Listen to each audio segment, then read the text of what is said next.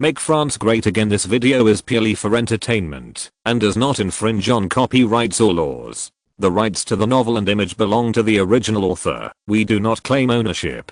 Don't like waiting and want to listen to this fanfic in full now? Subscribe to our Patreon, where you'll find the best fanfics. Chapter 476, Silystra Meat Grinder. On February 23, 1854, at 9 AM, in the tent of the Russian Empire, northwest of the Silystra fortress, a military meeting about launching a general attack on the Silystra fortress is being discussed in this camp. The people participating in the meeting were the commander of the Danube Russian Empire, Prince Paskovich, the deputy commander, General Gorchakov, the 13th and 14th Corps, the army stationed in Poland, the division commander of the Guards Corps, as well as the staff officers and adjutants of the general staff. After unanimous discussion at the meeting, the plan for a general attack on the city of Silystra and its surrounding fortresses and trenches in the Ottoman Empire was passed. In order to complete this plan, the Russian Imperial Army transferred more than 30 siege cannons from the Polish possessions on the basis of the original artillery, making the number of artillery pieces of the Russian Imperial Army far greater than that of the Ottoman Empire in Silystra.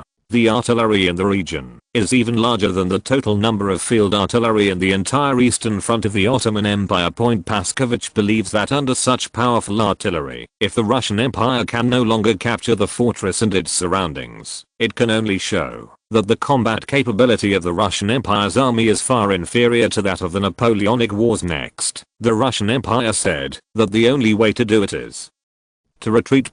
Of course, this is just Paskovich's inner thoughts. During the meeting, Paskovich still stressed that all troops should use all their strength to completely capture Silystra within a week, and then follow Silystra south to fight against the British and French allied forces. And this time, the deployment of troops for the battle was the same as it was a few months ago, and the Guards Division was still the vanguard to attack the Turkish fortress. General Heald of the 13th Corps, as an auxiliary unit of the Guards Division, carried out civil work around the city of Silystra, dug deep trenches to transport the cannons close to the fort, and the artillery on the central island of the Danube in the northeast. It is also necessary to significantly suppress the firepower of the independent fortress of the Tabia of Arabia, the gateway of the Silystra fortress, so that the Russian Imperial Army can successfully demote the fort. The Polish Legion and the 14th Legion, except for the cavalry, were all used as the general reserve. The Cossack cavalry units under the II Corps bypassed the Silystra fortress to scout south, and once they found the British and French troops, they immediately reported to Paskovich. Rather than saying that the Polish Legion and the 14th Legion were the general reserve against the Silystra fortress, it is better to say that the reason why these two legions did not participate in the battle was for the sudden attack of the British and French troops. The battle between the Turkish troops and the Russian troops officially started at 2 PM that day. After receiving the attack order from the staff, the artillery units on the island in the center of the river immediately poured all their artillery on the outskirts of Silystra fort. Bastion Point is the outskirts of the city of Silystra. The Arab tabia connecting the keys of other independent bastions was hit hard at the first time, and nearly 100 cannons shot the protective wall outside the bastion directly blow up point. In order to prevent the Russian Empire from launching an attack immediately after the artillery fire ceased, the Albanian and Tunisian regiments defending the bastion were under the orders of their commanders.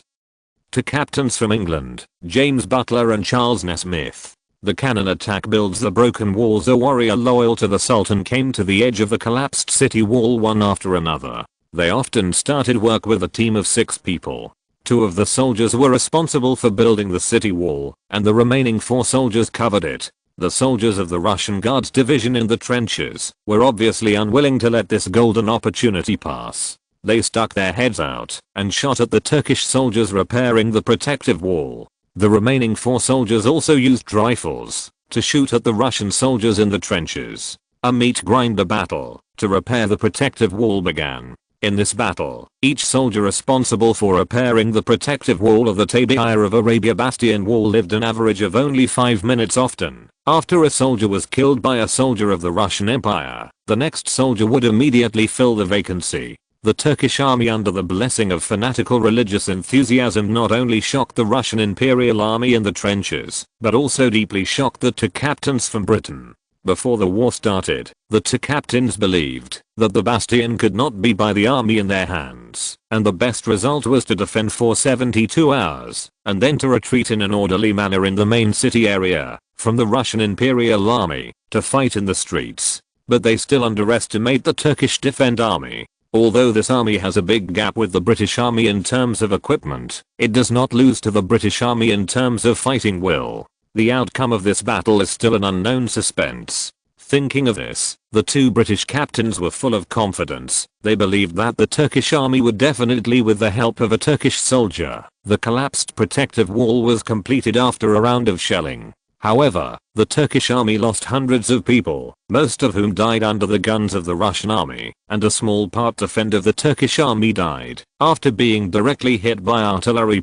The only thing that Russian cannons brought to the Turkish army was shock, and the actual killing effect was not even as good as that of light artillery. Of course, these are only summaries after the war. Cannons did shake the confidence of the Ottoman soldiers to a certain extent. For His Majesty the Tsar, following a order from the commander of the Imperial Russian Guard, hundreds of soldiers of the Imperial Russian Guard climbed out of the trenches and carried the bridge to attack the 2.5 moon castles outside the bastion. Guji When the Russian Imperial Army climbed to the asterisk of the bastion, the Turkish video stationed on the bastion immediately launched an attack, and light artillery and rifles greeted this group of invaders without hesitation. Due to the characteristic of the bastion itself, which has no dead ends and crossfires, many Russian soldiers just rushed out of the trenches and were caught by the Turkish soldiers on the bastion wall. After recovering hundreds of casualties, the Russian Imperial soldiers finally arrived under the bastion wall exhausted.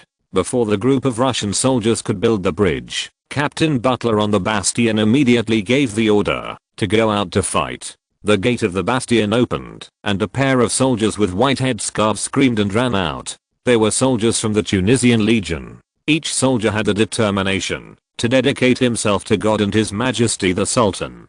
Thank you to God. This group of Tunisian soldiers, led by their commander, once again issued a frantic cry and rushed towards the Russian Imperial Army. The Russian army, who did not expect the Turkish army to take the initiative to go out to face the city, immediately fell into a riot. Upon seeing this, Captain Barrett immediately ordered all the artillery and rifles on the bastion to be directed towards the Russian Empire who were about to climb the bastion. Soldiers sent to shot point the artillery and infantry on the bastion immediately obeyed his orders to shoot, and the Russian Imperial Army, which had been slightly defeated, completely turned into a defeated army under the double-sided attack. The Russian Guards, known as the elite troops of the Russian Empire, retreated like a tide, and the Tunisian army immediately launched an attack. After some pursuit, hundreds of Russian soldiers became consumables. However, this fanatical Tunisian regiment seemed to be advanced too deeply and almost suffered a counterattack from the follow-up troops in the Russian trenches. After more than 100 bodies were left behind in the Russian trenches, the Tunisian regiment was able to return to the bastion. The Tunisian legion that returned to the bastion was cheered by the residents of the bastion and was also personally received and rewarded by Omar Pasha in the city of Silistra.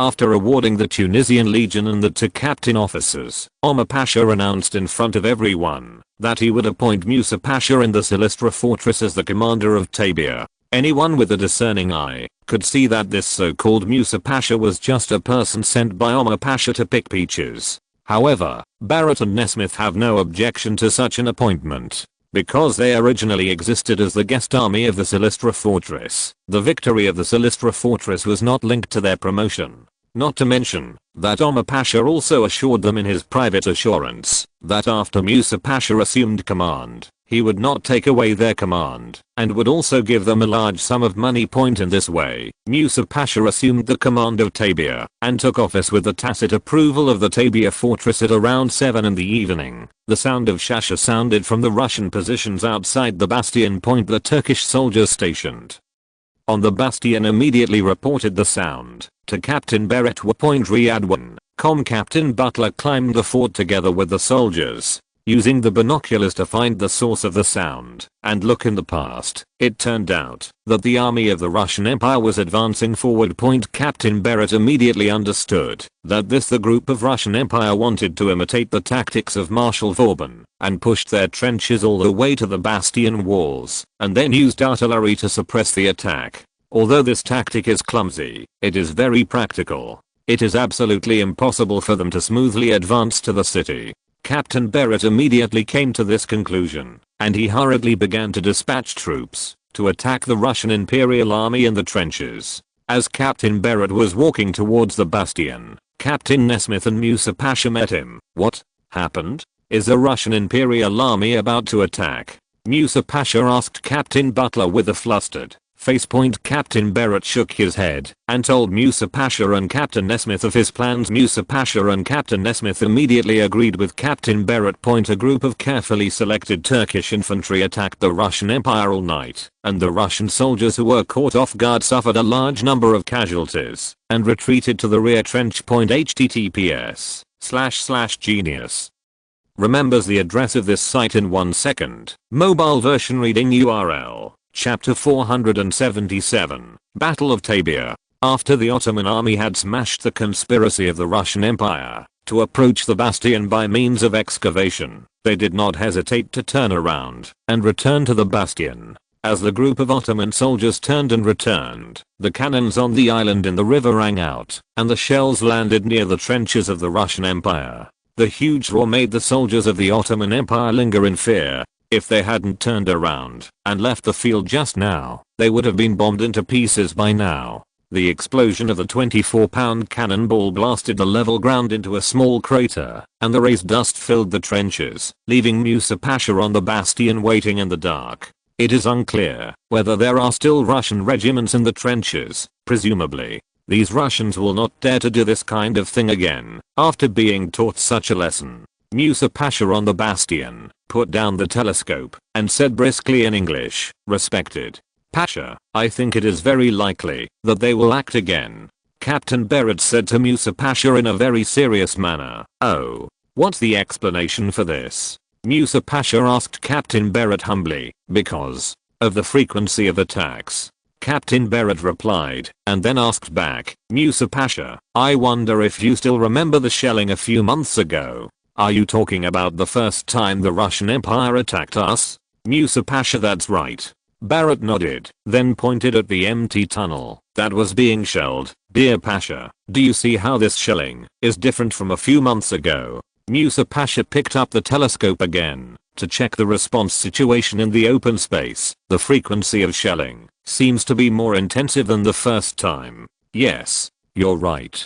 Captain Barrett's expectations for Musa Pasha have risen to a new level, but this is not a rookie who doesn't know anything. With such a frequent shelling frequency, presumably some more cannons have been added to the Russian Empire's army. Will this affect our defense of the city? Musa Pasha asked nervously. He was a little afraid that the bastion would be lost in his hands. Although it is said that the loss of the bastion will not have much impact on his career, it still has a bad reputation. After all, the bastion had just been handed over to him and was lost in a blink of an eye. No matter what he thought, it was all his fault. Captain Barrett glanced at Musa Pasha, and his inner evaluation of him dropped back to the original position. He shook his head and said to Musa Pasha, "It won't cause much impact unless the Russian Empire takes all the cannons are all lined up under the bastions. This will cause irreparable damage to our city walls. So we just need to harass them while they are digging in the trenches." "Okay." Musa Pasha turned to a smile. He patted Captain Barrett on the shoulder and handed over the task of defending the bastion to the two of them. "Give them £5,000 each as a reward." Looking at the wealthy Pasha in front of him, Nesmith also put forward a suggestion that could boost the morale of the defenders. In the name of the government, Musa Pasha can send obituaries to the Ottoman residents in the bastion. Those who turn in the cannonballs will receive 20 pella, the currency of the Ottoman Empire, from Musa Pasha as a reward. "What's the use of my projectiles?" Musa Pasha asked suspiciously. "Musa Pasha, the cannonball is useless, but today can help the bastion to overcome the fear of the cannonball." Captain Nesmith responded to Musa Pasha, "I have seen many attacking ridges in the trees. In the case of the bastion, in the vast majority of cases, the bastion was not breached from the outside, but from the inside. Once there is a large-scale turmoil in the bastion will not be far from being occupied. Now the most important thing is to improve the morale in the bastion. As long as our army can support the coalition troops to arrive here, then we can declare victory. The next thing, you can rest assured to hand over to the coalition army. Hearing Captain Nesmith's words, Musa Pasha nodded in understanding, and then asked Captain Barrett and Captain Nesmith if they knew when the British and French troops would be able to arrive here. Captain Barrett and Captain Nesmith shook their heads and said that they had been out of the army for a long time and did not know when the British and French troops would arrive. Alas. I hope they can be faster. Musa Pasha sighed. On the other hand, in the Russian base camp on the other side of the river, the commander of the Guards Division and the commander of the 13th Army Corps, who both failed in the attack and in the excavation, were seen by Paskovich in the camp and criticized. Paskovich first loudly asked why the division commander of the guards had withdrawn suddenly. Could it be that the Russian Imperial Army could not bear even a few hundred casualties? The commander of the Guard Division hastily explained that his army was suddenly hit by a double attack and that the current situation was caused by a sudden turmoil in the army. Later, Paskovich asked the commander of the 13th Corps why he withdrew in the middle of the excavation. Lieutenant General Heald also found a reason for the withdrawal. They said that their army was luring the enemy to go deeper. Going deep? Where did they go? Paskovich reprimanded viciously that Turk is a bunch of cowards. Heald finally pushed the pot to the Turks again. Guzig, if Heald knew that he was defeated by an English captain, he would have to find a crack in the ground and go straight into it. I don't care what reason you find. I just want it to be a bastion. Paskovich glanced around with stern eyes and emphasized again, listen clearly, I don't want to hear how many difficulties you have, as long as the result. Yes. All the generals present knew that Prince Paskovich was already angry, and it was obviously unwise to go to trouble at this time. In short, under Paskovich's forcible encouragement, the 13th Corps carried out the civil work against the Turkish light artillery on the city wall in the early morning. In the open space under the dark night sky, there are occasional flashes of ammunition and dull gunshots. On the first night, the two sides were tied, and the number of casualties was no less than 2,000. The trenches of the Russian Empire also moved forward a distance of about 6 meters. Early the next morning, the sound of cannons awakened the Bulgarians and Albanians who had been sleeping in the bastion and were loyal to the Ottoman Empire. Due to the advance of the trench, the cannonballs transported to the front end of the trench can also be shot into the bastion, and the residents in the bastion walked in the bastion in fear. However, this fear was soon diluted by the obituary posted on the wall. The content of the obituary was exactly what Captain Nesmith had told Musa Pasha last night, and Musa Pasha ordered it to be posted overnight. Some daring children look forward to the reward of 20 leading Pella from the hands of Musa Jew, and the vast majority of adults also look forward to something, but they are also afraid of cannonballs exploding around them. At noon, a young child fortunately picked up a cracked cannonball. After he took the cannonball projectile in front of Musa Pasha rewarded him in front of everyone. He was 20 Pella. The fear caused by the cannonball was overshadowed by greed, and they all desperately hoped to get the 20 Pella in the hands of Musa Pasha. For a time, the residents in the bastion were enthusiastic about picking up cannonballs, and the Russian Imperial Army outside the bastion is still constantly pounding the main city wall outside the bastion. But this time they didn't care whether the artillery would injure their own people. With a pious cry, the soldiers of the guards charged towards the Turkish army on the bastion against their own and opposite cannons. Captain Barrett, as usual, dispatched the Tunisian regiment to rush out of the city to attack the Janissaries. This time, the guards did not disintegrate like the previous one, but divided their troops into two groups, continuing to climb the city wall all the way and resisting the attack of the Tunisian army the other way. The two sides immediately fell into a state of anxiety. People continued to die outside and on the bastion. The debate between the two sides over the bastion once again turned into a meat grinder battle. The battle lasted for more than an hour. The two sides continued to add chips to the meat grinder. In the end, the bastion side one point the Russian Imperial Army hurriedly dropped the bodies of more than 1,000 Russian soldiers and then evacuated Riyadh. And the Turkish army, who was on the defensive side of the city, also paid the price of nearly 700 deaths after the long meat grinder ended. The two sides once again entered the bombardment. Time of your coming and going point neither side under the shelling caused much damage to the other side, and few unlucky people were hit by the shells and died point in the evening. A new round of battle for positions kicked off again. After dawn, hundreds of corpses appeared again around the Russian trenches. Prince Paskovich, who received the battle damages of the Russian Empire on the second day, almost wanted to take out his pistol and kill the division commander and Lieutenant General healed directly in the camp point, if it wasn't for General Gorchakov and the special envoy of the Tsar to block it, the first and second generals who died in the Danube region, since Operation Danube would have been buried in the hands of their own people. When things got to this point, Paskovich had no choice but to go to the front to supervise the battle. This time even Gorchakov could not dissuade the stubborn prince. On this new day, Musa Pasha was still praying that the coalition would arrive sooner. Unbeknownst to Musa Pasha, the coalition forces living in the Varna region are also facing an embarrassing problem. https://genius remembers the address of this site in 1 second. Mobile version reading URL, chapter 478, pinned audio version of the Ottoman army. The Ottoman Empire used these troops to fool us. How dare they use these to fool us? Baron Raglan stood in the camp with his hands sullen, but after pacing back for 2 laps, he endured can't stop complaining. The French commander Marshal Saint Arnault, who was standing beside him, also put on an ugly face, frowning and sighing. The matter has reached this point. What's the use of talking about this? The most important thing to discuss now is, do not continue to go to the Silistra fortress. According to the situation obtained by Varna's investigation, the Russian Empire has now mobilized the 13th, 14th Polish regiments and Guard divisions to surround the Silistra fortress. Among them, the Guards division was responsible for the main attack. It seems that Paskovich is determined to solve this obstacle to Varna so that we can fight on this plain. Hearing Saint Arnault's response, Commander Raglan's face showed a trace of suspicion.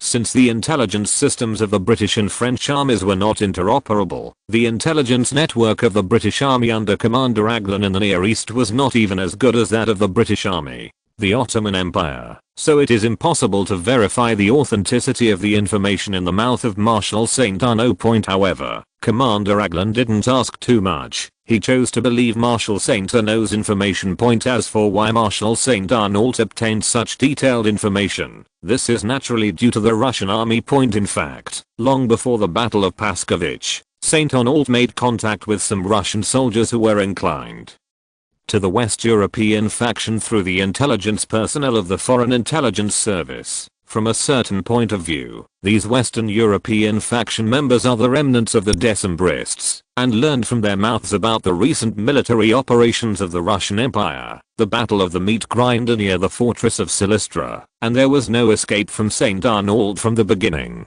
Side points due to the fact that the troops of the Ottoman Empire and the Kingdom of Sardinia still arrived. Marshal Saint Arnault resisted the urge to fight with the Russian Empire army at the fortress of Silistra and waited for the army of the Sardinian dynasty. With the support of the Ottoman army. And the army of the Kingdom of Sardinia did not live up to the expectations of Saint Arnault and arrived in the Varna area at noon on the 24th. The Sardinian War Minister La Marmora was in charge of leading the team. The 20,000 carefully selected Sardinian troops were surrounded by British and French commanders. As soon as they disembarked, Marshal Saint Arnault and Commander Raglan brought the British Major Regiment level commanders to look at the neatly queued reinforcement in front of them with smiles on their faces. Judging from the military appearance and formation of Sardinia, even if the combat effectiveness of this army is not as good as that of the British and French troops, it is not much different.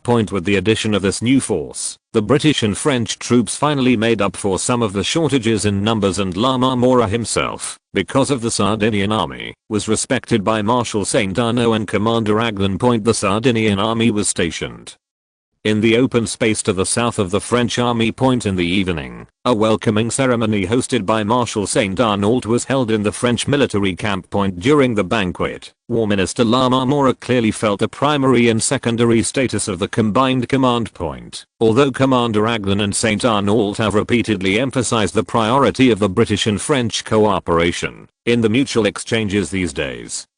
The British commander was struck by the French commander's toughness, gradually formed in the army, with France as the main force and Britain as the auxiliary trend. Of course, Raglan himself and the Duke of Cambridge will not admit that France is the leader of the war, nor will they blindly oppose the instructions assigned to them by the French army. As long as it is a strategy that can defeat the Russian army, they don't mind listening to it. French orders to do it, as the third country to join the anti-Russian war, and also the country with the smallest population and army in the anti-Russian war. La Marmora has a profound self-awareness. The reason why the Sardinian army is here is to win the favor of the British and French armies and the government behind them. The matter of competing for the command of the army is just a private matter of the two big bosses of Britain and France, and he lends La Marmora 10 courage, and he has no courage to let him command the British and French troops. Unless La Marmora himself drinks too much point at the banquet. La Marmora immediately told Marshal Saint Arnault and Commander Aglan that the Sardinian army resolutely obeyed the orders of the combined command, which told them to go west, and they would never go east. La Marmora's attitude of keeping abreast of current affairs made both Saint Arnault and Commander Aglan smile. After all, who doesn't want to have a little brother who is obedient and the army can fight? Marshal Saint Arnault and Commander Aglan repeatedly clinked glasses to La Marmora. La Marmora, who could not refuse, could only be forced to fight. In the end, under the wheel battle between Marshal Saint Arnault and Commander Aglan, La Marmora fell down because of his incompetence. After the adjutant accused the two commanders of Britain and France, he returned to Sardinia with La Marmora on his back. Station barracks. The banquet was also announced after La Marmora left point at 9 o'clock on the morning of the 25th. The 300,000 troops of the Ottoman Empire from Constantinople finally arrived in the Varna area. Marshal Saint Arnault and Commander Aglan rejoiced and ran 5 kilometers away from the camp to greet them, thinking that the 300,000 army in the Ottoman Empire's mouth would be around 80,000 even if it shrunk. 80,000 Ottoman troops plus 20,000 Sardinian troops, plus 20,000 British troops and 60,000 French troops, part of Constantinople, part of Rhodes, part of Holy Land, only 60,000. In Varna, a total of 180,000 troops. With this 180,000 troops, Sevastopol fortress can be a battle point. However, before the coalition forces can carry out their mission to the fortress of Sevastopol, they still need to repel the Russian army besieging the fortress of Silistra before they can make the next move. However, the army of the Ottoman Empire disappointed these two delighted commanders. Standing on the hillside and looking at the mighty, dragon-like Ottoman Empire army in the distance, Saint Arnault and Commander Aglan seemed to have been struck by lightning. They stood there, unable to move for a long time. Gumos, the army in front of me still looks like an army. It is simply a begging army. The crooked formations, dull eyes, tattered clothes, and the muskets, some even armed with spears and machetes, produced in an unknown era. These are the characteristics of this army point, and the person in charge of commanding this 300,000 army is Alma Pasha's son Selim Pasha, wearing a sky blue military uniform, riding on a Turkish war horse and surrounded by his Bashi Pozak cavalry, as if the army of beggars behind him was out of place.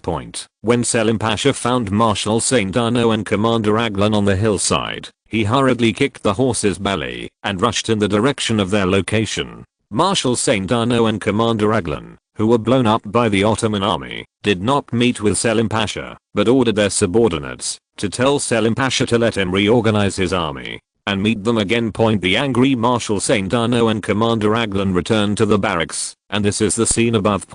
After about half an hour, the calm commanders of Saint Arnault and Raglan began to think about how to fill the Ottoman Empire's army. After further discussions, Marshal Saint Arnault and Commander Aglan decided to send an additional group of troops on the original basis. Only in this way can the Russian Empire's army at the fortress of Silistra be repulsed. The French Empire's army has directly increased to 30,000, while the British army has also increased to 10,000, plus Sardinia's 20,000 troops. The total is about 60,000. These troops cooperated with the 40,000 to 50,000 troops originally stationed by Silistra, and the total was about 100,000 to 120,000. The gap between this data and the troops of the Russian Empire on the Danube is not too big. In addition, the British, French, and Saharan troops are also equipped with minor guns, so the equipment has formed a crushing trend, and the Russian Empire will inevitably face failure.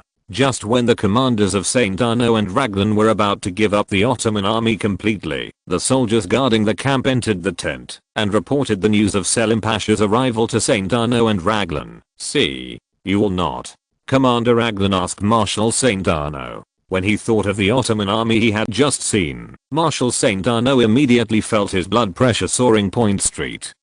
Arno, who pondered for a moment, decided to meet Selim Pasha. After all, Selim represents the Ottoman Empire in the war against Russia. St. Arno nodded at the soldier, who turned around and brought Selim Pasha in. "Marshal, Commander." Selim Pasha, who entered the tent, respectfully saluted St. Arno and Raglan. Only then did Marshal St. Arno and Commander Raglan noticed that the Pasha in front of him was a little too young. He looked like he was only about 25 years old, and he was even more disgusted with the perfunctory attitude of the Ottoman Empire. "You're really young and promising. When I was your age, I was still a second lieutenant," Commander Raglan said to Selim Pasha in a yin-yang tone. Hearing Commander Raglan's yin and yang strange words swap. Riyadh1.com. Selim Pasha's face became hot. Commander Raglan is right. It is a bit too abbreviated to hold a commander's position at his age. However, who made him the commander of the Ottoman Expeditionary Force personally appointed by Abdülmecid, and Selim Pasha himself knew that the reason why he was appointed to this position was that His Majesty the Sultan gave him the current position because of his father's insistence on the fortress of Silistala. Among them, there is no lack of meaning to force Omar Pasha to continue to persevere. Selim Pasha himself was also reluctant to take up this position after seeing the Ottoman Expeditionary Force. But the Sultan's order was hard to disobey, so he could only bite the bullet and accept this tattered army. On the way from Constantinople to Varna, Selim Pasha wondered how the British and French commanders would treat him. Rebuking, insulting, and now Commander Raglan's attitude has long been expected by Selim Pasha. Commander Raglan's Marshal of St. Arno is called Mihailo Selim. My father is Omar Pasha, and he is now fighting against the Russian Empire in the fortress of Silistra. https://genius remembers the address of this site in 1 second. Mobile version reading URL. If you're listening to this novel on a channel other than Fanfic World, it means they downloaded and uploaded it without effort. We cordially invite you to visit our channel, Mundo Fanfic Novelos. There you'll find the original version of this story and you can explore many other novels of various genres. We're waiting for you to immerse yourself in a world of incredible novels. Chapter 479, A New Look of the Ottoman Army. After Selim Pasha introduced himself, Marshal St. Arno and Commander Raglan immediately realized the reason why Selim served as the leader of the Ottoman front. Mostly because the Sultan of Constantinople was afraid of Omar Pasha surrendered on the spot, which is why his son was appointed to command the Ottoman support troops. If St. Arno and Raglan guessed correctly, the commander actually appointed by the Ottoman Empire was not the stupid-looking young man in front of him, but Omar Pasha in the Silistra fortress. Sure enough, Selim Pasha's next words proved their conjecture, and he said sincerely, "Commander Raglan, Marshal St. Arno, I know that you both despise this unit, but this our best sincerity. Ottoman troops are fighting the evil Russian Empire in Silistra, in Raun, in the Caucasus. We don't have enough troops, and I'm not really the army commander. My father is the commander-in-chief of this army. I hope to be able to join forces with you two seniors who are highly respected in the fight against the Russian Empire." After St. Arno and Raglan looked at each other, Marshal St. Arno cleared his throat and asked, "Your name is Selim, right?" "Yes, Your Excellency the Marshal." Selim Pasha responded humbly to St. Arno, "Tell me, how many teams do you have now that can fight?" Marshal St. Arno asked Selim Pasha in earnest, "What I'm talking about is the troops that can fight the Russian army. After thinking for a few seconds, Selim Pasha responded, "Your Excellency Marshal, among the army I command, only 20,000 soldiers can barely fight against the Russian Empire, and 4,000 of them are cavalry." 20,000. Saint Arnault muttered and nodded. Although this army was a lot worse than the 80,000 he expected, a slightly capable army of 20,000 still failed to penetrate Saint Arnault's psychological expectations for the Ottoman Empire.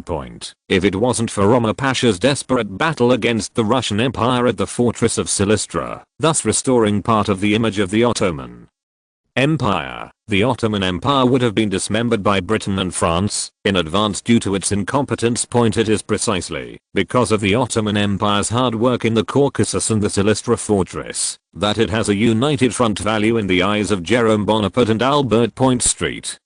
Arnault's attitude towards the Ottoman Empire was also based on the premise that the Ottoman Empire itself still had troops capable of fighting. You now immediately separate the teams that are still capable of fighting from the defective ones. Marshal Saint Arnault gave Selim Pasha an order. As for the remaining troops, Saint Arnault pauses, frowns. "See for yourself." "Yes." Selim Pasha gave Saint Arnault a military salute. "Hurry up." Saint Arnault waved his hand, not forgetting to urge him. After Selim Pasha left the camp, Marshal Saint Arnault showed a wry smile and said to Commander Aglan, "I never thought that only 20,000 soldiers could fight with 300,000 troops. I really don't know. How did the troops of the Silistra fortress not be defeated by the Russian Imperial Army?" Commander Aglan nodded sympathetically and then asked Marshal Saint Arnault if he should send an officer to the Ottoman army to investigate, to prevent Selim Pasha from fooling them with shoddy. Marshal Saint Arnault, who also had little confidence in the Ottoman army, agreed with Commander Aglan, who dispatched his aide-de-camp, Captain Kingscote, to go to Ottoman with Brigadier General Troche, his aide-de-camp Imperial Barracks do field work. In this way, affected by the begging army of the Ottoman Empire, the coalition forces had to postpone the original plan to leave on the 25th.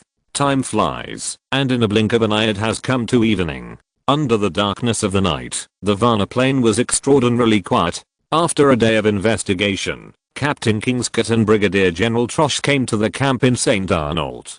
Commander Aglan, Marshal St. Arnault, I swear these Turks are the most sophisticated liars. Captain Kingscote, who entered the camp, could no longer hold back, and he immediately told Raglan and St. Arnault. Arnault reports, "If they tell you there are 300,000 horses, just investigate and you'll find less than 20,000. The success of Captain Kingscote's report provoked Commander Aglan to point at Marshal St. Arnault and laugh out loud, and the corner of Marshal St. Arnault also showed a slight smile. Captain Kingscote looked at Commander Aglan and Marshal St. Arnault with a puzzled expression. He didn't understand what was so funny. Later, Commander Aglan told Captain Kingscote that he had come to the same conclusion as Marshal St. Arnault had said in the camp in the morning. "Brigadier General Troche, what do you think?" Marshal St. Arnault looked at his adjutant. As a brigadier general, Troche obviously had different insights from Captain Kingscote. He did not repeat what Kingscote said, but conducted an in-depth analysis of the weapons, equipment, and personnel of the Ottoman Empire, and concluded that Selim was the number of Pasha's men who can barely fight, is probably only about 18,000 to 19,000 people, and the rest of the team are mostly temporarily recruited. Goo.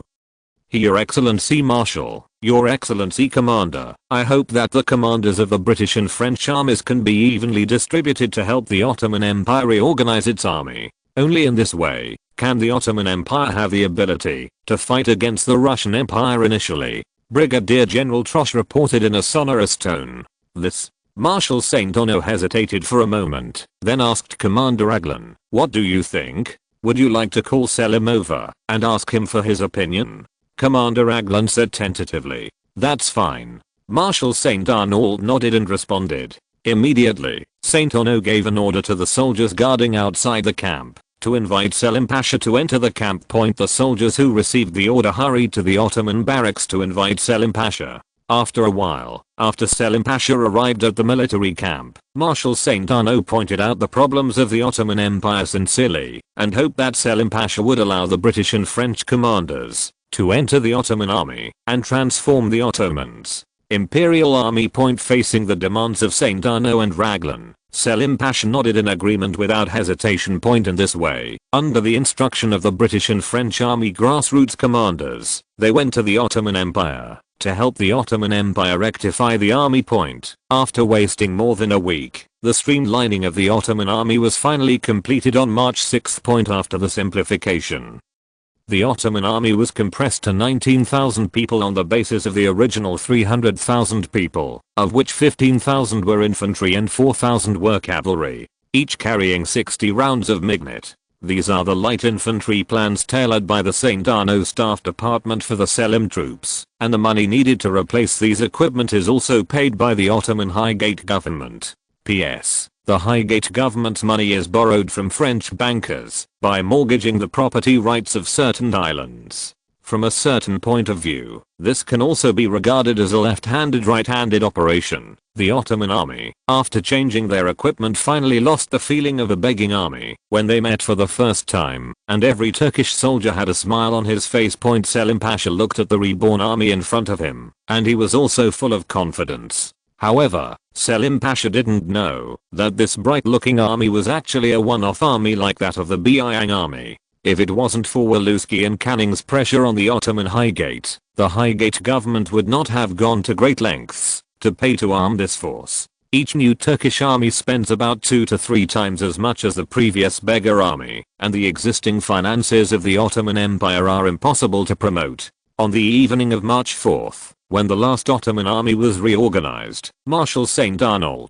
commander of the French commander of the Joint Command, led General Raglan, commander of the British Expeditionary Force, and La Marmora, Minister of War of the Kingdom of Sardinia. Selim, the acting commander of the Ottoman Empire, called into the military camp and gave them an order to go to the Silistra fortress to relieve the siege.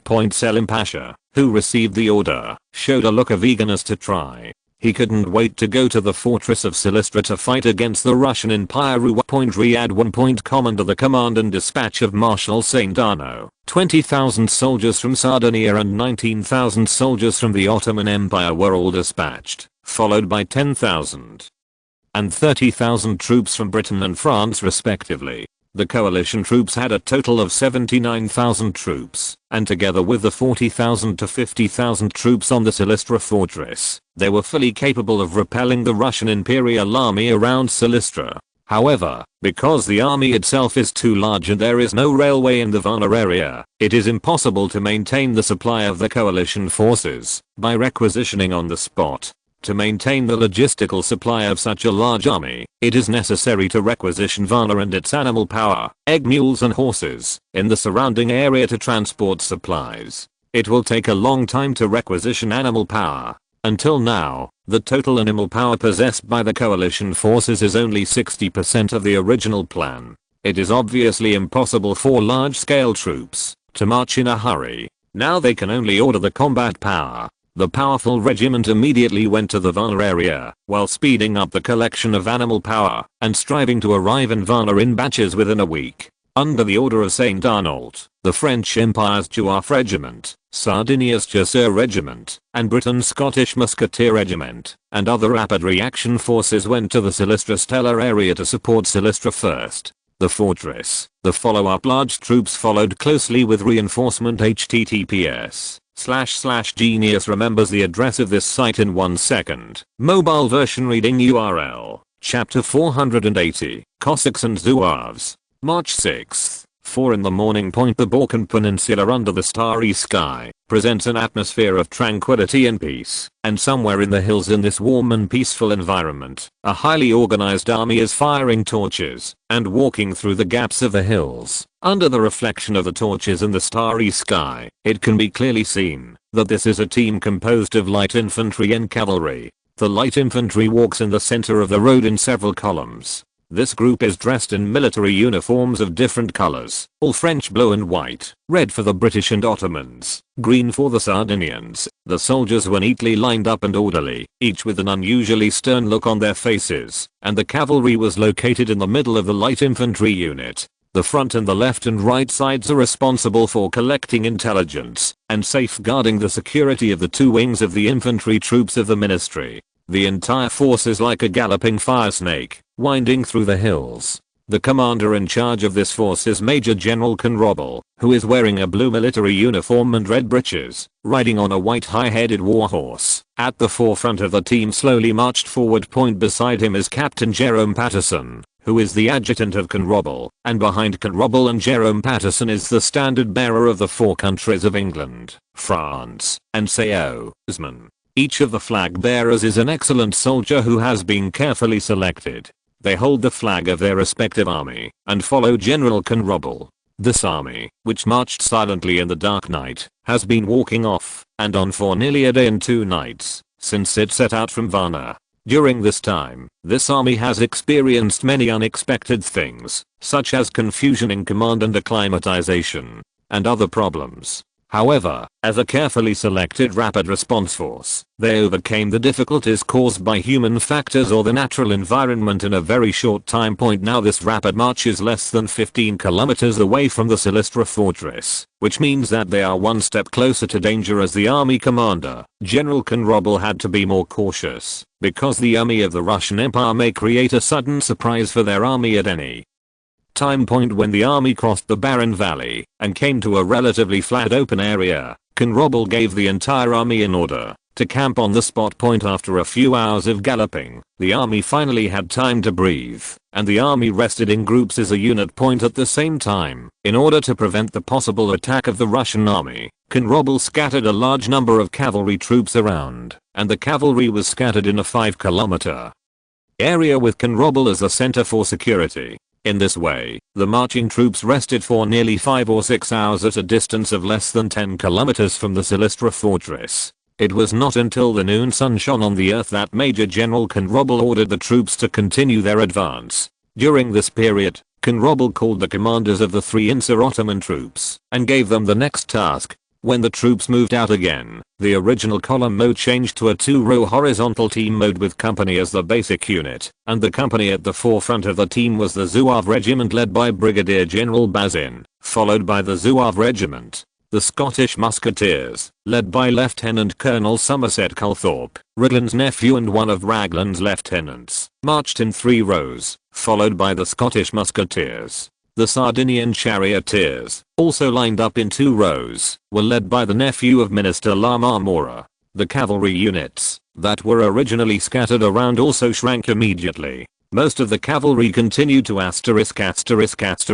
infantry, and a few reconnaissance cavalry were scattered around the infantry to conduct reconnaissance within 3 kilometers. The troops continued to attack in the direction of Silistra. When it was less than 8 kilometers away from the Silistra fortress, the Four Nations Allied forces led by Conrobble welcomed their enemy for the first time. With the sound of a gunshot, General Conrobble, who was on a horse, immediately issued a warning order to Brigadier General Bazin of the Zouave regiment behind him. Tell the troops behind, always be ready for battle. After receiving the order from General Conrobble, Brigadier General Bazin called his own messenger and gave the order to the messenger. After receiving the order from Brigadier General Bazin, the messenger hurriedly ran to the rear. Looking at the background of the departure of the messengers, Brigadier General Bazin turned his head and suggested that General Conrobble should retreat back. Standing in the first row of the army, General Conrobble shook his head and rejected Brigadier General Bazin's suggestion to retreat.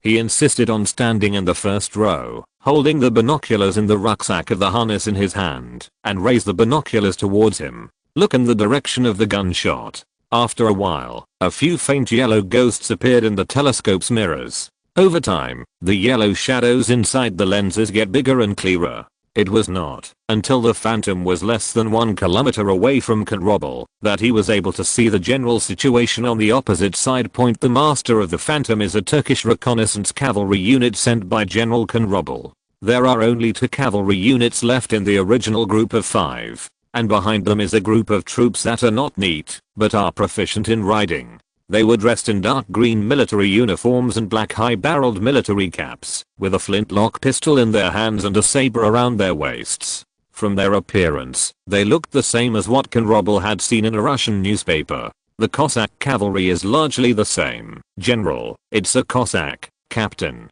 Jerome Patterson, who was standing aside, also called out the name Cossack, and he took a deep breath. Your Highness, do you know them? Conrobble glanced at Jerome Patterson beside him in surprise and asked. Jerome Patterson told Conrobble that his grandmother told him stories of the Cossacks when he was very young. General, now is not the time to talk about this. Jerome Patterson said in a heavy tone. As far as I know, this is a group of tough guys. Yeah. Conrobble sighed with emotion, looking at the Cossack cavalry troops that were getting closer and closer. For Conrobble, who had heard the story of Emperor Napoleon's conquest of Russia since he was a child and had resumed the campaign against the Russian Empire at the St. C Military Academy when he grew up, the Cossack cavalry had always been the opponent he longed to fight. When Emperor Napoleon conquered the Russian Empire, it was this group of cavalry proficient in horsemanship and barbaric who acted as the most loyal guards of the Tsar. They used their tenacious fighting spirit and tenacity to keep the French cavalry in an attacking state. It had a profound impact and bought enough time for the retreat of the main army of the Russian Empire. When Emperor Napoleon fell into the ice and snow and began to retreat, they were like death gods hiding in a blizzard and once again appeared in front of the French army. The hungry and cold French army was forced to fight, but they were not used to Moscow winter. Where are the Cossacks? The opponent, the hundreds of thousands of French legions, were surrounded by the Cossacks like slicing sausages.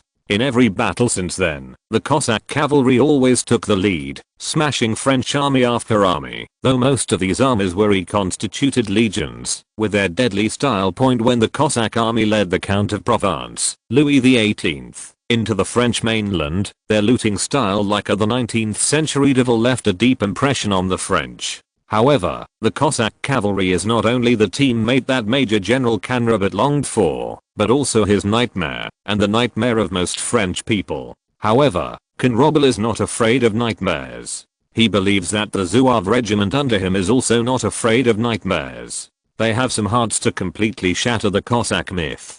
Thinking of this, Major General Conrobble calmed down, and then asked Brigadier General Bazin about the loading of ammunition in the Zouave regiment. All the members of the Zouave regiment are now fully loaded. Brigadier General Bazin responded to Major General Conrobble in a sonorous tone. Very good. Major General Conrobble nodded and said loudly, the ZHUF regiment is out. Following the order of General Conrobble, the military band played the fighting movement, and the Zouave regiment who heard the music marched forward under the command of the company commander. The rest of the team stood there and watched silently. Many of them, Somerset, wanted to take this opportunity to see how effective the most elite infantry unit in France was. How strong point the Zouave regiment walked for about 100 meters and stopped. The first row of Zouave regiment soldiers held their flat guns. As soon as General Conrobble gave an order, all the bullets would be shot towards the Cossacks behind the Turkish cavalry. Under the distance of less than 600 meters between the two, there is no possibility for this group of Cossack cavalry to escape. Looking at the group of French troops who were aiming their guns at themselves, the Cossack cavalry put away their thoughts of playing a cat and mouse, raised their own guns, aimed them at the Turkish cavalry, who were running back. A few gunshots rang out, and the Turkish cavalry, who thought they could escape, instantly fell from the horse, and a war horse carrying the Turkish cavalry let out a roar, and also fell down. The Cossack cavalry behind them stopped at a distance that they thought was safe, and looked at the Zouave regiment with a playful expression, as if mocking the enemy's inability to protect their teammates, after seeing the Cossack cavalry so provocatively. Every Zouave regiment soldier couldn't help but full of anger and wanted to fight to the death with this group of Cossack cavalry. General Conrobble, do it. https://genius remembers the address of this site in 1 second. Mobile version reading URL. Chapter 481. Bloom in the center, or go deep alone. General Conrobble, please allow me to lead the Zouave regiment to kill these ignorant guys. Facing the provocation of the Cossack cavalry, Brigadier General Bazin, who couldn't hold back his anger, came to General Conrobble on horseback and suggested in a low voice. As the forward commander of the expeditionary force, General Conrobble did not have the slightest emotional fluctuation in his heart and silently calculated the distance between the two and the impact of the wind on the bullet. No, this distance is still not enough. Can't effectively wipe them out. After General Conrobble silently came to a conclusion in his heart, He shook his head to signal Bazin not to get excited. The Cossack cavalry troop opposite the Zouave regiment saw that the Zouave regiment still did not move. Their courage gradually increased, and they began to test the range of the Zouave regiment little by little. Nearly 100 Cossack cavalrymen approached the Zouave regiment and spread out to form a knock point when the Cossack cavalry came to a position about 300 meters away from the Zouave regiment. Konrobel immediately made up his mind. He stretched out his right hand and waved lightly, and Brigadier General Bazin, who was standing beside him, ran to the commander of the horizontal formation and shouted, "Fire! Fire!" The company commander also shouted. When he saw this, the ZHUAFU regiment who received the instruction did not hesitate at all, and pulled the trigger together. Intensive gunshots sounded from the Zouave regiment camp. The bullets revolved along the rifling and the muzzle at the initial speed given by the gunpowder, and then charged towards the Cossack cavalry at a speed exceeding the speed of sound. At such a speed, the Cossack cavalry could not make an effective response strategy at all. 1 second they were still smiling, but the next second they felt a sharp pain in their chests. The red blood stained the green military uniforms, and the war horses also let out a scream. Fell to the ground. The Cossack cavalry, which originally numbered nearly 100, lost more than 30 after a round of shooting. The remaining Cossack cavalry looked at the Zouave regiment opposite them in horror. They did not understand why the Zouave regiment could shoot so accurately at such a long distance. Under the horrified eyes of the Cossack cavalry, the infantrymen in the first row squatted down to load ammunition, and the infantrymen in the second row raised their rifles to face the Cossack cavalry. The second team, fire! Brigadier General Bazin's instructions reached the Zouave regiment's ears again, and the second row of Zouave members pulled the trigger again. After the sound of gunfire, more than 30 Cossack cavalrymen fell to the ground. The remaining more than 30 Cossack cavalry did not hesitate to turn their horses to escape the battlefield. However, they didn't know that it was too late to flee now. The third team, shoot! Brigadier General Bazin's angry roar reached the Cossacks' ears again, and more than 20 Cossack cavalrymen fell down at the third shot. Only less than 10 Cossack cavalrymen were able to escape from the guns of the Zouave regiment. Seeing the group of Cossack cavalry fleeing in a hurry, the Zouave regiment burst into cheers. At this point, the fear of the Cossacks in the French army was completely eliminated. Konrobel nodded with satisfaction and issued an order to Brigadier General Bazin next to him to clean up the battlefield. Brigadier General Bazin quickly dispatched personnel to clean up the battlefield, and then reported the death toll of the Cossacks to General Konrobel. The whole journey took less than an hour. Your regiment did a great job. General Konrobel praised General Bazin. Immediately under the order of General Konrobel, the Zouave regiment returned to its original position. Somerset and the others, who were bystanders in this war, were also amazed by the Zouave regiment's skillful skills and neat movements. Although their team was able to repel the Cossack cavalry like the Zouave regiment, it was far from the level of skillful cooperation of the Zouave regiment. This kind of cooperation requires thousands of times of battlefield cooperation to cultivate a tacit understanding. Neither the Scottish Musketeer Regiment nor the Sardinian Chasseur Regiment have the same large-scale combat experience as the Zouave Regiment. After all, not everyone has a training ground that is close to the mainland and where there are constant rebellions. After reorganizing the team, General Konrobel led the troops to continue to advance until they reached a place less than 2 kilometers away from the Silistra fortress. Major General Konrobel ordered the troops to stop. Riding on the horse, he picked up the telescope again and looked at the flag on the Silistra fortress in the distance through the lens of the telescope.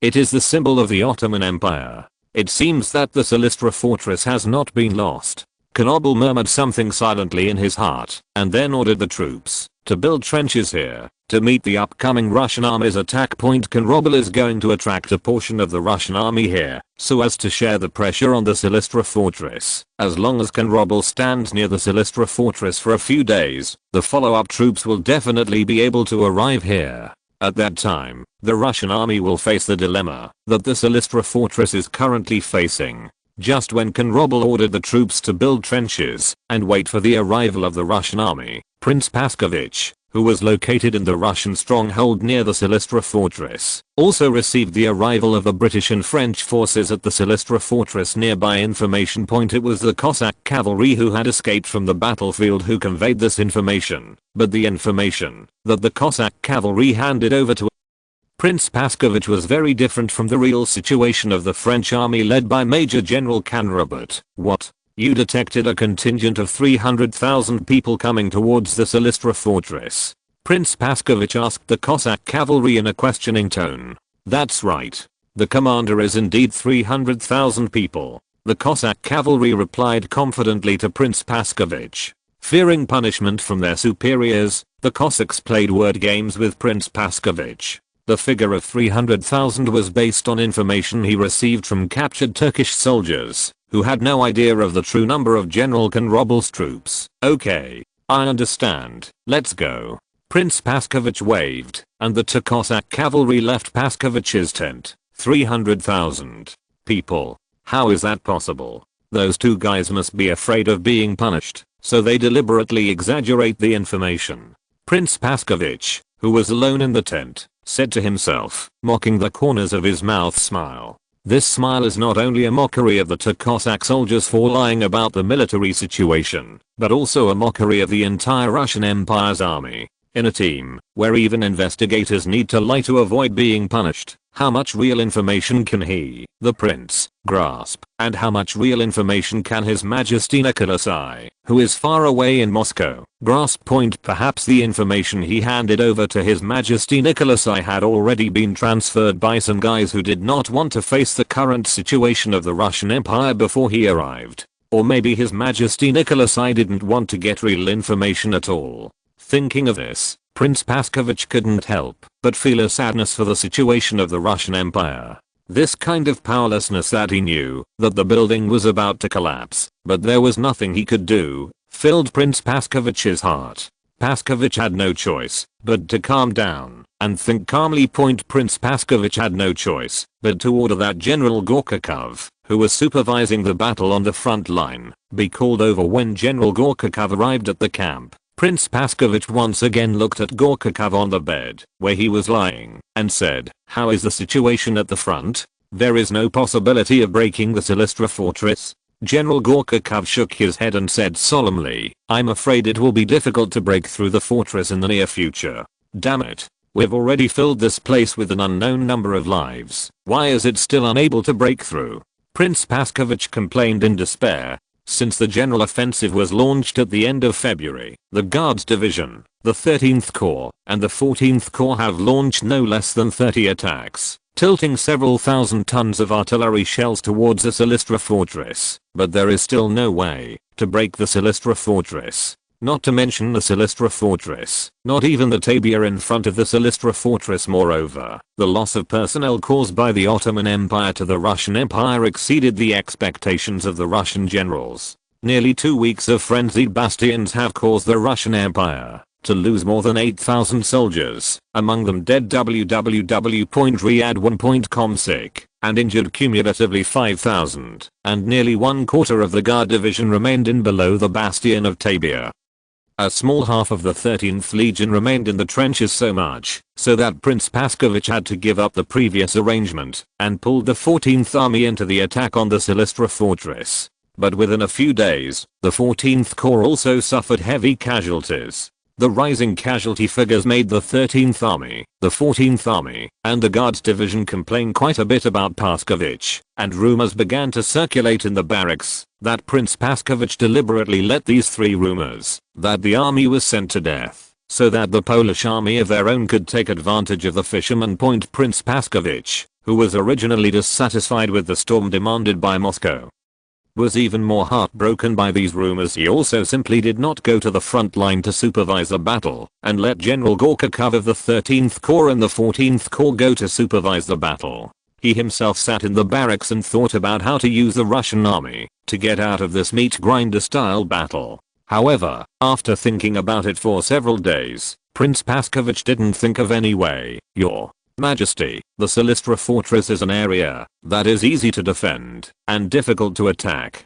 It is normal for the attack to be frustrated. https //genius remembers the address of this site in 1 second. Mobile version reading URL. Chapter 482. Trench Warfare Preview. Your Excellency, the Silistra Fortress is an area that is easy to defend and difficult to attack, and it is normal for the attack to be frustrated. To be honest, I don't think our army can defeat the Turkish army in the castle in a short time. Because there are only 2 people. General Gorkakov did not hide his inner thoughts at all, and his expression and tone revealed a kind of solemnity and seriousness. After this period of field investigation on the front line, General Gorkakov, the idea of unrealistic quick wins has been completely abandoned. However, he believes that, as long as the Russian Empire can make up its mind, it will be able to conquer the Silistra fortress after all. The ratio of military strength between the siege side and the city defender has reached nearly 3:1. Moreover, the Turkish army in the bastion during this period was not feeling well either. Judging from the number of casualties of the Turkish army outside the city, most of which were caused by destroying the trenches of the Russian Empire, it is still at this stage. There are very few Turkish troops left in the city of Tabia. General Gorkakov believed that in just 2 weeks, they would be able to completely occupy this bastion and use this bridgehead for their use, thus turning it into a guarantee for the Russian army against the British and French forces. Looking at General Gorkakov, who still maintained an optimistic military style, Prince Paskovich shook his head and sighed. Of course I know that, as long as we give our army a certain amount of time, we will be able to conquer this country. A fortress transformed by a Prussian engineering Colonel Ratch, Silistra and Ruse are his masterpieces, but do we really have time to continue to waste here, Prince?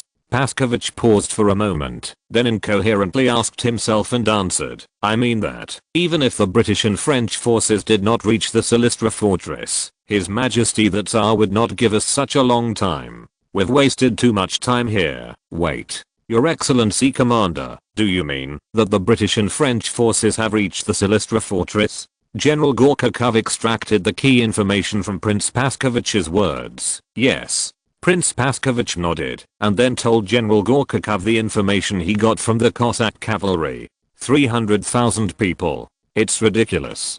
For information on the Cossack cavalry, Gorkakov. The general obviously didn't want to believe it. The logistical supply required for 300,000 people to arrive at the Silistra fortress is simply an astronomical figure, not to mention that the Ottoman Empire itself does not have the ability to support 300,000 troops. This also means that most of the things the army needs are transported from Britain and France, and the maritime forces of the 2 countries, together as transport ships, cannot maintain the food and drink of 300,000 people in the Ottoman Empire. In Gorkakov's view, Britain and France can only maintain the logistics of 150,000 to 200,000 troops in the Ottoman Empire. Moreover, such an army also needs to be divided into the Caucasus region, so that it can reach the Near East region, and the Ottoman Empire's troops supported are not many. Only about 80,000 to 90,000. According to the current strength of the Russian Empire in the Danube region said that, as long as Tsar Nicholas I was willing to transfer another Guards division to the Danube region, they could still fight with 1 point in Gorkakov's view. Although the Russian Imperial Army is far inferior to the well-trained coalition forces in shooting, but in close combat, the Russian army, which has inherited Sislov's ideas, is not afraid of the coalition forces at all. P.S. Insert an interesting anecdote. Far away in London, the owner of a factory surnamed N is criticizing the idea of founding the army of the Russian Empire since Sislav. That is, a bullet is a fool, a bayonet is a hero. The owner of the factory surnamed N said, the army of the Russian Empire can only penetrate the granite of the Alps, but cannot penetrate the stone of Silistra on the fortress. Of course, Gorkakov did not know that this was just his wishful thinking. The coalition troops equipped with minor rifles and the Russian Imperial Army were already vastly different. Gorkakov, who fantasized about winning with a bayonet, had no idea what the next Russian Imperial Army would face. Although I also think this conclusion is absurd, it is certain that the British and French forces, Paskovich here automatically ignores the Sardinian and Ottoman forces, have begun to gather here, and their vanguard has also engaged us. Our time is running out. Prince Paskovich nodded worriedly. After thinking for a moment, Gorkakov said with a resolute expression on his face, "Your Majesty, please let me lead the Polish Legion to annihilate this army. If we leave them alone, we will surely give it to us. The army poses a huge threat." Gorkakov. Paskovich revealed displeased words. "So far, do you still want to annihilate the troops in the Silistra fortress? Your Majesty, we have only this way to go."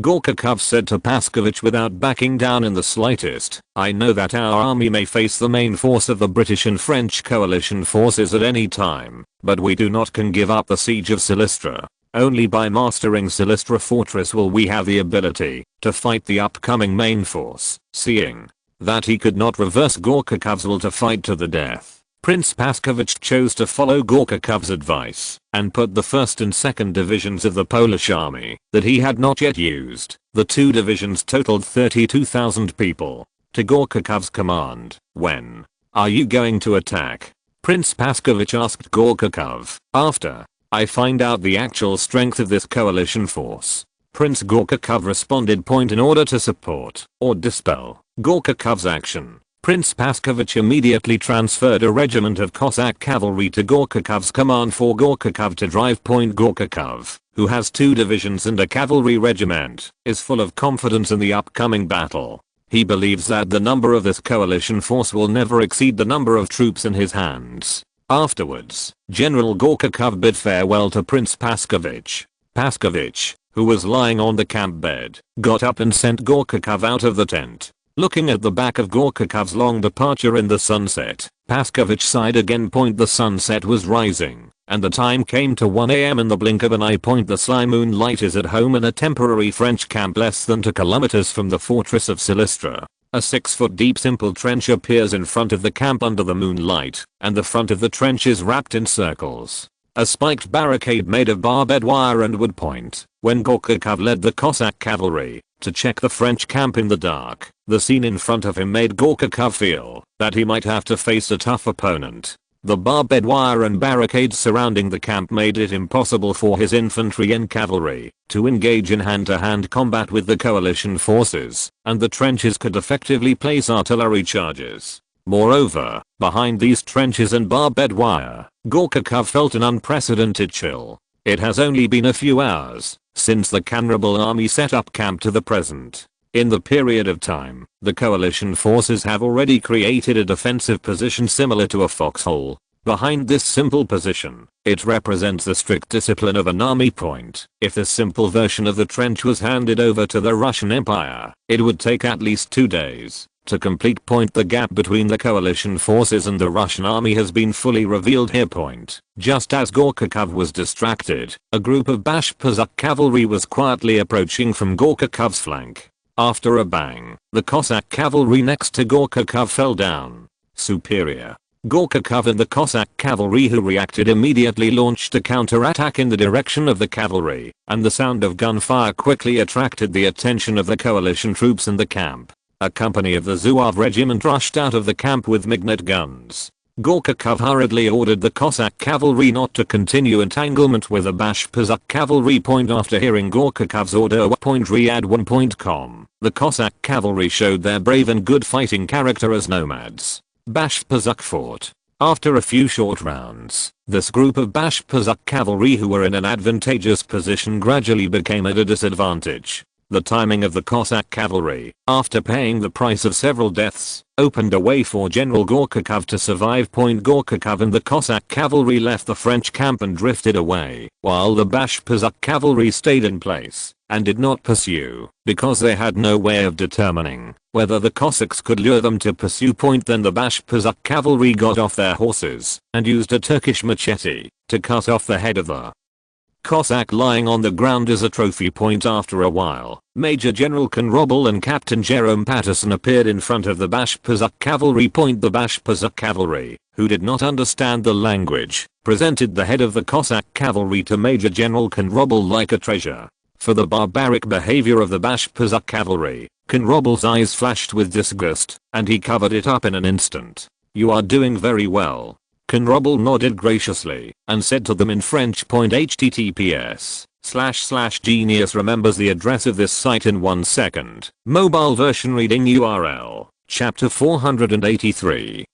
First wave of grey animals. The praised Bashpazuk cavalry unit let out a strange cry, and the head of the Cossack cavalry that had been held in their hands was also thrown into the air by them. The behavior of the Bashpazuk cavalry made Major General Konrobel, who was already somewhat disgusted by their style, even more dissatisfied. Major General Konrobel had subconsciously equated the Bashpazuk cavalry with barbarism. Although Major General Konrobel disliked the behavior of the Bashpazuk cavalry, he did not interfere with it, because the experience of fighting in the province of Algiers taught him that he could not be too demanding of them to remain civilized. Because the European and Arab cultures are very different, if they rush to replace the Arab culture with European culture, it will inevitably cause some unnecessary conflict of ideas with them. Major General Konrobel, who was unwilling to cause a split in the camp, only ordered the lower Bashpazuk cavalry to pick up the Cossacks' head, and then ordered them to return to the camp where they were stationed. After the Bashpazuk cavalry returned to the camp following Konrobel's order, Major General Konrobel, who was standing there, fell into deep thought. This was the second encounter between coalition troops and Cossack troops, and it was also the first confrontation between cavalry and cavalry. Through this confrontation, Major General Konrobel clearly felt the decline of the Russian Imperial Army. The Cossack cavalry unit is probably no longer the Red Death that shuttled between blood and fire during the Napoleonic Wars. The decline of the military brought about by the decline of national strength is most vividly displayed in the Russian Imperial Army. A hunch in the dark told Major General Konrobel that it would not be long before their troops would face off against the Russian Imperial Army. Major General Konrobel immediately ordered Captain Jerome Patterson to call the commander of the Three Kingdoms of Insitu to his tent.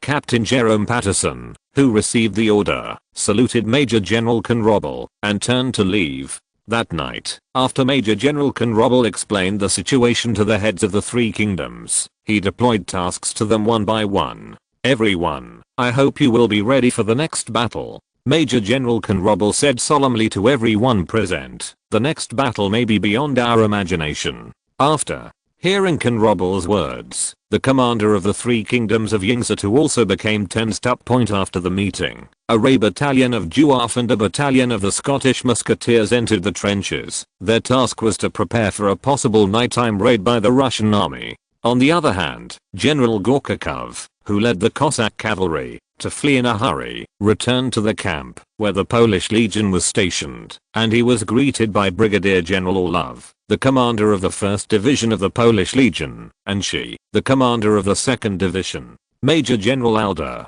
Deputy Commander Gorchakov, Brigadier General Orlov and Major General Sherda shouted in unison as they looked at General Gorchakov on his horse. Go, let's go inside. Gorchakov dismounted from his horse and handed over the war horse to the guards. Immediately, the three Gorchakovs entered the exclusive camp of Brigadier General Orlov. Jr. Gorchakov, who was sitting in the camp chair, told little Orlov and Sherda about the trenches, spiked barricades, and barbed wire he had seen outside the French camp. This time, the enemy we are facing is different from the Turkish army. They are more difficult than we imagined, so I hope you can be mentally prepared.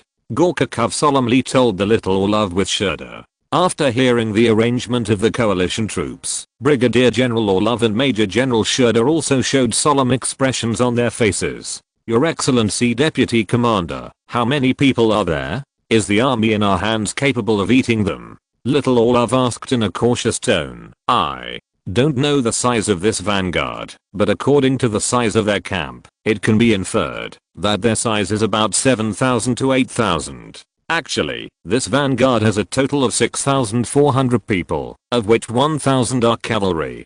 Gorchakov cautiously responded. Our two divisions have a total of 32,000 people, plus a Cossack cavalry regiment of 1,400 people, which means that we have a total of 33,400 troops in our hands.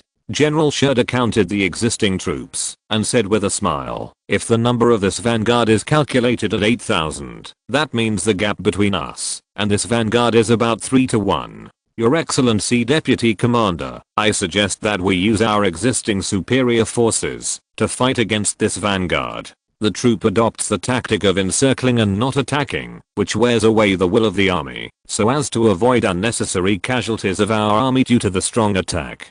After the enemy's will to fight is completely eliminated, our army can gradually cannibalize this lone army. Shredder believed that under the absolute advantage of 3-to-1 force, siege and not attacking was obviously the best tactic. No. Brigadier General Orlov on the side shook his head. He did not agree with General Shredder's idea. Brigadier General Orlov believed that behind this vanguard, there must be a larger coalition force heading here. If the Polish Legion cannot defeat this coalition vanguard as soon as possible, once the follow-up troops of the coalition arrive on the battlefield, the Polish Legion and even the Danube Legion will be in danger of being attacked from both sides. The Polish Legion must destroy the coalition vanguard as quickly as possible and use their destruction to deter the coalition troops, thus buying time for the attacking troops of the Silistra fortress. Brigadier General Orlov also believed that the defensive positions built by the coalition forces in such a short period of time were surprising, but he also explained that the defensive positions themselves were nothing but the product of hasty promotion. Its defenses are far less fortified than the Silistra fortress. As long as the Russian Imperial Army is willing to pay a certain price of casualties, they can capture this position in a very short period of time. At the same time, Brigadier General Orlov hopes that the headquarters near the Silistra fortress can transfer 2 artillery regiments to them, so that they will have enough ability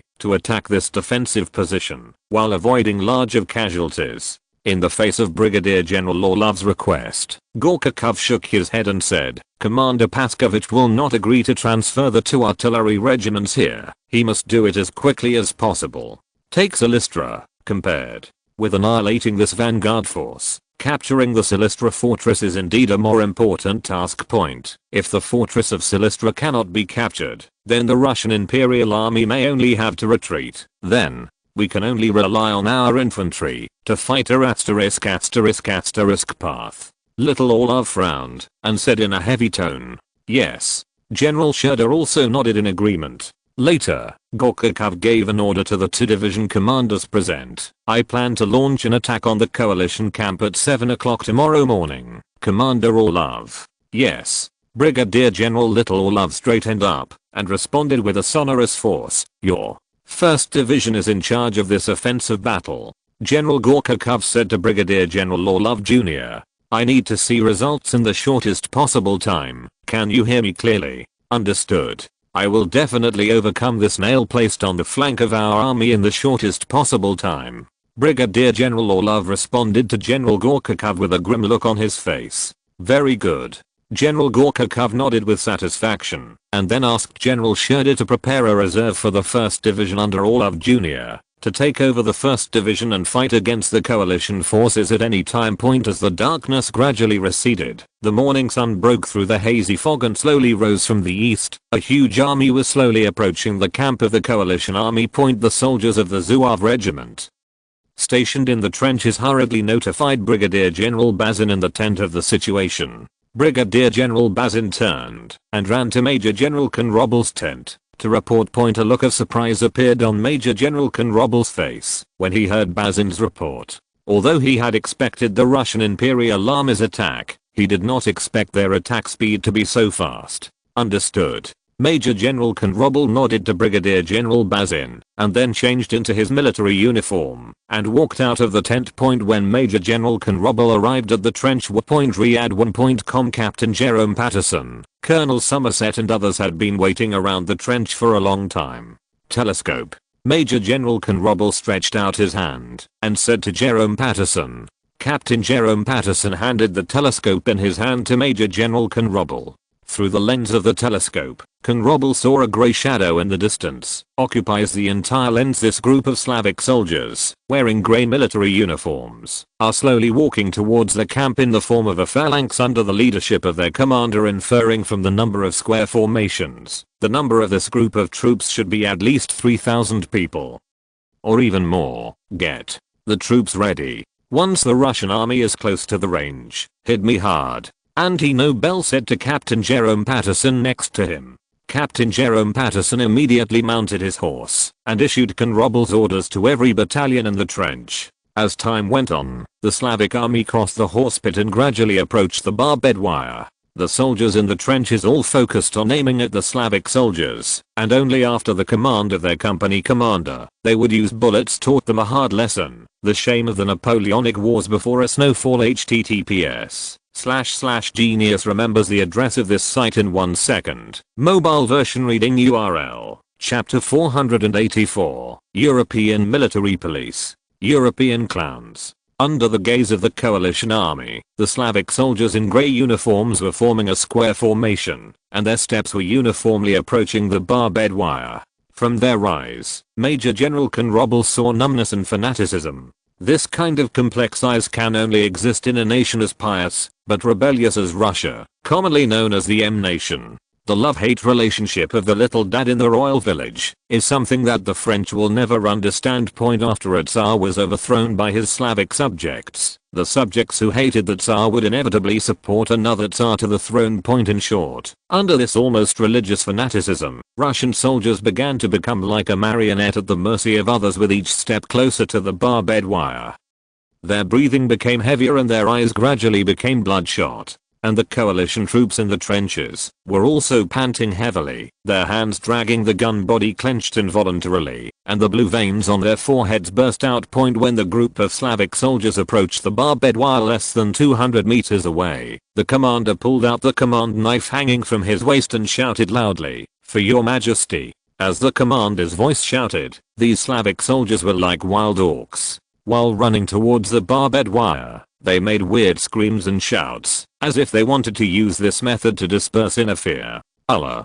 At the same time, at the rear of the Slavic phalanx, more than 20 light artillery pieces were lined up and ready to fire. Reload. With the order of Brigadier General Little Orlov, the commander of the 1st Division, the artillery began to load the shells. A 6-pound solid shell was loaded into a light gun barrel, which formed an acute angle of about 60 degrees with the ground. Launch. Under the order of Brigadier General Leonov Jr., the light artillery made a sound like a muffled thunder. The shell flew out of the cannon and drew a parabola in the air and then landed near the barbed wire.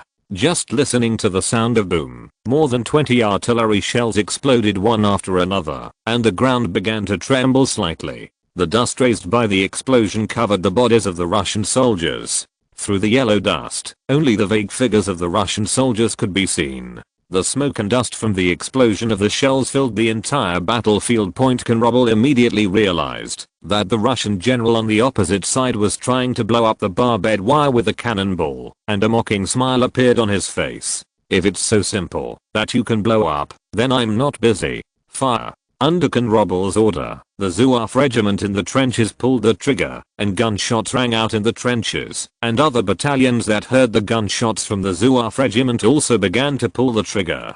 Continuous screams came from the other side of the smoke, and the running Russian soldiers had begun to suffer casualties before they approached the barbed wire.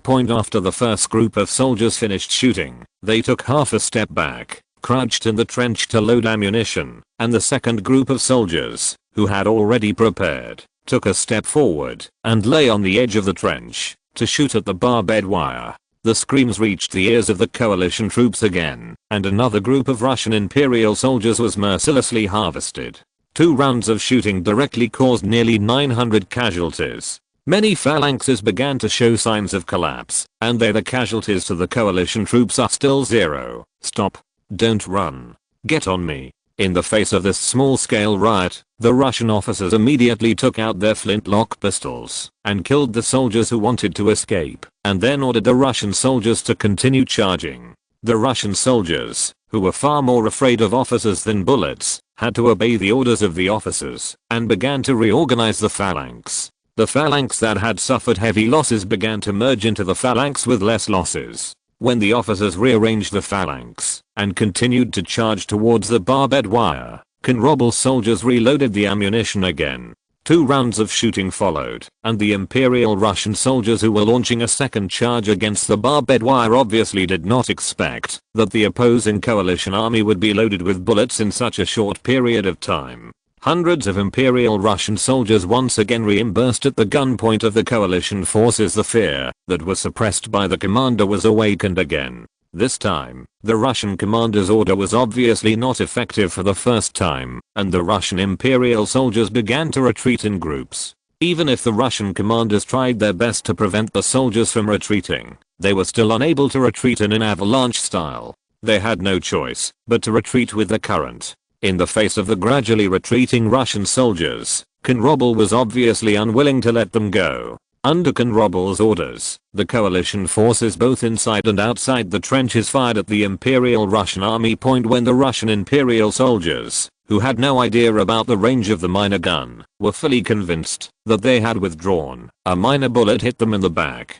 Hundreds of lives were lost on the way back. In just over 20 minutes, the Russian Imperial Army gave more than 2,000 lives in front of the barbed wire. Looking at the background of the Russian Imperial Army gradually moving away, the coalition troops began to cheer, and Von Rommel showed a happy smile on his face.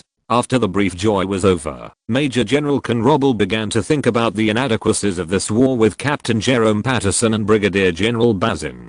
Captain Jerome Patterson said to Von Rommel with his active thinking, "Commander, I find that the Russian Imperial Army is different from ours, and their soldiers will only blindly obey the commander's orders, lacking subjective mobility. From this aspect, the commander of the Russian Empire is a soul that maintains the army. If we can send an army to hunt down their commanders, the entire Russian army will collapse immediately. Hunting the commander? It's really a good idea."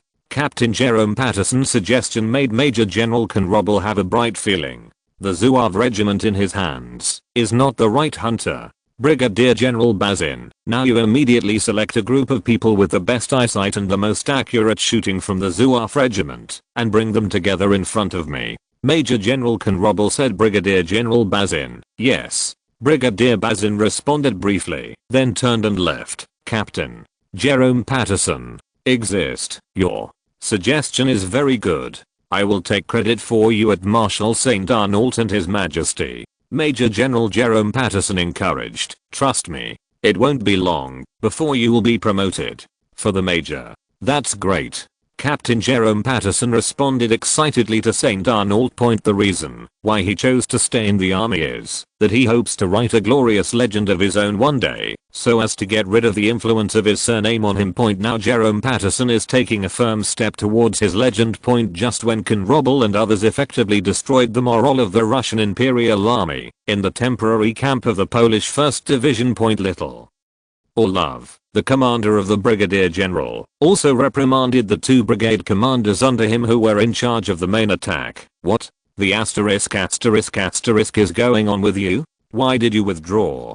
Who allowed you to withdraw? Brigadier General Orlov scolded the two brigade commanders aggressively. Commander, we don't want it either. One of the brigade commanders complained aggrievedly to Brigadier General Orlov. We are defeated like a mountain. We have no way to stop it.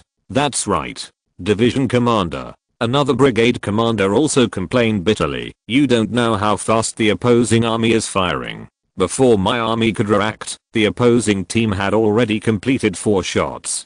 Our soldiers were frightened by the fire on the other side and didn't listen to us at all. You are all complaining to me here. Who am I complaining to? I can promise Deputy Commander Gorkakov that I must take the perimeter in the shortest time. It's better now. Let's connect the opposite door. Barbed wire. I didn't even touch it and was driven out by the opposite side. You said, how should I report this to the deputy commander? Brigadier General Orlov obviously didn't want to hear the explanation of his two brigade commanders. He just wanted to ask for a solution. What should I do now? Or blast it? One of the brigade commanders responded tentatively. Break up. Blow up where? Brigadier General Orlov asked. Bomb the trenches. The brigade commander replied to the little Orlov and said with lingering fears, Commando Riyadh1.com, you don't know how fast the rifles on the opposite side are firing. If there are no restrictions, I'm afraid you can't even get close. If we use artillery to suppress the infantry on the opposite side, how can I break through the barbed wire on the opposite side? The infantry alone cannot break through the barbed wire. Brigadier General Orlov asked again. Division commander, we can use pliers to cut them. The brigade commander then responded to the little Orlov, "We don't need to cut all the barbed wire, as long as we can cut a section of it. Our infantry can break through the barbed wire and reach the opposite side. With our army's huge population base, are you afraid that you won't be able to completely suppress them?" Hearing the words of his brigade commander, little Orlov thought for a while, then nodded and said to him, "It does sound like an effective method. Just do as you say." Before the brigade commander could smile, little Orlov said again, "However, this time I will personally go to the front to supervise the battle." The brigade commander said to Brigadier General Orlov with an embarrassed expression, "Master, this subordinate thinks it's safer for you to stay behind. There is no safe place on the battlefield." Little Orlov responded to the brigade commander and then raised his hand to stop the brigade commander's words of dissuasion. "Don't worry. I will stand in the place where the rifle can't hit and supervise the battle." https://genius remembers the address of this site in 1 second. Mobile version reading URL. Chapter 485.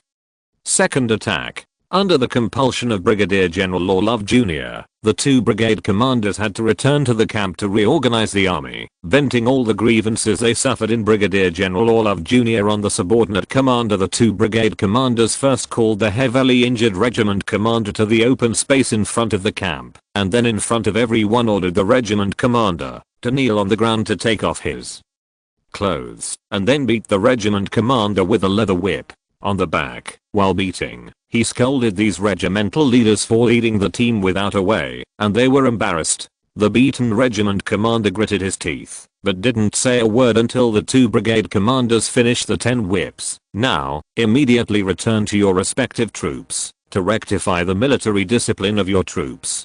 Kill the ones who deserve to be killed, and punish the ones who deserve to be punished. I don't want to see the rout like just now continue to happen."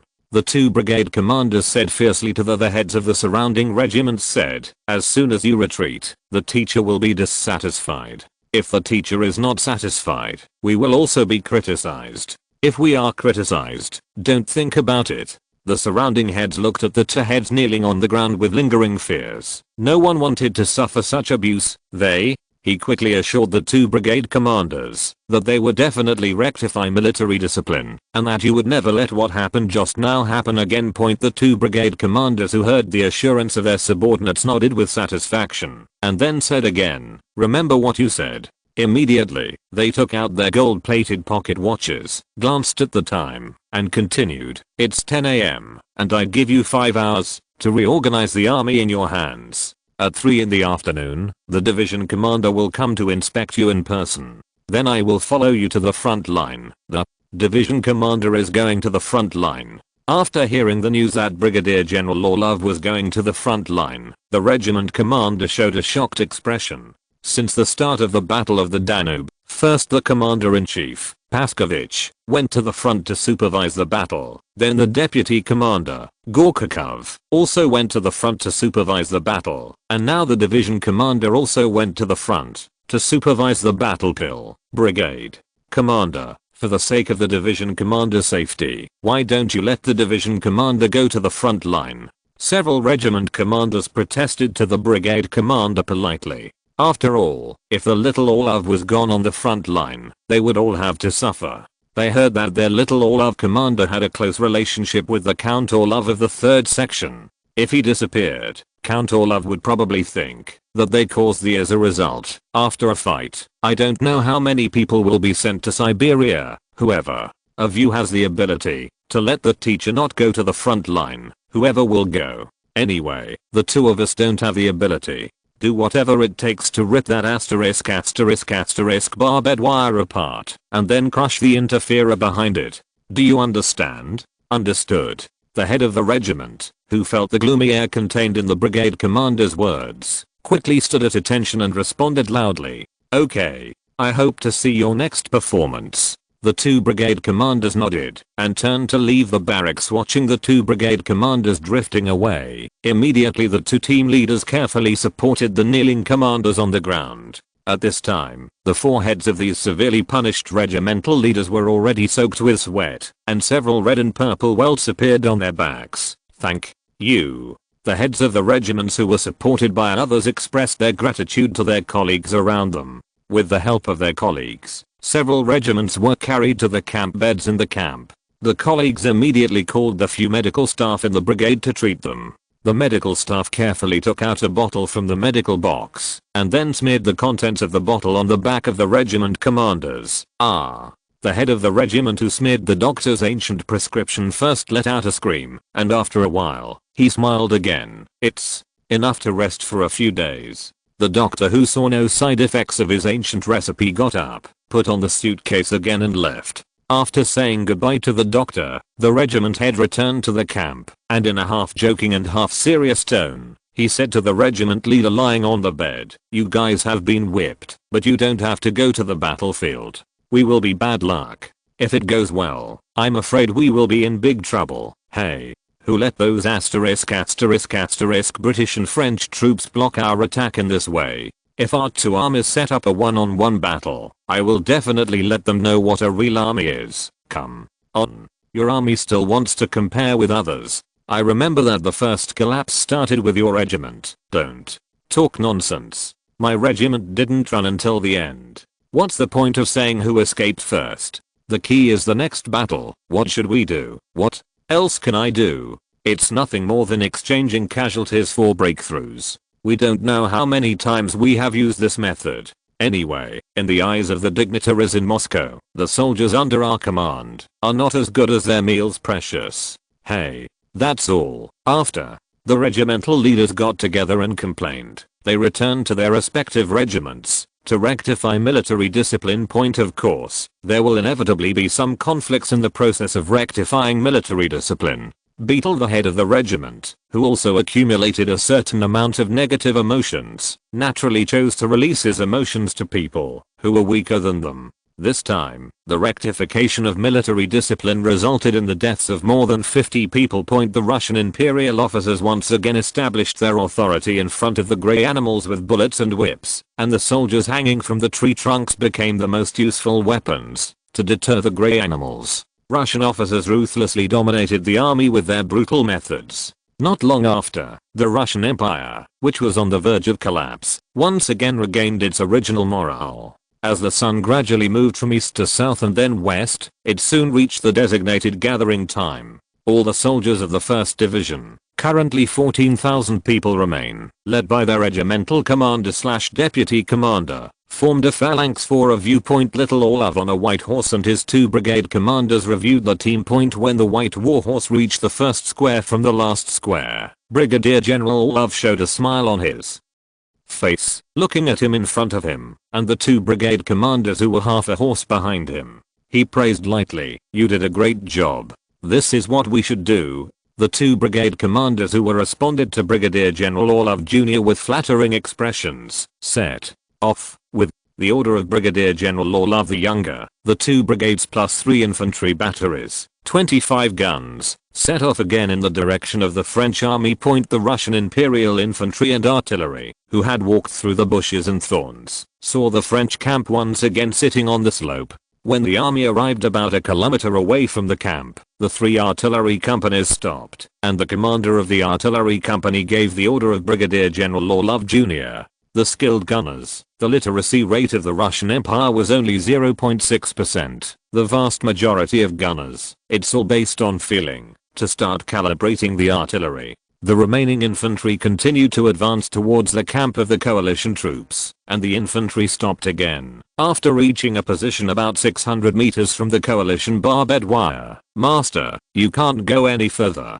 Here it is." The two brigade commanders persuaded Brigadier General Orlov. Although there was still a distance of 700 meters from the trenches of the coalition forces, the two brigade commanders did not dare to let Orlov continue to move forward. They did not know that the maximum range of the Magnet gun was 918 meters, and the little Orlov believed that the range of the rifles in the hands of the coalition was only about 400 meters. The slightly stubborn little Brigadier General Orlov believed that, since he had already said that he would be with the soldiers, it was impossible for him to stand so far away to supervise the battle point, so little Olav was ready to continue moving forward despite the dissuasion of the two brigade commanders, and this move of him happened to be observed by Major General Conrobel in the trench with the telescope. "Have you seen that person?" Major General Conrobel pointed to the position where little Olav was going to say to Captain Jerome Patterson next to him.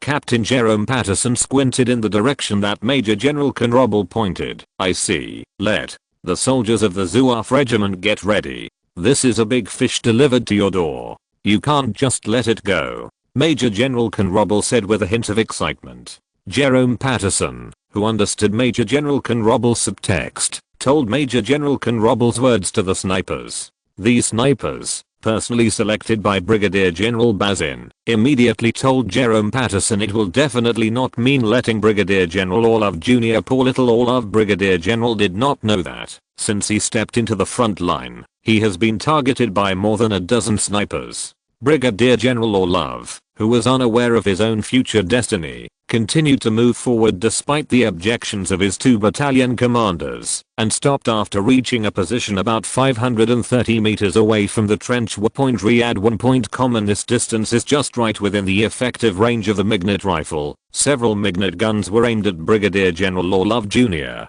Superior. Under the order of Brigadier General Orlov Jr., the Russian Imperial Army charged towards the position where the coalition forces were located. Major General Conrobel in the ditch still stood calmly and said to Jerome Patterson, who was beside him, "Tell the troops, let them get close and fight again." Jerome Patterson turned to convey the orders of Major General Conrobel to the regiments. When the Russian Imperial Army was only about 200 meters away from the barbed wire, Conrobel took a deep breath and said, "Fight." https://genius remembers the address of this site in 1 second. Lewin Novel Network mobile version reading website. If you're listening to this novel on a channel other than Fanfic World, it means they downloaded and uploaded it without effort. We cordially invite you to visit our channel, Mundo Fanfic Novelos. There you'll find the original version of this story, and you can explore many other novels of various genres. We're waiting for you to immerse yourself in a world of incredible novels. Chapter 486. Come attack. Come to cheat. Is this okay? Driven by gunpowder, the icy round-headed minute bullet became scorching hot and flew out of the barrel of the gun at a speed unpredictable by the naked eye, flying towards the chest of the Russian Empire soldier. The carrier's powerful kinetic energy and thermal bullets ripped open the green military uniform almost in an instant and had intimate contact with the fiery body of the Russian soldier. The poor carbon-based creature was powerless to stop the high-speed rotating bullet point when the bullet tore apart and smashed the human epidermis. Although its speed direction changed to a certain extent, it still entered the dermis in an unstoppable manner, and the pressure wave caused by the cavity effect was also formed. Just like throwing a stone into a compound, the bodily fluids in the dermis will transmit the impact force to the outside, and the initial wound will gradually expand and form around under the action of the pressure wave. Muscles, internal organs, blood vessels, even nerves become irreversible damage under this shock, and even bones that were not directly hit are broken under the action of this pressure wave. Scarlet blood flowed from the wound, and after screaming, hundreds of Russian soldiers fell directly. The surviving Russian soldiers saw a trace of fear in their eyes after seeing their companions in such a miserable state. For a moment, they wanted to turn around immediately and flee the battlefield, but they knew that their commander would not let them escape like this, and there must be a battle supervision unit behind them to supervise their every move. Once they found signs of evacuating the scene without permission, these members would shoot them mercilessly.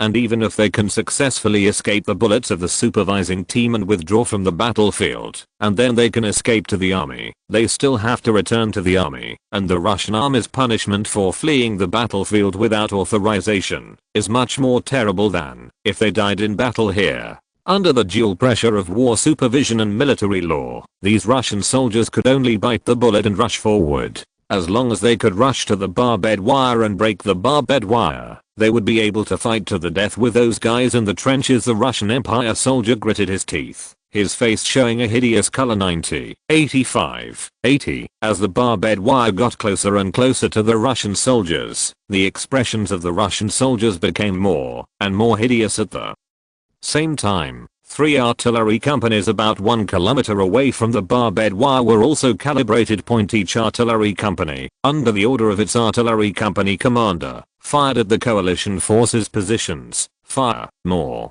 than 20 grenades smashed into the vicinity of the trenches. Major General Knobel hurriedly ordered the soldiers in the trenches to squat down. The grenades smashed around the trenches, raising a lot of dust, making the entire battlefield hazy.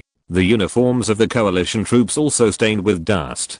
Fortunately, more than 20 grenades did not cause any damage to the coalition troops. The Russian artillery, which relies on the hand to shoot, is obviously still unable to compare with the French artillery that is guided by systematic theoretical knowledge. However, the artillery attack was not useless, at least buying some time for the soldiers of the Russian Empire. When the coalition forces reacted, the soldiers of the Russian Empire were already beside the barbed wire, and the engineers mixed with the Russian soldiers took out their pliers and began to clean the barbed wire one by one. In order to cover the movement of the engineers, the surrounding Russian Imperial soldiers also stood in place and shot at the coalition troops in the trenches. Since the distance between the two was less than 200 meters, Russian soldiers with muskets also suffered casualties to the coalition troops, and a few coalition troops were hit by bullets from the muskets. Fire. Don't stop. Major General Knobel gave the order to the coalition forces again. Point. The Jouaf Regiment, the Scottish Musketeer Regiment, the Sardinian Chasseur Regiment, and the Ottoman Infantry Regiment began to fire at the other end of the barbed wire for the second round, and a few sharp-minded soldiers aimed specifically at the engineers. The engineer who was responsible for cutting the barbed wire was directly killed, and the second round of shooting claimed more than 1,000 lives. Just when the morale of the Russian soldiers was once again at risk of being shaken, the second round of the artillery company's attack followed. The positions of the coalition forces were once again hit, and the dust and gunpowder smoke from the gunpowder that had not been fully burned interfered with the firing of the coalition forces. This gave the Imperial Russian Army a moment of respite, and the Imperial Russian Army was able to adjust its state in a moment. Remaining in the trenches, Major General Knobel frowned, looked at the artillery unit in the distance, and then glanced at the pocket watch in his hand and muttered softly, "It's time to come." "That's right, that's what it is." Brigadier General Orlov, who was unaware of his own situation in the distance, said excitedly as he looked at the grenades that kept hitting the trenches with his binoculars, "Master, should we retreat?" The two brigade commanders next to Brigadier General Orlov continued to persuade him, "Withdraw."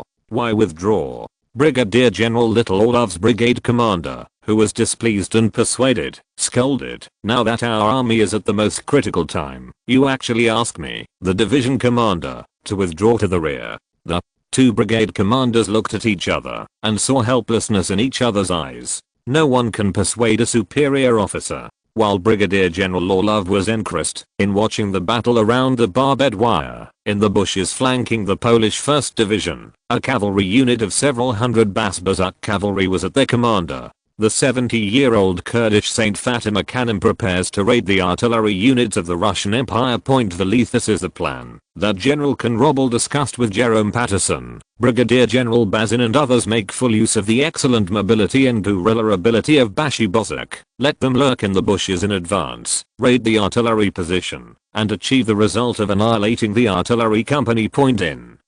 In order to let the artillery troops relax their vigilance, the Bash-Bazuk soldiers stood still before 2 rounds of artillery fire. After the 2 rounds of shelling, all the soldiers of the Russian Empire were bound to be around the barbed wire. At that time, it was time for Bash-Bazuk to hunt down the artillery units. Now that the second round of artillery bombardment has passed, it is time for the Bash-Bazuk cavalry to be dispatched. I saw Fatima Hanum, holding a Turkish machete in his left hand, and holding a **** battle flag in his right hand, shouting loudly, "Thank you to God."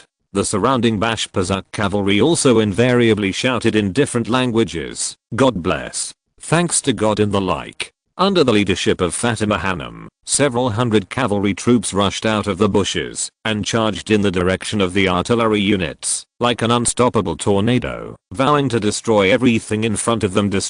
For a time, the whole earth began to tremble slightly. Brigadier General Orlov, who heard the movement in the distance, followed the sound and looked over. He saw the cavalry unit led by Fatima Hanum was moving towards the camp they were in rushed over, and their purpose was temporarily artillery.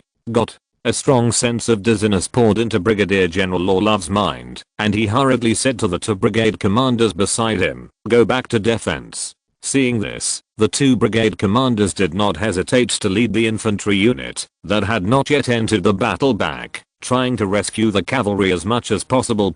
Just the next second after the two brigade commanders left Brigadier General Orlov Jr., a bullet was fired from the camp of the coalition troops, and its target was Brigadier General Orlov Jr. The scorching magnet projectile crossed a distance of more than 500 meters and came to the side of little Orlov, because the terrain of the coalition troops was high, so this bullet from high to low shattered the jawbone of Brigadier General Orlov's right cheek, spun through the upper jaw and tongue, and finally shot to the ground after a large hole in his lower jaw cheek. Poor little Brigadier General Orlov died immediately without uttering a final last word. With just a pop sound, Brigadier General Orlov's body fell heavily to the ground. The two brigade commanders who heard the movement hurriedly turned around and took a look, but it was too late.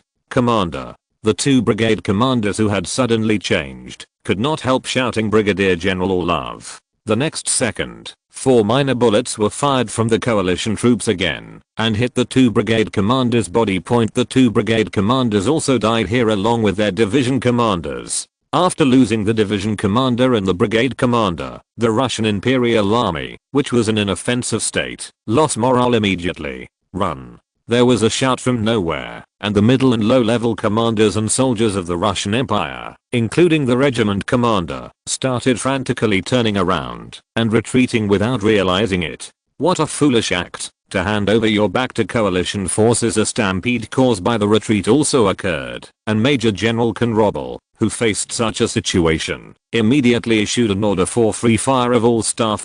Faced with live targets with their backs facing them, even a gunman with poor shooting skills can kill one by luck. More than 2,000 Imperial Russian soldiers were killed by coalition forces for their hasty retreat. On the other hand, several hundred Bashpazak cavalry also successfully completed the task. The cavalry who rushed to the artillery camp slashed the opponent's body with the saber in their hands before the artillery unit could react. After the saber cut into the human body, there was a slight pop sound. Blood flowed as the saber was pulled out of the body, and the Russian artilleryman fell to the ground with a miserable cry. The cavalry who killed one artilleryman did not hesitate to aim at the next artilleryman, and dropped his knife. Another fresh life was taken away by the cavalry. After charging the only 3 artillery units into the slaughter, the Bashpazak cavalry turned their attention to the fleeing Russian infantry. At this time, by virtue of their powerful mobility Riyadh1.com, they became the gods of death on the battlefield, mercilessly harvesting one infantry after another. Only the fleeing Russian soldiers didn't want them to confront them head on. In their hearts, they didn't need to outperform the Bashpazak cavalry, as long as they could outperform their opponents. So, an even more magical scene was allowed on the battlefield of Silistra. Hundreds of Bashpazak soldiers chased thousands of Russian soldiers. Wantonly massacre. Not a single Russian soldier turned 100 people to fight Bash the Bozak cavalry. Every one of them wants to get out of here as soon as possible. Blood dripped from Bashpazak's saber, and the Bashpazak cavalry seemed to wave the saber tirelessly until the arrival of the Cossack cavalry. The Bashpazak cavalry, who knew they were invincible, could only withdraw from the battlefield. https://Genius remembers the address of this site in 1 second. Lewin Novel Network Mobile Version Reading Website, Chapter 487, Collapsed 1st Division. When Deputy Commander Gorkakov led the Cossack regiment of General Sherda to the vicinity of the French camp point, the scene in front of them made them furious. The 1st Division of the Polish Legion of nearly 10,000 people was chased and killed by Bashpazak cavalry with only a few hundred people, but they were unwilling to turn around and fight back. The sharp saber waving in the air with an icy glow slashed towards the back of the neck of the Russian soldier who had his back turned to them. There was a scream of the Russian Empire soldiers everywhere on the battlefield, where the defeat was like a mountain. Pieces of bright red blood spilled on the ground, making the soil also stained with a bit of blood. Seeing the soldiers of the Russian Empire who were slaughtered like chickens in front of him, Deputy Commander Gorkakov felt an unprecedented anger and humiliation. Once upon a time, their troops were reduced to the point where they dared not turn around and compete with the Turkish army. Where is Brigadier General Orlov? Deputy Commander Gorkakov, who was riding on a horse, rattled his teeth as if he vowed to eat Brigadier General Orlov alive. Seeing Deputy Commander Gorkakov's expression like this, General Sherda knew that Brigadier General Orlov would inevitably be punished. He thought that he was just following the whim of Deputy Commander Gorkakov, who went to the front line to check the progress of Brigadier General Orlov Jr. He never thought that the Junior Orlov Quasi Fund would give him such a gift. After this battle, Brigadier General Orlov Jr. may no longer be able to take on the task of tackling the fortress, and he will inevitably complete this task in place of Brigadier General Orlov Jr. Thinking of this, General Sherda inevitably felt a little bit of joy in his heart. He pretended to look around with the binoculars, and then pretended to be Deputy Commander Gorkakov and responded, "Deputy Commander, there seems to be no little Orlov on the battlefield. The trail of the Brigadier General. Could he have left the battlefield? I don't care where he is now. He must be responsible for this defeat." Deputy Commander Gorkakov was about to roar, and then he said murderously to General Sherda next to him, "General Sherda, I order you to quickly lead the Cossacks to support. Be sure to annihilate this damned Bashpazuk cavalry." "Yes." General Sherda responded with a serious expression, and then led 1,000-strong Cossack cavalry to bypass the Russian army and enter the battlefield from the flank. The vigorous Bashpazuk cavalry saw a large number of Cossack cavalry rushing towards them, incarnate as a flying general, and turned the horse's head to leave the battlefield. A small number of overbearing Bashpazuk cavalry still recklessly slashed and killed the demoralized Russian Empire soldiers, and even more attacked the Cossack regiments. Of course, the Bashpazuk cavalry that these berserkers had in their heads had a particularly tragic ending. The Cossack cavalry slaughtered the remaining Bashpazuk cavalry in just one round, and then pursued the fleeing Bashpazuk cavalry under the orders of General Sherda. The eyes of every Cossack cavalry contained the flame of vengeance.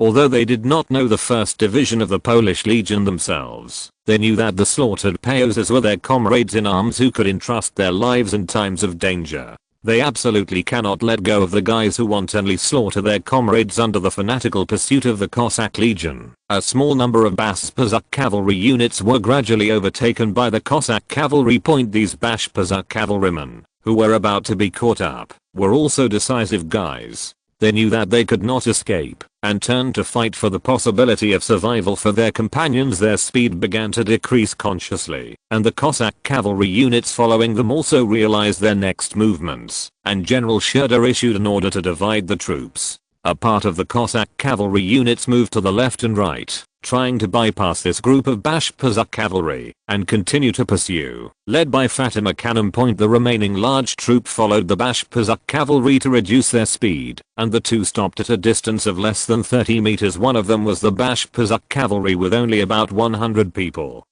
and its fighting ability was erratic. On the other side is a long-established cavalry unit, numbering around 500. Under such a huge disparity in strength, there is no suspense at all. Looking at this group of Bashpazuk cavalry in various coats and uniform white headscarves, General Sherda said to them in Turkic language, "Throw to avoid death." In the face of General Sherda's persuasion to surrender, the Bashpazuk cavalry did not speak, but raised their saber to show their attitude. The saber was particularly dazzling in the setting sun behind Bashpazuk. Seeing that General Sherda, who was unable to persuade surrender, sighed slightly, he decided to send the Bashpazuk cavalry back to their masters in the most gentlemanly way. God's embrace. Sherda also drew out his saber, and the Cossack cavalry followed General Sherda to draw out the saber. The setting sun shone on the faces of the Cossack cavalry, making every Cossack cavalry look extraordinarily solemn. Kill. Following an order from General Sherda, the Cossacks charged the Bashpazuk cavalry. The Bashpazuk cavalry also rushed towards the Cossack cavalry, and the battle began beside the bushes on the outskirts of the Silistra fortress. One Bashpazuk cavalry was cut to the ground by the Cossack cavalry. Only less than 30 Bashpazuk cavalry left, and the Cossacks also paid the price of 30 people. After a little breath, the two sides started the second round of battle again. This time the remaining Bashpazuk cavalry were all beheaded by the Cossack cavalry, and the blood lay down along the body of the Bashpazuk cavalry on slightly dry land. Looking at the group of Bashpazuk cavalry who fell to the ground and died in front of him, Shurda showed a touch of respect on his face. Although they in this group of Bashpazuk cavalry are life and death enemies on the battlefield, but aside from the hostile relationship between the two countries, he still respects those who are willing to sacrifice their lives for the country. This reminded him of himself at the beginning. The original Shurdurtle joined the Russian Imperial Army under the slogan of defending the country and defeated Napoleon with the Russian Empire. Just over 40 years later, he was about to fight another Napoleon. It's just that this time they didn't have the blood to defend their homeland and fight against aggression. Thinking of this, Shurda could not help sighing for the current Russian Empire. He didn't understand that in the past 40 years, the Russian Imperial Army has become what it is now. Who is it that caused the Russian Empire to become what it is now? Was it really the Tsar who caused everything facing the Russian Empire? As the Decembrists say, Scrumnida was terrified of the thought of disrespect and shook his head desperately to banish it. Just when General Shurda was distracted, the Cossack cavalry who had been chasing Fatima Hanum turned back. General Shurda asked the reason, and the Cossack cavalry told him that, unfamiliar with the terrain, they had lost Fatima Hanum and others. Hey, it's not your fault. General Shurda sighed and ordered the Cossacks to return to the camp of the 1st Division. When General Shurda led the Cossacks back to the camp of the 1st Division, he saw Deputy Commander Gorkakov in the clearing of the camp. The current Deputy Commander Gorkakov was standing there with a gloomy face, and General Shurda hurriedly dismounted and whispered to the soldiers in the camp what happened. Soldiers in the camp whispered to Shurda that Deputy Commander Gorkakov was angry at the loss of the 1st Division. When General Shurda asked where Brigadier General Orlov was now, the soldiers told Shurda sadly that Brigadier Orlov and the 2 brigade commanders had been killed by the coalition forces. The weapons in the hands of the coalition troops had farther ranges than those in their hands, and Brigadier General Orlov Jr. was caught off guard and killed by a shot in the head. Hearing the soldiers' answer, Shurda couldn't help but gasped, and the schadenfreude of Brigadier General Orlov Jr. turned into sadness. If it is said that the general responsible for the attack this time is him, I'm afraid that his ending is not much better than that of Brigadier General Orlov, because he himself prefers to be on the front line more than Commodore Orlov Jr. Okay, I get it. General Shurda nodded to the soldiers. After handing over the horse to the soldiers, General Shurda came to Gorkakov's deputy commander and reported their results to Gorkakov. Gorkakov barely smiled when he heard that General Shurda had slaughtered Bashpazuk's cavalry and encouraged General Shurda to make persistent efforts. General Shurda pretended to inadvertently ask Brigadier General Orlov Jr. Gorkakov told General Shurda of the death of Brigadier General Orlov Jr. Oh, it's so unfortunate. Brigadier General Orlov is so young. Shurda said to Deputy Commander Gorkakov with a sad expression. It's not the worst. Deputy Commander Gorkakov told Shurda again that, just when he counted the number of troops, he found that the Russian Empire had suffered about 5,000 casualties on the first day. To make matters worse, the casualty rate of officers is much higher than that of ordinary soldiers. I bet those guys on the opposite side were. Riyadh1.com must be deliberately destroying our commanding staff. Deputy Commander Gorkakov responded to General Shurda in a dull tone. The current number 1 the teacher is about to become an arrogant teacher. The combat effectiveness of any army will inevitably decline without sufficient and experienced officers. The 1st Division of the Polish Legion, which has lost a large number of middle and low-level LUO officers, cannot be expected to improve in a short period of time. Then, shall we continue to attack? General Shurda asked tentatively. Attack? What are we attacking now? The coalition forces have made it clear that they want to command the grassroots against us. Once they go to the battlefield, they will surely take care of them. And the muskets in our hands are compared with theirs, whether in terms of range or range. The accuracy is a lot worse. How are we going to attack? Deputy Commander Gorkakov complained to himself, and then sighed to himself. Withdraw the troops. https://genius remembers the address of this site in 1 second.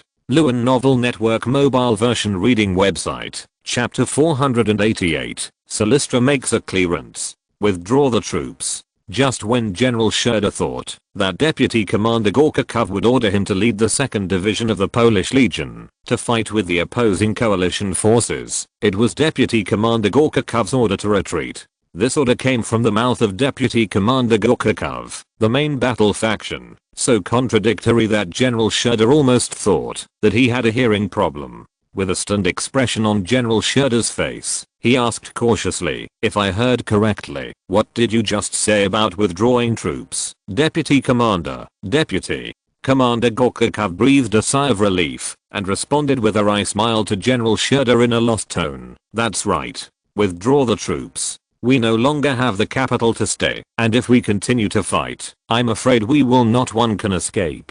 "Deputy Commander, it's not so." General Sherder responded to General Gorkakov with an expression of disbelief. "With the strength of our troops, we can." Before General Sherder could finish speaking, Deputy Commander Gorkakov interrupted with a false finger pointing into the distance. "Are you sure that the coalition forces on the opposite side will not specifically shoot at our commander?"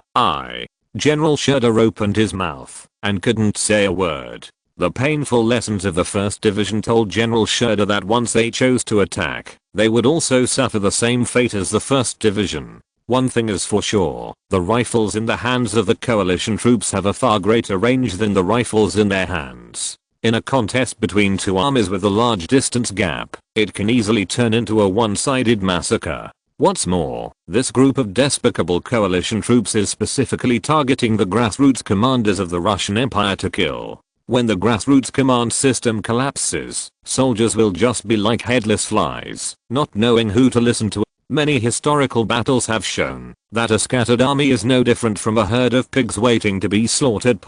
After thinking about it for a long time, General Sherder finally said, "If you leave like this, I'm afraid that Prince Paskovich will not be able to explain it." Regarding Sherder's worries, Deputy Commander Gorkakov shook his head helplessly and broke the news. "Actually, His Excellency the Prince did not approve of my action from the very beginning. He thought that it would be better for our army to retreat to the other side of the Danube as soon as possible. In that case, our army can rely on favorable terrain and bastions to counter the coalition forces. But isn't our mission to occupy the Silistra fortress so as to open up the road to Varna and even Constantinople?" General Sherder asked Deputy Commander Gorkakov suspiciously. When Gorkakov heard Sherder's familiar words, his eyes dimmed and his face showed a mocking look. "The premise of implementing this strategy is that our army can defeat Silis, the Turkish and coalition forces in the Terror Fortress. Now, do you think our army can really defeat them?" Having said this, Gorkakov paused, swallowed a full of saliva, and then said, "Instead of letting our troops continue to do some pointless battles here, it is better to withdraw as soon as possible to the north bank mouth of the Danube and wait for the coalition troops. Come on. Maybe we'll beat them in the next counterattack." Hearing the words of Deputy Commander Gorkakov's lack of fighting spirit, General Sherder didn't know how to comfort Gorkakov for a while. "Since you have made up your mind to withdraw your troops, then I'm willing to follow your instructions," General Sherder said in a gloomy tone. "It's just that His Majesty the Tsar." General Sherder still remembered the order given to them by the Tsar's envoy, and now they have not only failed to break the Silistra fortress, but are also preparing to withdraw their troops. Tsar Nicholas I, who is far away in Moscow, will probably not listen to their excuses, and if he can't make trouble with Gorkakov's position as deputy commander, he will probably usher in a major change. This kind of thing, just go with the flow," Gorkakov said to General Sherder in a slightly relieved tone. Under the order of Deputy Commander Gorkakov, the crippled 1st Division of the Polish Legion and the intact 2nd Division left near the temporary camp of the coalition forces, and the army of nearly 28,000 people returned in a mighty night. The location of the 13th and 14th Corps. When the two divisions arrived at the former garrison, Deputy Commander Gorkakov immediately went to Paskovich's camp to find Prince Paskovich. Immediately after Gorkakov arrived at the camp, he was informed that Prince Paskovich was still on the front line, and Deputy Commander Gorkakov had to go to the front line besieging the Silistra fortress to find Paskovich. Prince Kai Point. When Gorkakov arrived at the front, the soldiers of the 13th and 14th Corps, under the leadership of their commander, General Hild, continued their fearless charge towards the bastion, vowing to destroy the tower on this moonlit night. By Alemberg 1 point the Ottoman Empire is also trying desperately to prevent the Russian army from climbing the ladder to the bastion. Above the bastion, light artillery loaded with great bombs tried their best to shoot at the densely packed Russian Imperial army below. The explosion will surely cause more than a dozen people around the great bomb to be injured. Blood splashed on the walls of Tabia Bastion, and white gunpowder smoke filled the entire battlefield. Everyone in this brutal meat grinder war is trying their best to win, but their two armies never reach a turning point in the war. Huh? Why are you here?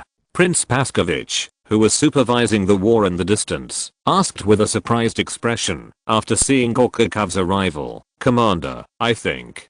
Be careful. Gorkhakhov was about to say something when a shell fell around Gorkhakhov and Prince Paskovich. Gorkhakhov hurriedly pulled Prince Paskovich withdrew. The expected explosion was not loud, and the shell that fell around Prince Paskovich was a dud.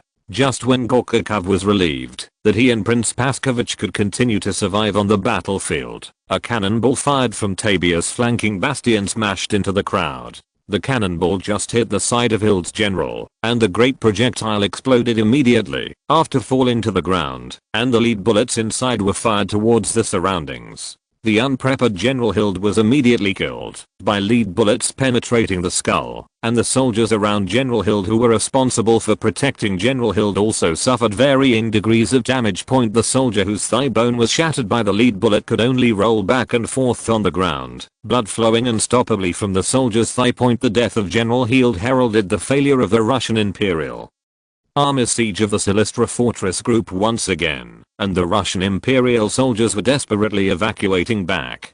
Prince Paskovich and General Gorkhakhov also retreated with the main force. Prince Paskovich, who returned to the camp, asked Gorkhakhov why he had come at this time, and told Gorkhakhov that he had no more money to hand to him. Your Majesty, I'm not here to ask you for troops, but I hope you can lead us out of here.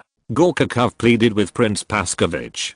Prince Paskovich looked at Gorkhakhov with a surprised look on his face. He didn't understand what happened to his deputy commander, which made him deputy commander become like him. You failed too? Prince Paskovich asked Gorkhakhov. That's right. Gorkhakhov nodded and responded to Prince Paskovich. How many people died? Prince Paskovich then asked. Gorkhakhov stretched out 5 fingers and said indifferently to Paskovich, 5,000 people. 5,000 people a day. Paskovich looked at Gorkhakhov with wide eyes and raised his voice. That's right. Gorkhakhov nodded and added, and the 1st Division's grassroots commander suffered heavy casualties. I'm afraid it will be difficult to carry out high-intensity battles in a short period of time. What happened? Prince Paskovich frowned and asked Gorkhakhov, pressing his hands gently on his temples. The range of the weapons in their hands is farther than ours. Gorkhakhov said a simple reason that could not be simpler, but the things reflected behind this reason cannot be summed up in a simple group of words. That can't be. Paskovich murmured to himself for a while, and then asked abruptly, where is Brigadier General Little Orlov? Where is he now? Brigadier General Orlov has returned to the arms of Christ. Gorkhakhov responded in a sad tone. Alas. Prince Paskovich sighed at the death of Brigadier General Orlov. Brigadier General Orlov was originally Prince Paskovich's more optimistic person, but now he died on the battlefield. It is really cool. Good luck. Where is the body? The battlefield is still. Prince Paskovich asked again. I have put the body in the coffin. Gorkhakhov replied to Paskovich. Later, Gorkhakhov told Prince Paskovich that the guns in the hands of the coalition troops could cause damage to the enemy at a distance of about 500 meters, and many officers in the 1st Division were killed by the coalition troops at a long distance. The range of their muskets is only about 300 meters, 260 meters to be precise, and the accuracy of the muskets will be greatly reduced if they exceed 300 meters. The gap of more than 200 meters is enough for a skilled soldier to shoot 2 rounds. After hearing Gorkhakhov's description of the Leopard rifle of the coalition troops, Paskovich knew that this battle was not Gorkhakhov. It is also not the fault of Brigadier General Orlov Jr. If it were him, he would also use this tactic to attack the coalition forces. After all, facing the entangled barbed wire, Paskovich also had no better solution and could only use his numerical advantage to win. Coalition forces, however, have far greater rifle ranges than Russian troops, and their troops face massive combat downsizing before they even get close to the barbed wire. Morale had already fallen to the bottom before approaching the barbed wire, not to mention the fact that this group of coalition troops specifically targeted their military command to kill. A major collapse was inevitable. If there is one word to describe the current mood of Prince Paskovich, tired. Destroy it. This sentence could not be better. Prince Paskovich, who had suffered successive defeats around the Silistra fortress and the French temporary camp, with the support of Gorchakov, once again summoned the surviving generals in the army to discuss whether to return to the north bank of the Danube. The generals whose troops suffered a large number of casualties. Reading www.urkanshu.com unanimously agreed with Prince Paskovich's proposal. At 1 o'clock in the morning, the Russian Imperial Army, under Paskovich's order, folded its tent, carried a stretcher, and slowly moved north with torches. Musa Pasha in the city looked through the telescope and saw the long dragon-like army of the Russian Empire withdrew from the Silistra fortress and returned to the north. In a daze, he ignored Captain Beret's objection and ordered Bashpo in the city. The Zukha cavalry hunts down the Russian army. Unexpectedly, he was ambushed by the Cossack cavalry, and the Bashpazuk cavalry of more than 1,000 people was wiped out. After hearing the news, Musa Pasha in the Tabia Bastion was so frightened that he almost ran away again. https://genius remembers the address of this site in 1 second. Lewin Novel Network Mobile Version Reading Website, Chapter 489, on Meritorious Deeds. The retreat of the Russian Imperial Army made the Turkish army in the Tabia Bastion heaved a sigh of relief. Nearly 2 weeks of high-intensity operations have caused the Turkish soldiers in the bastion to suffer nearly 700 to 1,000 casualties every day. Fort Tabia, which originally had more than 10,000 soldiers, had to seek assistance from the main city of the Silistra fortress a week after the war began. If it wasn't for Omar Pasha's sufficient troops on hand, Tabia Bastion would have been captured by the locust-like Russian Empire soldiers long ago. Today, most of the survivors who stick to Tabia Bastion are soldiers from the main city of Silistra. The high number of casualties for the few past days made this bastion filled with a sullen aura. Every Turkish soldier's eyes were only numb, and the current Tabia Bastion is like a compressed to the limit spring point. As long as Prince Paskovich could grit his teeth and hold on for a few days, the morale of Tabia Bastion would immediately risk collapsing. It is a pity that Prince Paskovich's enthusiasm for capturing the castle has been exhausted by the Turkish soldiers in the city of Tabia. In addition, after Gorchakov, the largest main battle faction, ran into a wall in the coalition camp, Prince Paskovich was even more convinced that what the Russian Imperial Army needed to do now was not to capture the castle. The Tabia Bastion was barely kept under the influence of both its own efforts and external factors. It can be said that the fortress of Silistra achieved a perfect ending with its tenacious will. If Musa Pasha deliberately sent thousands of Bashkazak cavalry as soldiers of the Russian Empire when he returned to the north bank of the Danube and the Russian Empire, in short, Musa Pasha, who had watched the Russian Empire move towards the north bank of the Danube River, was reminded by Captain Barrett and hurriedly brought the good news to the Silistra fortress with Captain Barrett and Captain Nesmith. When Musa Pasha and others arrived at the temporary residence of Omar Pasha in the Silistra fortress, they found that the commanders of the two bastions next to the Tabia Bastion were also here. Obviously, they were also asking for Omar Pasha. Mal Pasha reports on the Russian Imperial Army. After the three Pashas looked at each other, they all saw the meaning of tit for tat in each other's eyes. After a while, the door of Omar Pasha's residence opened, and a little boy with a pretty face appeared in front of the three Pashas and said in Greek, "Omar Pasha is now having a banquet. Colonel Rach, you come with me." After that, the little boy entered the residence, followed by the three Pashas, Barrett and Nesmith. Under the guidance of the suspected male favorite of Omar Pasha, the three Pashas entered a restaurant with Barrett and Nesmith. The overall style of the restaurant presents the Rococo style of the last century, showing a sense of grace and luxury everywhere. More than a dozen candles are placed on the luxurious crystal chandelier, and each candle emits an orange-yellow light, illuminating the entire room. Just below the crystal chandelier is a long table about 3 meters long.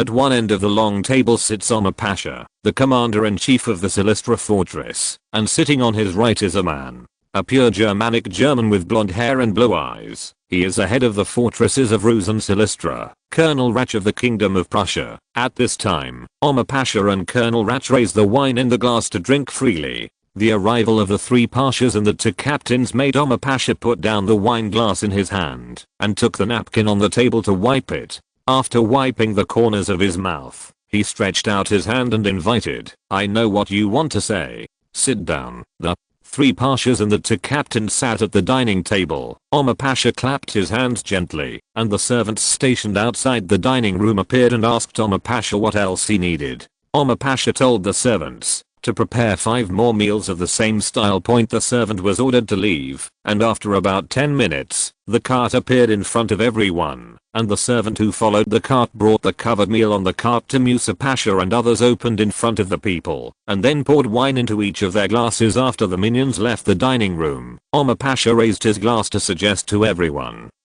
present that they should toast this hard-earned victory. After 2 weeks of sleeplessness, everyone agreed with Omar Pasha's proposal. Cheers to Her Majesty, Captain Barrett. Captain Nesmith cheers to His Majesty the King. Colonel Rach cheers to His Majesty the Sultan.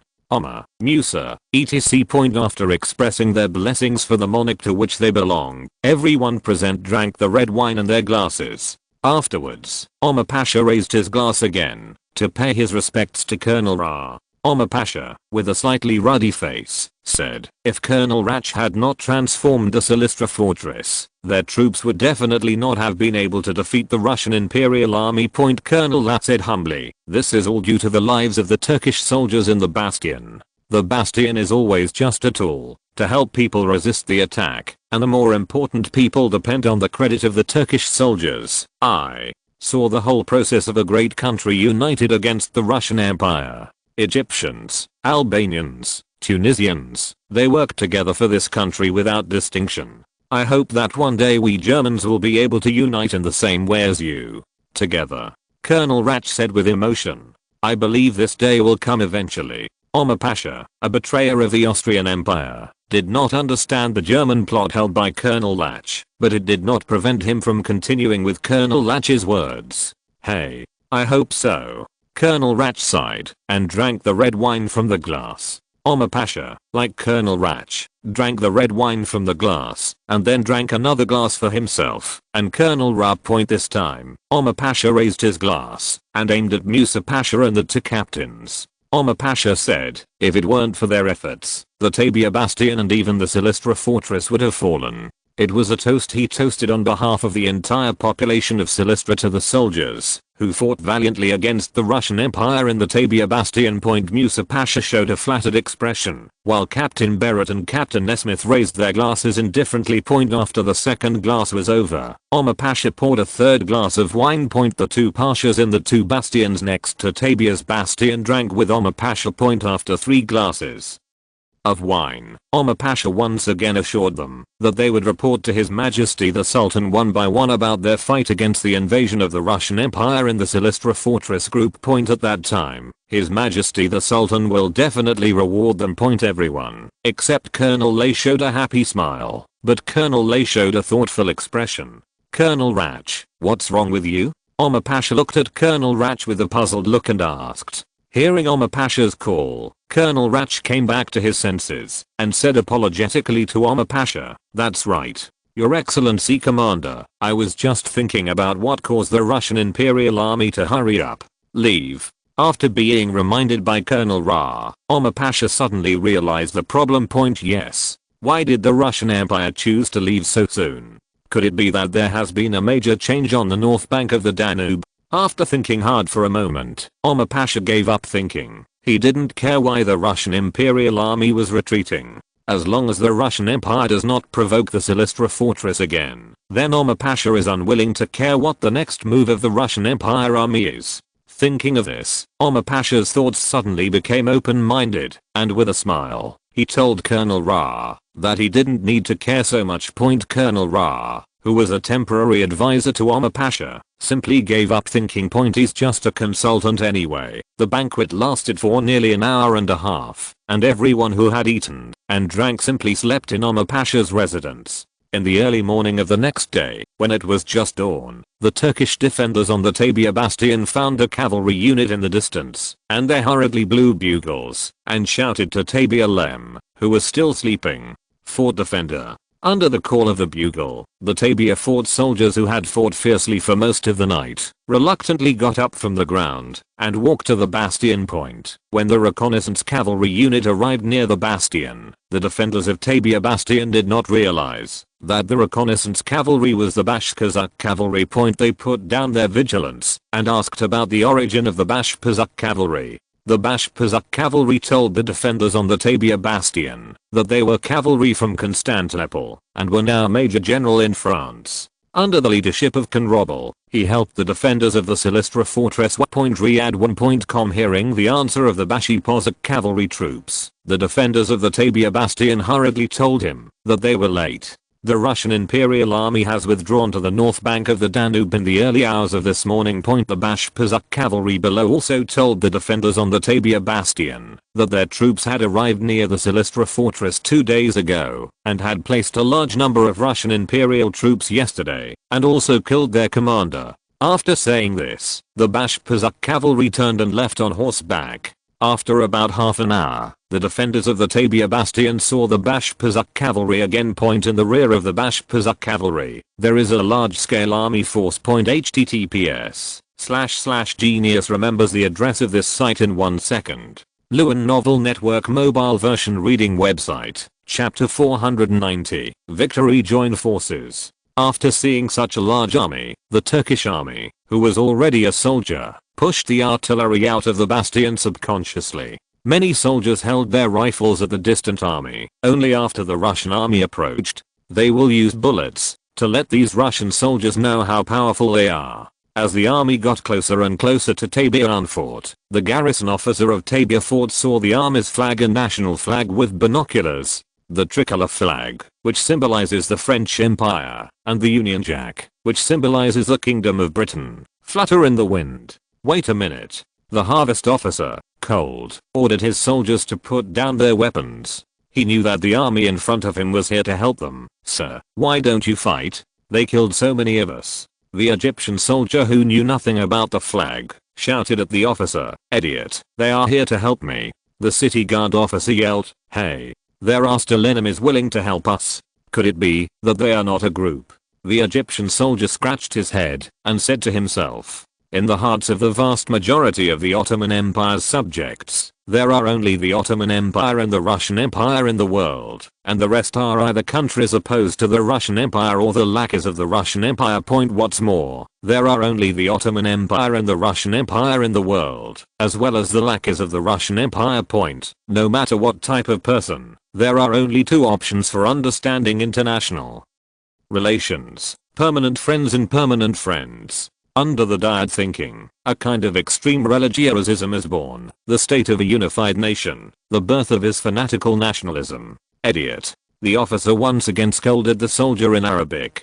When the coalition forces arrived at Fort Tabia less than 500 meters away, the scene in front of them really surprised Major General Conrobel. A trench parallel to the Tabia fortress trench blocked the advance of the coalition troops. Looking ahead along the parallel trench, the Z-shaped trenches extended to the trenches of Tabia Fort. This should be the Russian Imperial Army. The tactics used to get close to the bastions are not much different from those used by Marshal Vauban more than 200 years ago. The only difference is that Marshal Vauban did not have the same accurate artillery units as in the 19th century. Under such tactics, the Russian Imperial Army had not yet broken through the bastion, and Major General Conrobel had a little admiration for the defending Turkish troops in his heart. The road ahead was covered with Z-shaped approach trenches, and Conrobel could only order the troops to enter the trenches and head towards the fortress.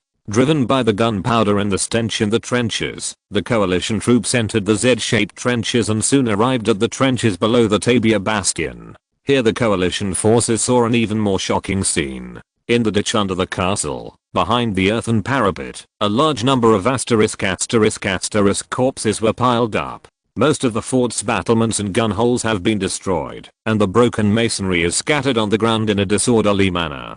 Blood spilled on the city wall, dyeing the wall bricks black and red, and a large intestine that collapsed from an unknown body lay quietly in the corner of the fortress. The whole scene was like ***** move to the world. Rayo was a battle-hardened soldier, and after seeing the scene in front of him, he couldn't help but want to spit out his breakfast. Under the dual stimulation of the strong stench and the smell of gunpowder, Captain Jerome Patterson, who had almost zero actual combat experience, finally couldn't help but spit out, "Ouch." Major General Conrobble looked at the scene in front of him indifferently. He had experienced even more **** scenes when he followed Marshal Biron to encircle and suppress the rebels in Algiers. My name is Conrobble, the commander of the French 1st Division, and I'm here to support you under the order of the Allied Forces Command.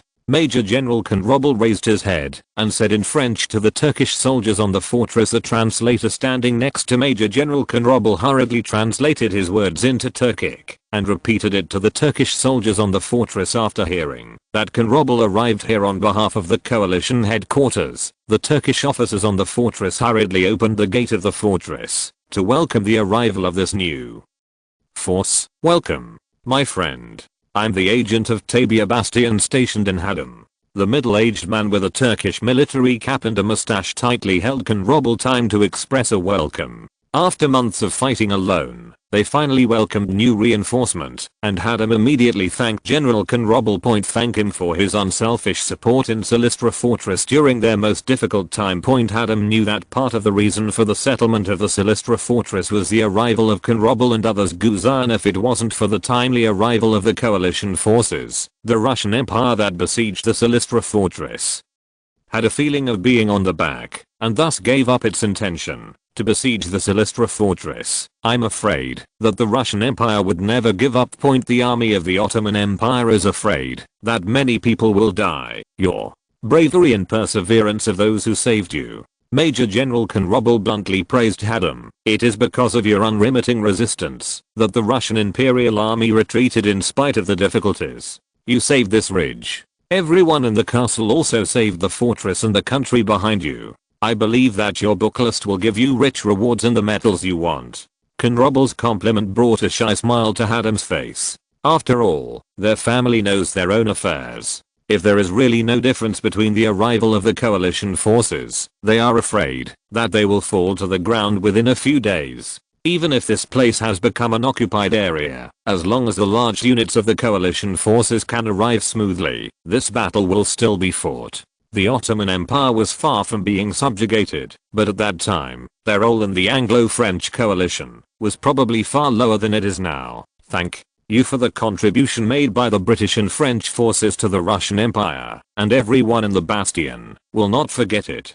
Hadam once again expressed his gratitude to General Conrobble. At Hadam's invitation, Conrobble and others entered the interior of Tabia Bastion. Looking at the devastated ground in the Bastion, Conrobble sighed again. After entering the Bastion, Conrobble was informed by Hadam that Musa Pasha, who was originally stationed in the Tabia Bastion, still did not return at the Silistra Fortress. If Major General Conrobble is willing, he can lead Conrobble and others to the Silistra Fortress to meet with the commander of the Silistra Fortress, Omar Pasha. Major General Conrobble nodded and agreed with Hadam's suggestion.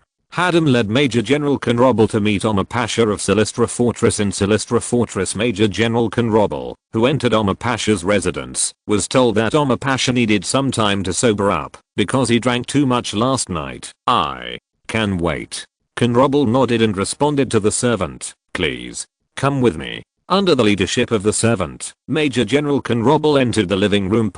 After about half an hour, Omar Pasha in uniform appeared in front of Conrobble. "General Conrobble, I've heard the name for a long time." Omar Pasha stretched out his hand and said politely to Conrobble, "Omar Pasha, you have won the award." Major General Conrobble responded humbly and then praised in a brisk tone. The Russian Empire was kept out of the country for a few months with a 4-1 inferior force. Then in the eyes of Europeans, the two principalities of the Danube are completely puppet states of the Russian Empire. Your ability really makes me admire. It's nothing. Omar Pasha also humbly demeaned himself. "I'm just a mediocre person who only knows a little defensive skills." If you are defending by General Conrobel, I'm afraid it is much better than me. Major General Conrobel smiled non-committally. Judging from his observation of the Russian Imperial Army and the soldiers in the Turkish bastion, if he were to command this battle, he would probably be much more radical than Omar Pasha. Because the overall quality of the troops stationed in Turkey is greater than that of the serf army in the Russian Empire. Blind defense will only lead to a passive situation everywhere.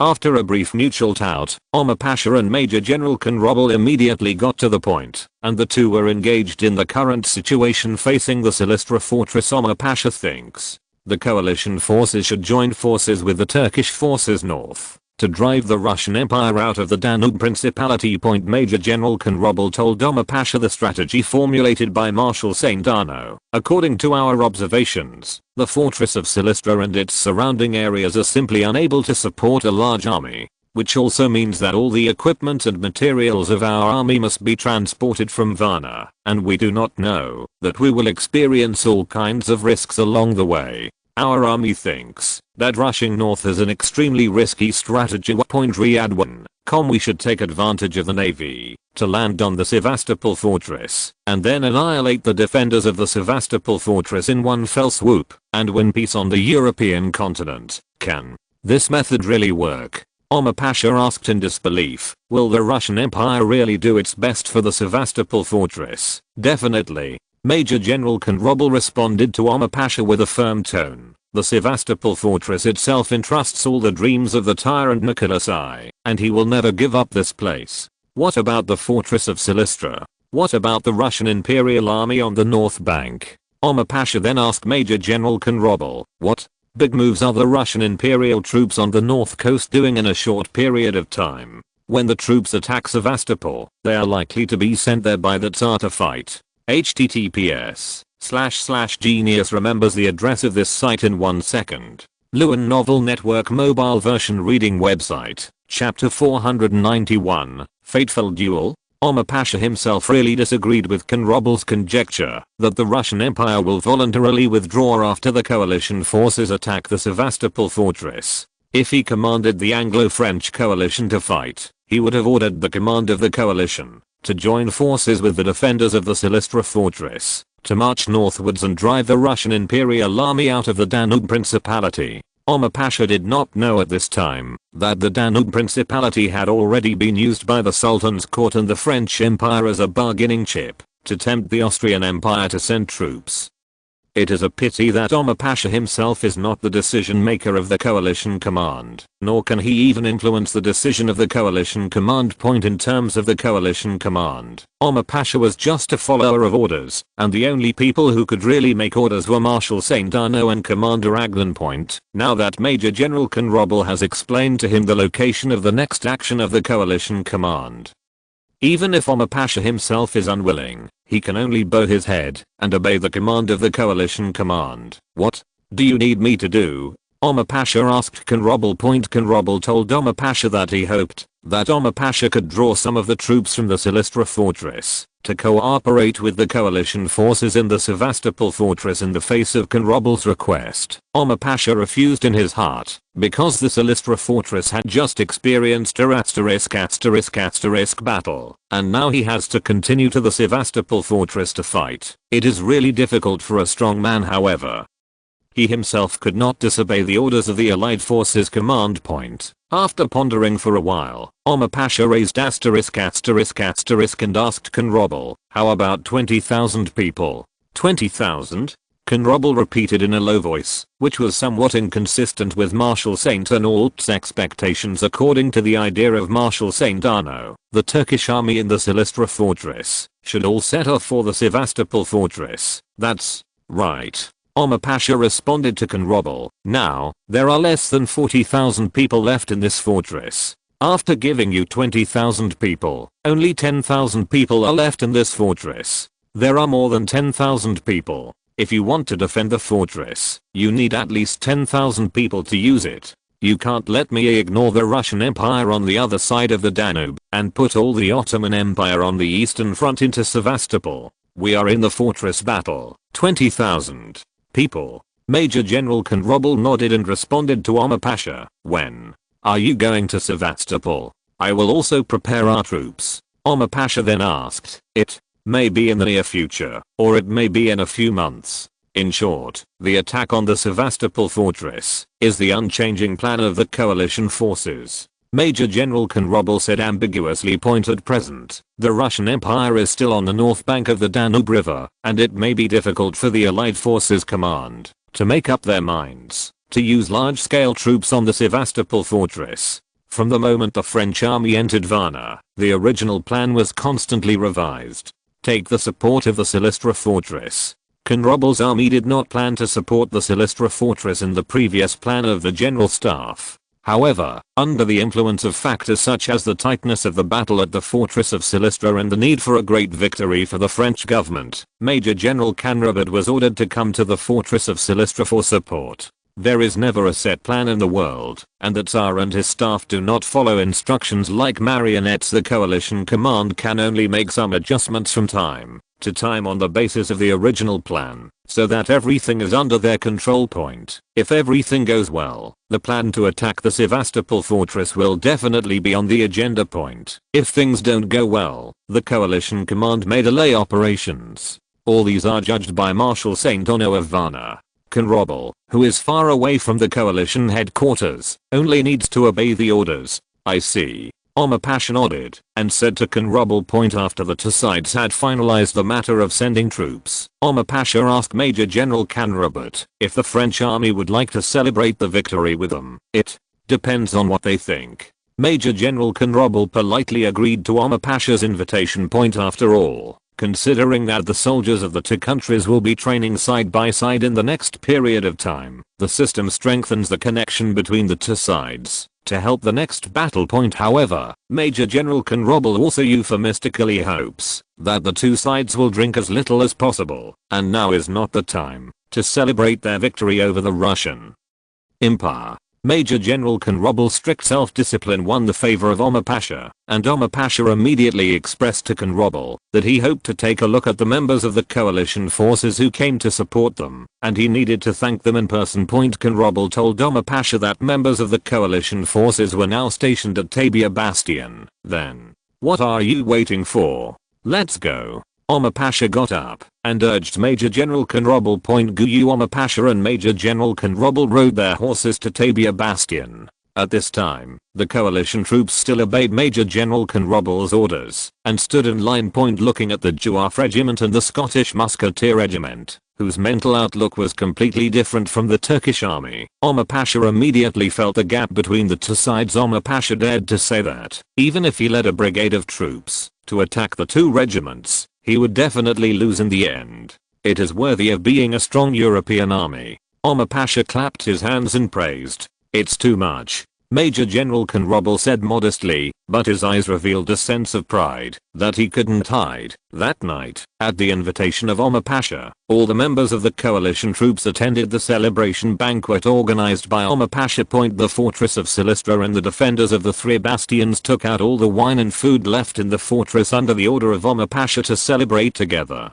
Omar Pasha himself also took out his long-cherished wine and drank it with Major General Konrobel. During the banquet, Omar Pasha also introduced Colonel Ra, a great hero who defended the fortress, to Konrobel and others. In Omar's words, if it wasn't for Colonel Ra, they would have met God long ago. In the face of Omar Pasha's love, Colonel Rach just said humbly that this was due to the hard work of the Turkish soldiers, and that it was not just him who designed the bastion at the beginning, but Major General Malki, who was far away in Prussia, deserved more credit.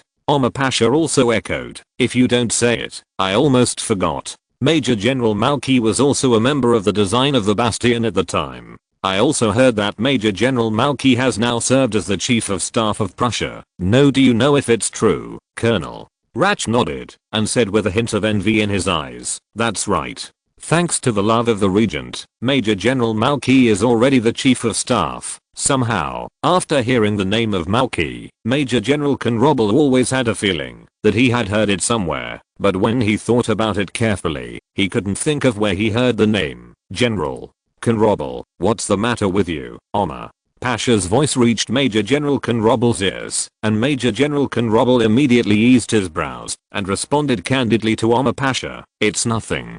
I just think that the name Colonel Ratch said, I seem to where have you heard it? Then, he said casually, however, it may be the same name. However, I really want to know what Major General Malki has done here. I tell you. Omar Pasha eloquently told Konrobel about what Malki had done during the Ottoman Empire, including improving the bastions, training the army, and reorganizing the logistics. All-round military personnel. It's a pity. Major General Malki has already returned to Prussia. Omar Pasha said with a regretful sigh. It can be seen that he is an indispensable talent. Major General Konrobel nodded and said to Colonel Lash with a half smile, with him, the Kingdom of Prussia will definitely be able to rebuild its armaments. The humiliation suffered is repaid in full. When Konrobert finished saying this, there was an inexplicable smell of gunpowder in the banquet.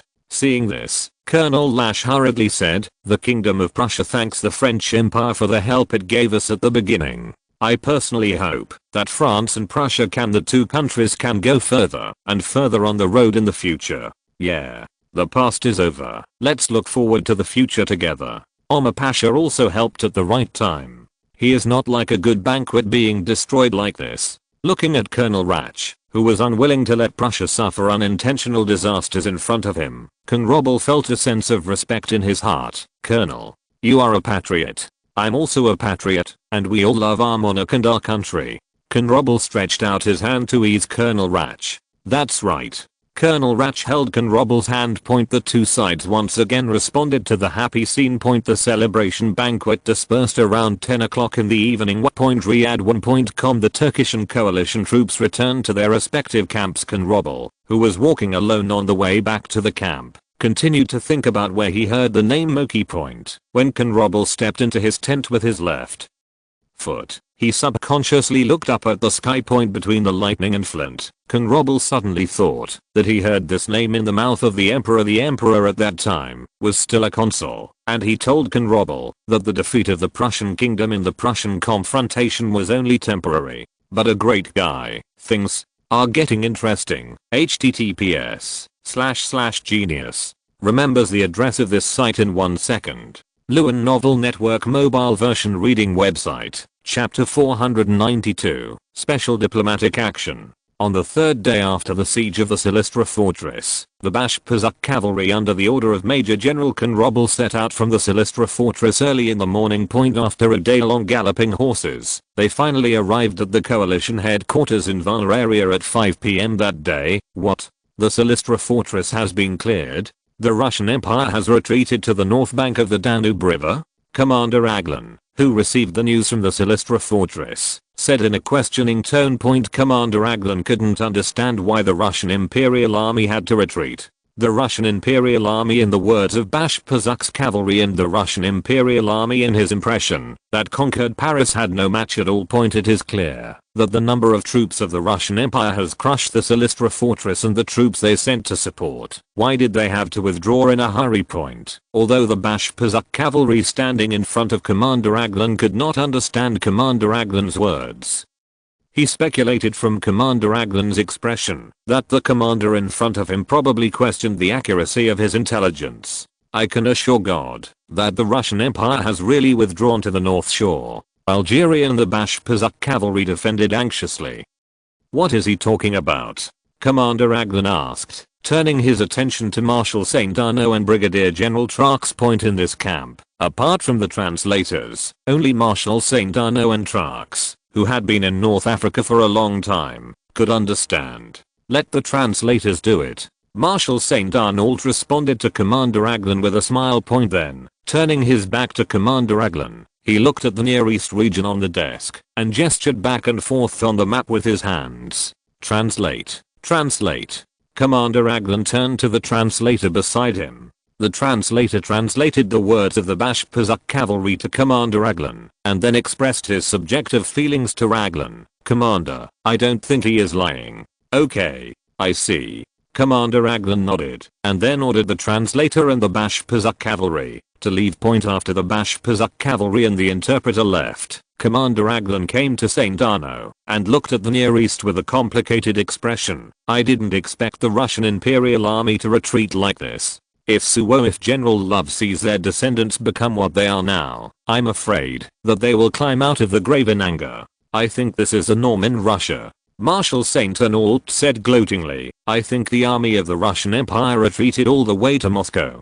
Compared with their predecessors, Paskovich is still there, in someone else's territory. For Marshal St. Arnault's generation of Parisians, the damage brought by the Russian Empire is nothing short of a nightmare. If possible, Marshal St. Arnault would like to dismember the Russian Empire into pieces. Naturally, he himself could not understand Commander Aglan's complicated feelings for the Russian Empire. Okay. Commander Aglan shrugged. He understood that the two sides' emotions towards the Russian Empire belonged to two extremes, so he didn't want to make trouble with Marshal St. Arnault on this issue. Since we have conquered the Russian Empire, I mean they at least retreated, so why don't we take this opportunity to preach to our respective governments? This also leaves room for our governments to maneuver around diplomatically. What do you mean? St. Arnault asked with a thoughtful expression. We can use the retreat of the Russian Empire this time as a bargaining chip for forcing certain countries to join us.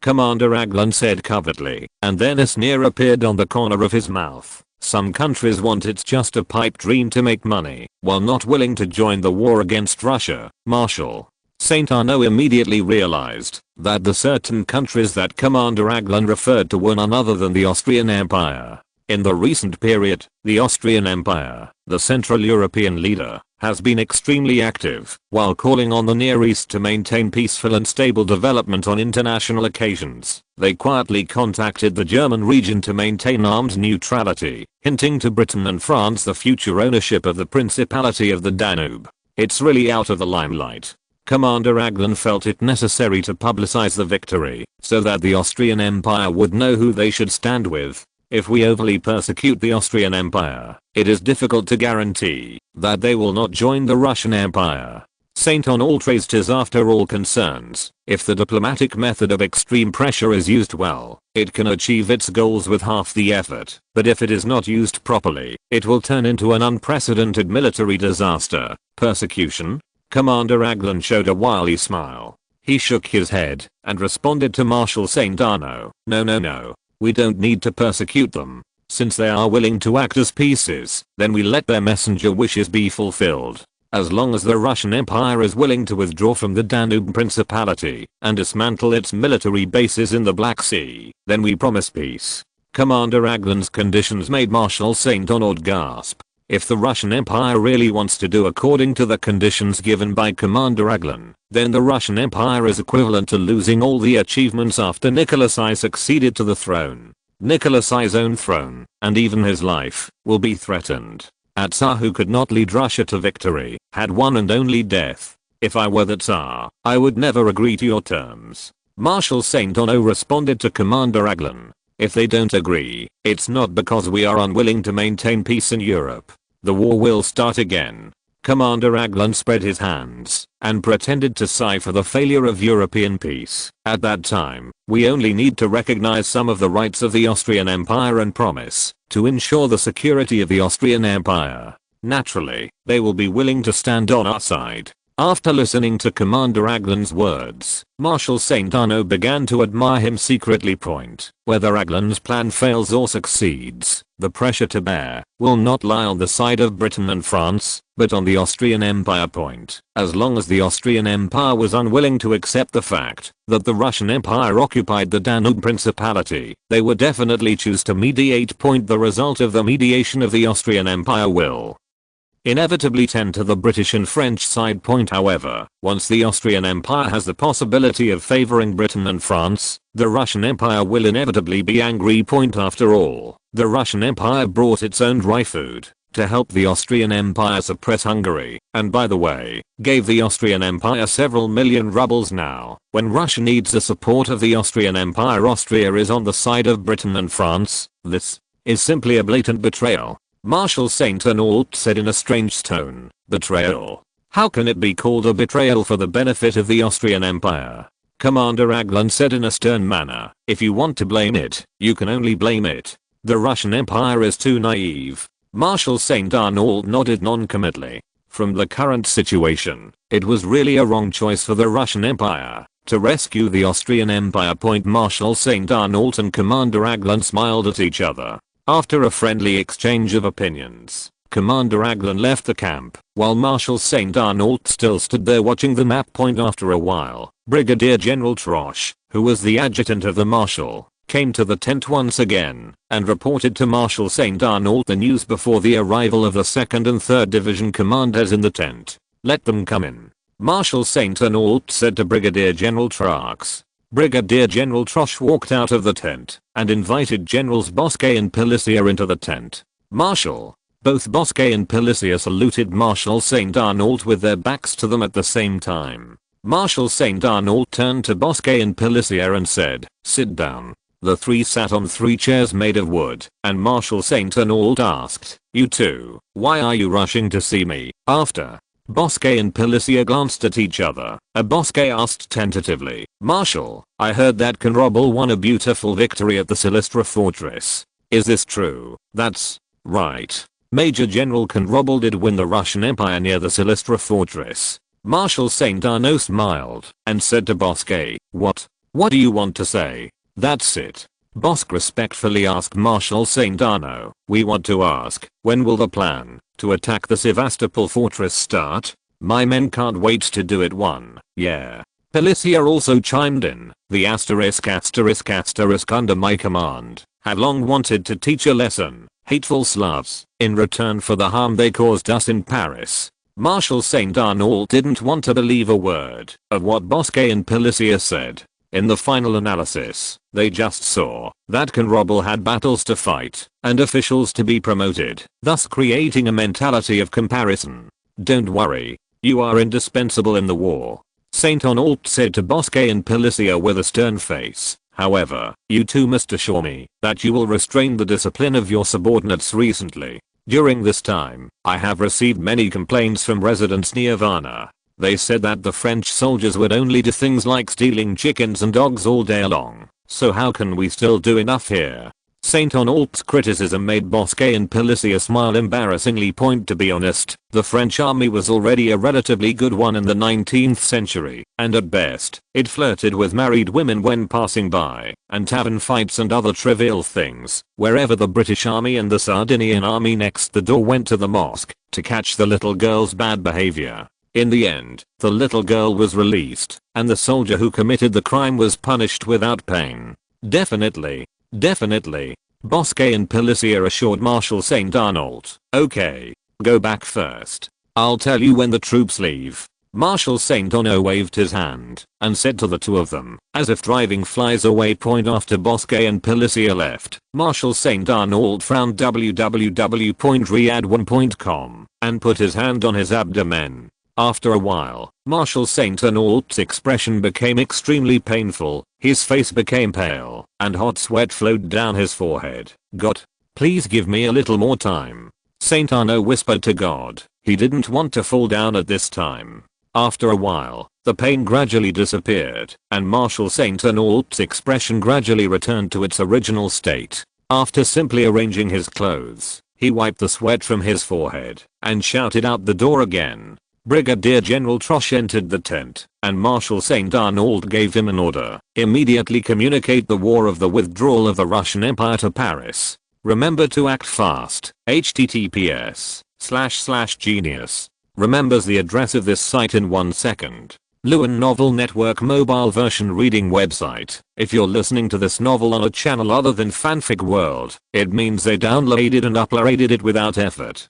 We cordially invite you to visit our channel, Mundo Fanfic Novelos. There you'll find the original version of this story, and you can explore many other novels of various genres. We're waiting for you to immerse yourself in a world of incredible novels. Chapter 493, Awakening. Inform Paris about the withdrawal of the Russian Empire, and remember to act fast. Marshal St. Arnault's urging made Brigadier General Troche focus all his attention on the matter of sending a telegram to Paris. With a hint of pain, "Yes." Brigadier General Troche responded quickly, then turned and left. Just as Brigadier General Troche was about to walk out of the tent, Marshal St. Arnault's slightly trembling voice appeared in Troche's ear again. "Wait a minute. Brigadier General Trox turned to look at Marshal St. Arnault. His eyes seemed to ask Marshal St. Arnault what else was going on. After sorting out the pile of documents in the second drawer, send them to Paris as well. St. Arnault pointed to the desk and said to Brigadier General Trox. Brigadier General Troche strode to the desk, opened the drawer, grabbed all the messy documents in the drawer, and left the tent. Brigadier General Troche, who came out of the camp, looked to the south and saw a two-story Western-style building on the halfway of a hill more than 200 meters away from the camp, which was the telegraph office of France Point. Since the French army was stationed in the Varna area, railways, telegraphs, all equipment in line with the times, have all appeared in this location. That seems to be fixed.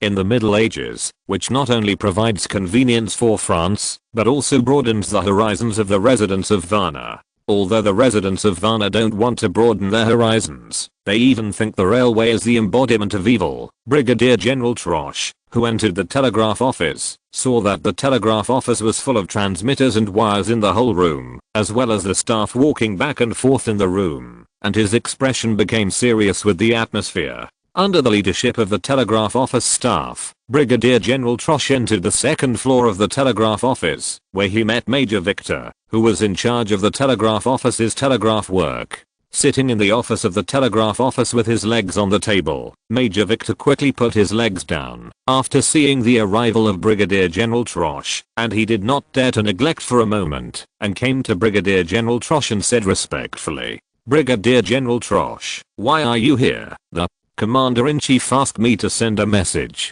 The content of the message is as follows. The Russian Imperial Army has now withdrawn to the Principality of the Danube. I hope Paris will know. Brigadier General Troche said to Major Victor in a solemn tone. The Russian Imperial Army has withdrawn?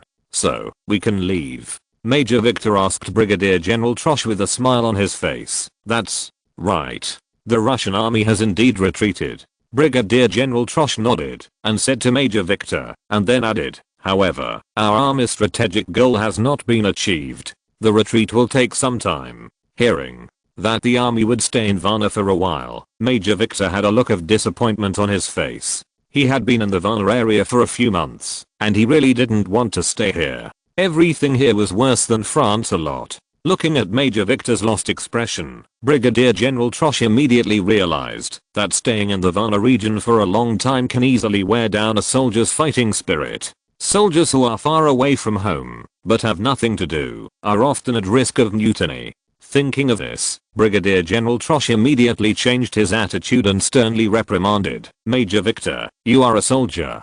Obedience is the duty of a soldier.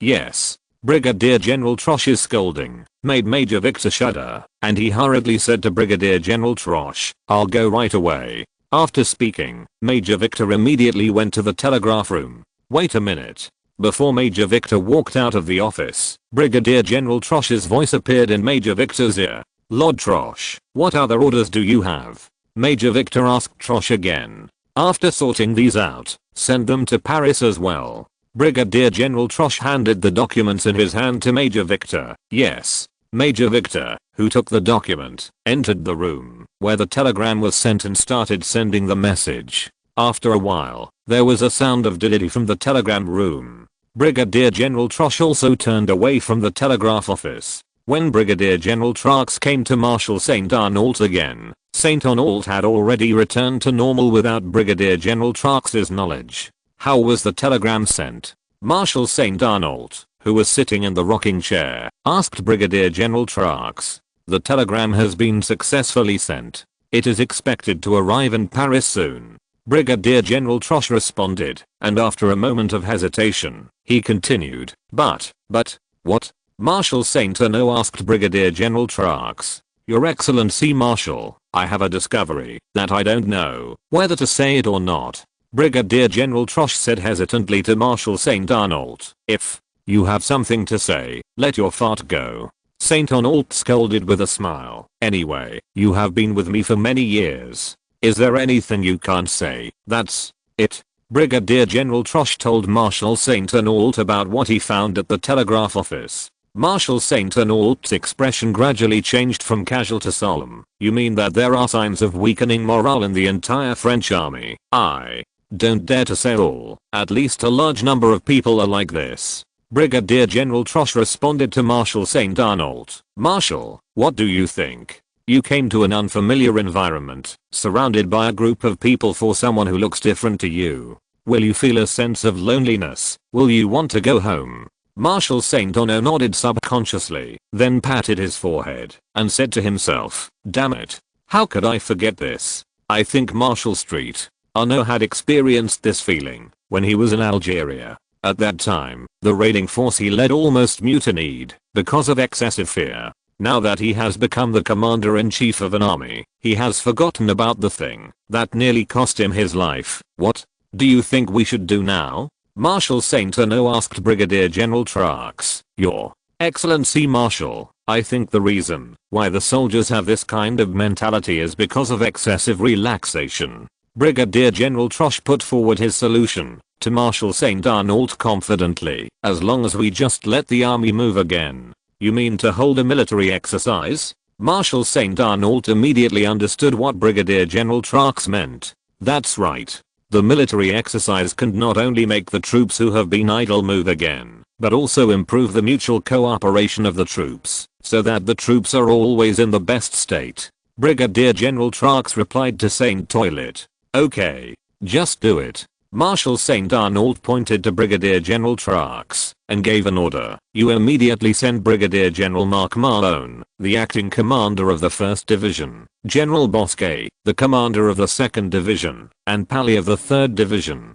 General Cyr has all seen here. Yes. Brigadier General Trosh responded to Marshal St. Arnault and turned to leave. About 20 minutes later, 2 division commanders and an acting division commander appeared in Marshal St. Arnault's tent. In the puzzled eyes of the 3 division commanders, St. Arnault announced, the French army will hold a military exercise in 3 days, and all 3 divisions will participate. Afterwards, St. Arnault explained the purpose of the exercise to everyone present, and urged them to seize the time to rectify the army, to deal with the exercise. The 3 who received the order left the St. Arnault Marshal's barracks, after inquiring about the location of the exercise and the size of the troops to be dispatched. Looking at the backs of the 3 teachers/acting teachers leaving, St. Arnault lowered his voice and asked Brigadier General Trosh beside him, who do you think will be the last among them?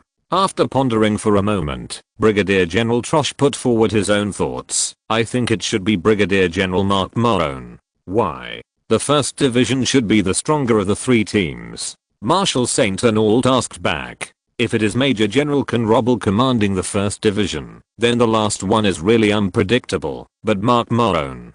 Trosh spread his hands in the Brigadier General and said to Marshal St. Arnault, maybe he does have some talent, but he's just a Brigadier General. Yeah. He's just a Brigadier General. Marshal St. Arnault repeated once again.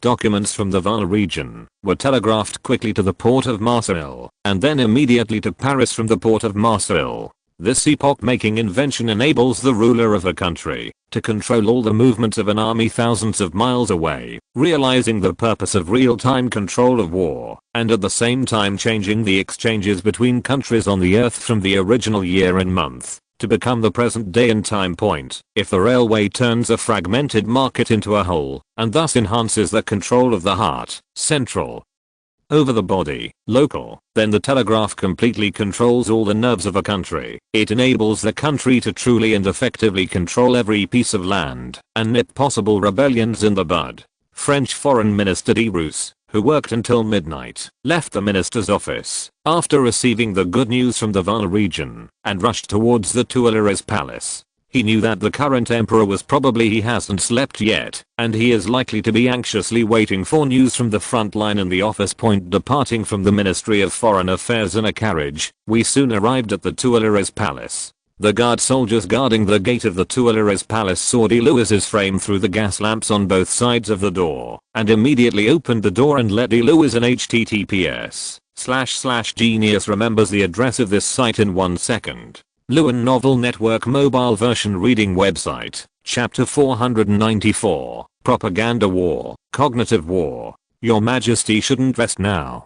De Lewis, who stepped out of the carriage quickly, met Mocha in the hall of the Tuileries Palace and asked Mocha, not yet. Your Majesty, you are still working in the study. Mocha shook his head and responded to D. Lewis and then asked in a low voice, "Your Majesty D. Lewis, you are here so late. Did something happen here? If it's bad news, can you please come and report it tomorrow? Your Majesty, he hasn't had a good night's sleep for several days." "Don't worry, I'm here to announce the good news to your Majesty." Minister D. Lewis first assured Mocha that he was not a guy who came to spoil the Emperor's mood, and then said excitedly, "The Imperial Army is already in the Silistra fortress. There's a fire with the Russian Empire nearby. How is the situation? Has our army won?" Mocha asked D. Lewis impatiently. "The Russian Imperial Army returned to the north bank of the Danube that night after a day of war with our army," D. Lewis reported to Mocha. "This is really good news." Mocha immediately realized how helpful the news brought by D. Lewis was to the Empire that was in economic trouble. The victory of the Empire means that the price of the Empire's short-term bonds will face an upward trend, and the market will have confidence in a winning Empire. "Quick, come with me. I'll take you to see your Majesty." Mocha grabbed D. Lewis's shoulder excitedly and walked up the stairs with him. He couldn't wait to share the news. "Report to Jerome Bonaparte." Mocha and D. Lewis came to the door of the study, and Mocha knocked gently on the door. After a while, Jerome Bonaparte's weak voice came from the room. "Who is it?" "Your Majesty, I'm Mocha." Mocha said close to the door. "The door is not locked. Come in." Jerome Bonaparte said to Mocha. D. Lewis. Outside the door of the study was pushed open by Mocha, and the figures of D. Lewis and Mocha appeared in front of Jerome Bonaparte. Seeing D. Lewis, who was visiting late at night, Jerome Bonaparte was stunned at first, and then asked D. Lewis solemnly, "Is there good news from the Near East?" D. Lewis looked at Jerome Bonaparte with a look of surprise. He didn't understand how Jerome Bonaparte knew that he was going to report to him the good news of the Near East. Could it be that this world really has no prophets? Looking at D. Lewis with a surprised expression, Jerome Bonaparte smiled and pointed to the pendulum clock in the corner and said in a slightly mocking tone, "This time period can still pass Mocha's test. Those who enter the study room to report the news will most likely not be bad news. And you are mainly focusing on the situation in the Near East, so this visit must also be related to the Near East." "I'm right, Minister D. Lewis. You are absolutely right," D. Lewis said to Jerome Bonaparte with admiration. "I came late at night to report the situation in the Near East to your Majesty. Quick, show me the telegram." Jerome Bonaparte stood up and said to D. Lewis. D. Lewis handed the telegram to Jerome Bonaparte, who took the telegram and turned to Mocha. "Mocha, go and get a kerosene lamp. The light here is a little dim." "Yes." Mocha hurriedly left the study and went to the storage room. Jerome Bonaparte first piled all the documents on the desk onto the sofa, and then took out the map of the Near East from the drawer. After Jerome Bonaparte had completely unfolded the map of the Near East, Mocha entered the study with a lit kerosene lamp. The orange light from the kerosene lamp illuminated the entire map. Standing beside the map, Jerome Bonaparte, holding a pencil, was reading the battle report in the telegram, while completely marking the information in the telegram on the map. "Come out." Jerome Bonaparte, who had repeatedly checked whether the content of the telegram was consistent with the map marking, put down the telegram in his hand, glanced at the arrow symbol marked on the map, and said a few good words. From the contents of the telegram, Jerome Bonaparte knew the scale of the battle that took place near the Silistra fortress, and the position of the Russian Empire's heavy troops on the Danube. Poor Nicholas, I'm afraid he still doesn't understand. After he ordered his retreat to the north bank of the Danube, what kind of ending will he face? Jerome Bonaparte doesn't know. This retreat is Pascal V. Prince Kai made his own decision to withdraw without the consent of Nicholas I. Jerome Bonaparte said to himself with schadenfreude, and then drew a X on the sign symbolizing the heavy army group of the Russian Empire in the Danube region. "Your Majesty, do we want to inform the Austrian Empire of the Empire's victory on the Danube, so that they can make the right choice as soon as possible?" D. Lewis asked Jerome Bonaparte. "There's no need to tell them deliberately. It looks like we are begging them to join our camp." Jerome Bonaparte tapped the desk with his index finger and said, "We are going to declare this victory with a big fanfare and let everyone knows that the French Empire has achieved a phased victory. At the same time, it is announced that France will have a good visit to the Kingdom of Sardinia at the end of March. Only in this way will the Austrian Empire feel the pressure and have to succumb to us. If I push the Austrian Empire too much. I'm afraid it will backfire. De Roos was worried that the Austrian Empire would fall to the Russian Empire. I believe that the Austrian Empire is a sensible country. They will see who is the country that dominates the whole of Europe. Jerome Bonaparte said with a proud tone in his speech. To speak of persecution, my uncle did more damage to the Austrian Empire than I'm now, and as a result, the Austrian Empire did not dare to rebel until the moment the Russian Imperial Army arrived. The Austrian Empire is more current conscious than we thought. Jerome Bonaparte can responsibly say that no one in this world understands the coward Joseph Franz better than him. As long as he displays a little bit of toughness, the Austrian Empire will naturally fall to him. There is no country on the European continent as forgetful as the Austrian Empire, who can forget all previous hatreds for their own benefit. If it hadn't been for a anti-Austrian man, Napoleon III in history, Austria would not have suffered the same outcome as the Prussian War, perhaps, with Austria's flexible and versatile skills. De Roos, who considers himself to be a pro-Austrian faction, obviously did not know more about Austria than Jerome Bonaparte. Although he did not agree with Jerome Bonaparte's pressure on the Austrian Empire, he did not agree with Jerome Bonaparte. Respected by the emperor's authority, he was still willing to obey the emperor's orders. Mocha. Jerome Bonaparte turned his attention to Mocha and gave him an order. Go to the newspaper immediately and let the editor of the newspaper print the manuscript overnight. Be sure to print it at the beginning of the day. See the news. Yes, Your Majesty. Mokel respectfully accepted the telegram handed over by Jerome Bonaparte with both hands and turned to leave the study. Minister de Lewis. Jerome Bonaparte said to de Lewis, Your Majesty.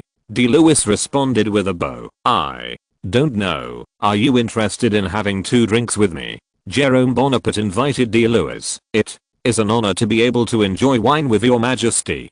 De Roos replied to Jerome Bonaparte. Let's go then, Jerome. Bonaparte and de Roos left the study one after the other, walked through the quiet corridor, walked down the stairs, and walked to the restaurant on the first floor. After a while, the cart pushed all the dishes in front of Jerome Bonaparte and de Roos, and 3 dishes, foie gras, snails, caviar, were placed in front of each of them with baguette. Wines from the Bordeaux region are poured into glasses.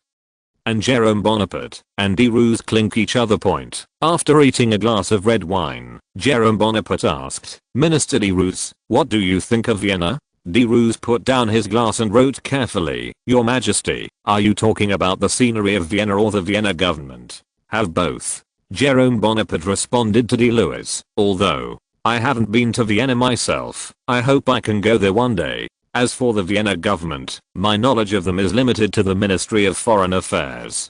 De Roos said cautiously replied to Jerome Bonaparte. If Jerome Bonaparte emphasized, if you are the French ambassador to Austria, would you be willing to go to Austria? De Roos looked at Jerome Bonaparte with dull eyes. Riyadh1.com. He knew that the F in Jerome Bonaparte's mouth might become a reality. De Roos, who thought that he might leave the ministerial position, showed a wry smile and asked, Your Majesty, could you please tell me who will take my place? Jerome Bonaparte was silent for a moment, and then said, I want Walewski to be the foreign minister. I believe that Mr. Walewski will become a better minister than me. Somehow de Roos always felt an inexplicable sense of loss after saying this. Minister de Lewis, I will give you the honor and title you deserve when you leave this position. Jerome Bonaparte assured de Lewis. Also, you are the ambassador. It won't be too long. https://genius. Remembers the address of this site in 1 second. Lewin Novel Network mobile version reading website. Chapter 495. Big Brother is watching you. After the dinner for nearly an hour, the foreign minister, de Roos, who had drank half a bottle of wine, stumbled out of the Tuileries Palace with the help of his attendants, walked down the steps, and lay in the home of Jero, in the double bridge carriage specially prepared for him by Mr. Bonaparte. The carriage accelerated slowly, and de Lewis, whose nerve center was sluggish due to excessive drinking, leaned his body on the carriage and stared at the empty carriage, mumbling, This is our monarch. It could be seen that de Roos himself still had some complaints about Jerome Bonaparte's resignation from the post of foreign minister, who made his relationship with the emperor far less than that of Walewski.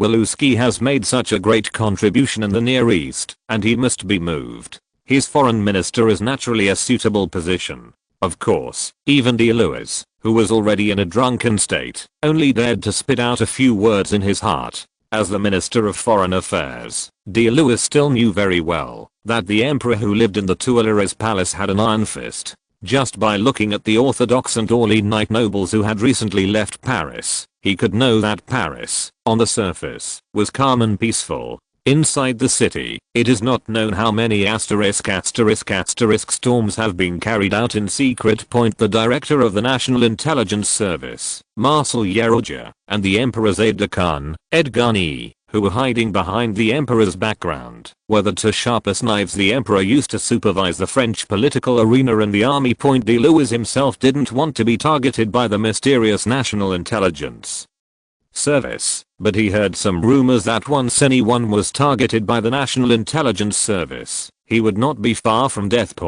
Although D. Lewis scoffed at this exaggerated statement, there were times when he had to be careful. It's just that D. Lewis didn't know that a certain servant in his family was the eyeliner placed by the National Intelligence Service to report his every move to the Tuileries Palace. Everything about him was in Jerome Bonaparte's grasp. The carriage accelerated quickly and arrived at the house of Minister D. Lewis, who was sitting in the front of the carriage, and shouted at D. Lewis, who was in the car, "Your Excellency Minister, we are home." Minister D. Lewis opened his eyes in the haze when he heard the car's shout, and then put his head slowly against the glass window and saw an apartment outside the window through the glass window. "Yeah, I'm home."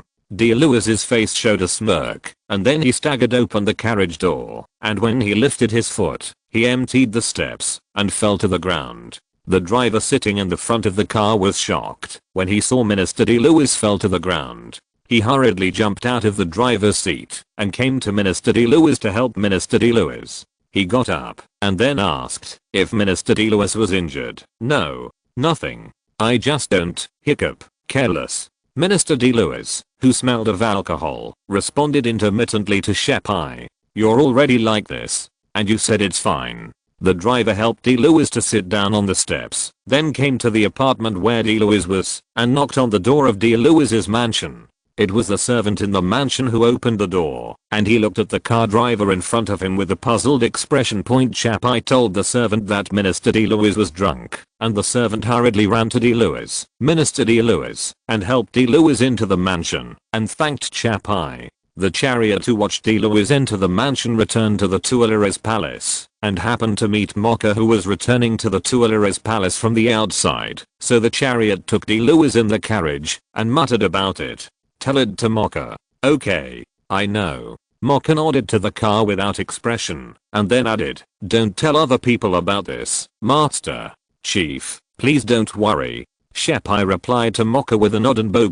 He notes that the basic principle to keep this job is to talk less and do more. Those who don't understand this truth will sooner or later become a corpse on the same point. Besides, the king and queen have been friendly enough to them, and he naturally knows what to say and what not to say. "Okay, go to Taylor to get the reward you deserve." Mocha nodded in satisfaction and responded to the car, "Thank you, Chief." Shepai thanked Mocha after hearing this. Looking at the chariot gradually disappearing under the night, Mocha revealed a smile on his face. He turned around and entered the Tuileries Palace and knocked on Jerome Bonaparte's study again. "Come in." Jerome Bonaparte in the study said to Mocha, who was outside the door. While sorting out the process documents, Mocha entered Jerome Bonaparte's room and said respectfully to Jerome Bonaparte, "Your Majesty, it's time for you to rest. Wait a little longer." Jerome Bonaparte said to Mocha, and then he asked again, "By the way,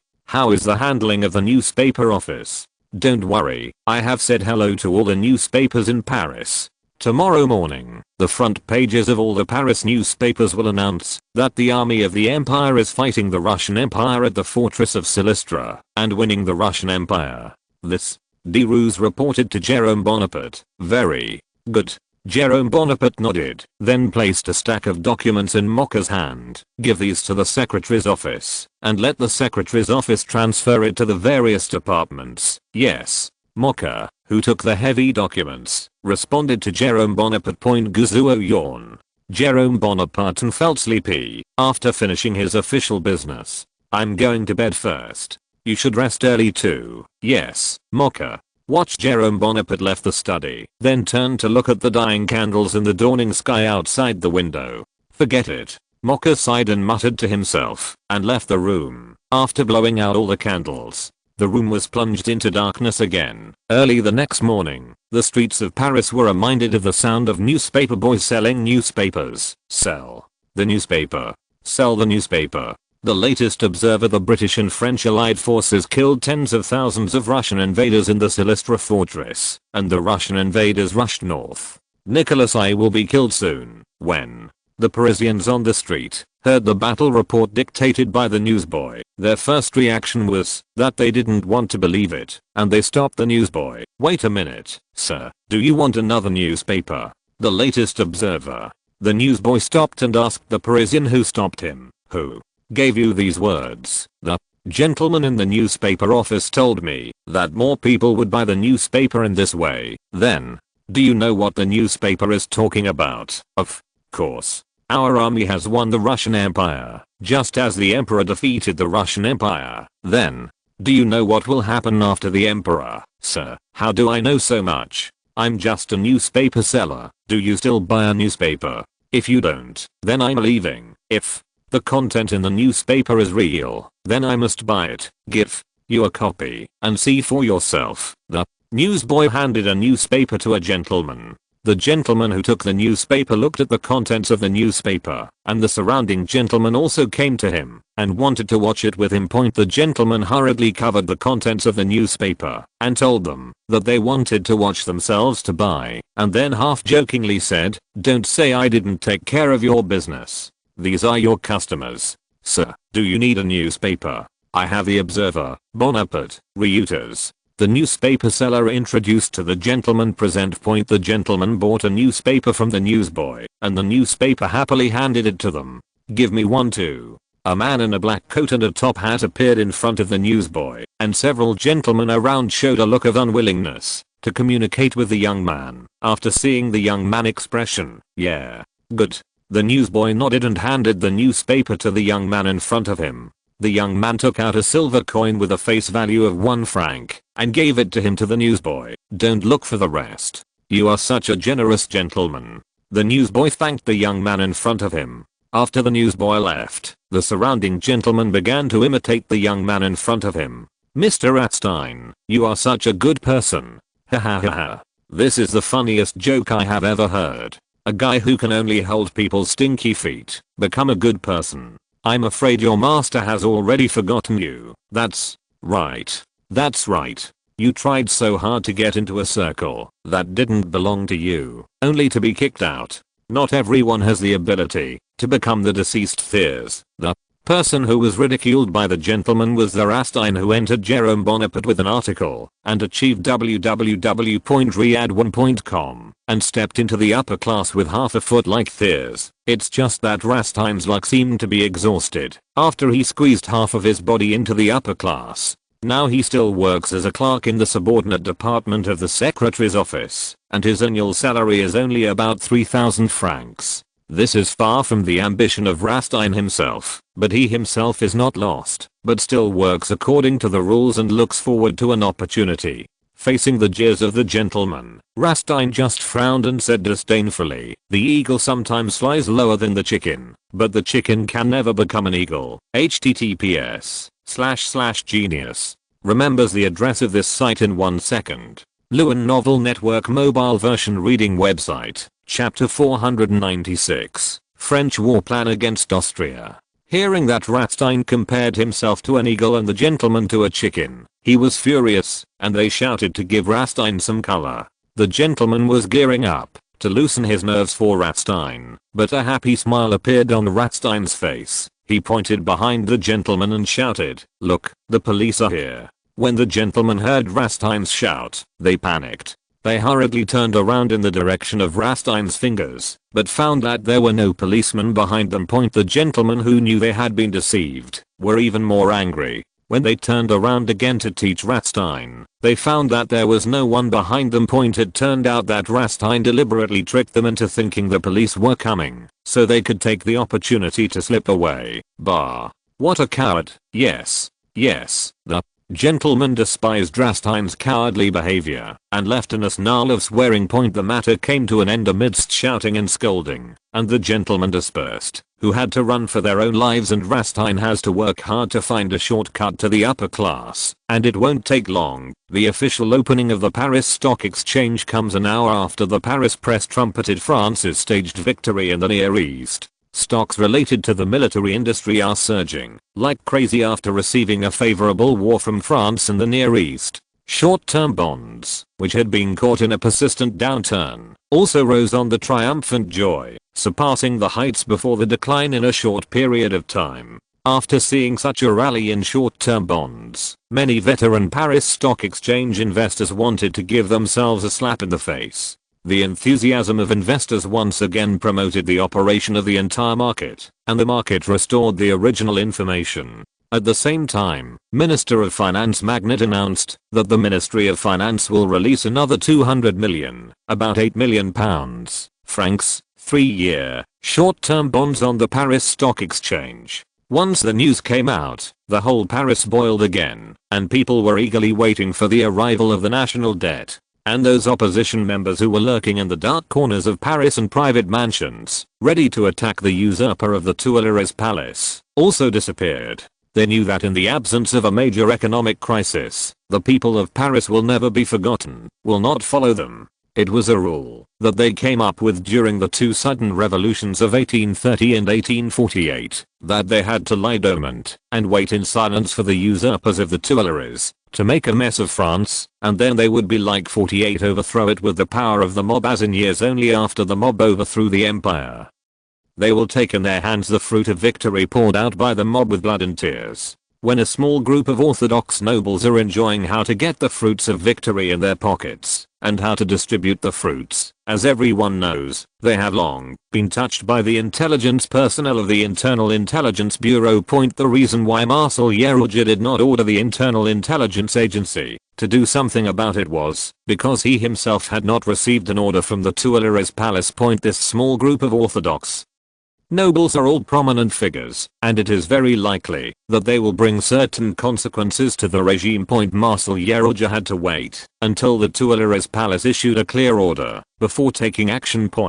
Just as Marcel Yerouja was sorting out the documents of the Internal Intelligence Agency, his secretary entered the office and reported to Marcel Yerouja that the emperor's adjutant Edgani was now waiting outside the door. For this colleague who manages intelligence like him, Marcel Yerouja's instinctive reaction is to reject it. However, rejection is rejection, and Marcel Yerouja still knows what can be done and what cannot be done. Edgani was obviously following the emperor's instructions to give him an order, invite him in. After Edgani was invited into the room by his secretary, Marcel Yerouja got up with a smile and went to Edgani to shake hands with Edgani. Your Majesty means that only the first evil will be punished, and the rest will be driven out of France. Edgani briefly conveyed an order to Marcel Yerouja, and then added, also, don't let others know it's about the government.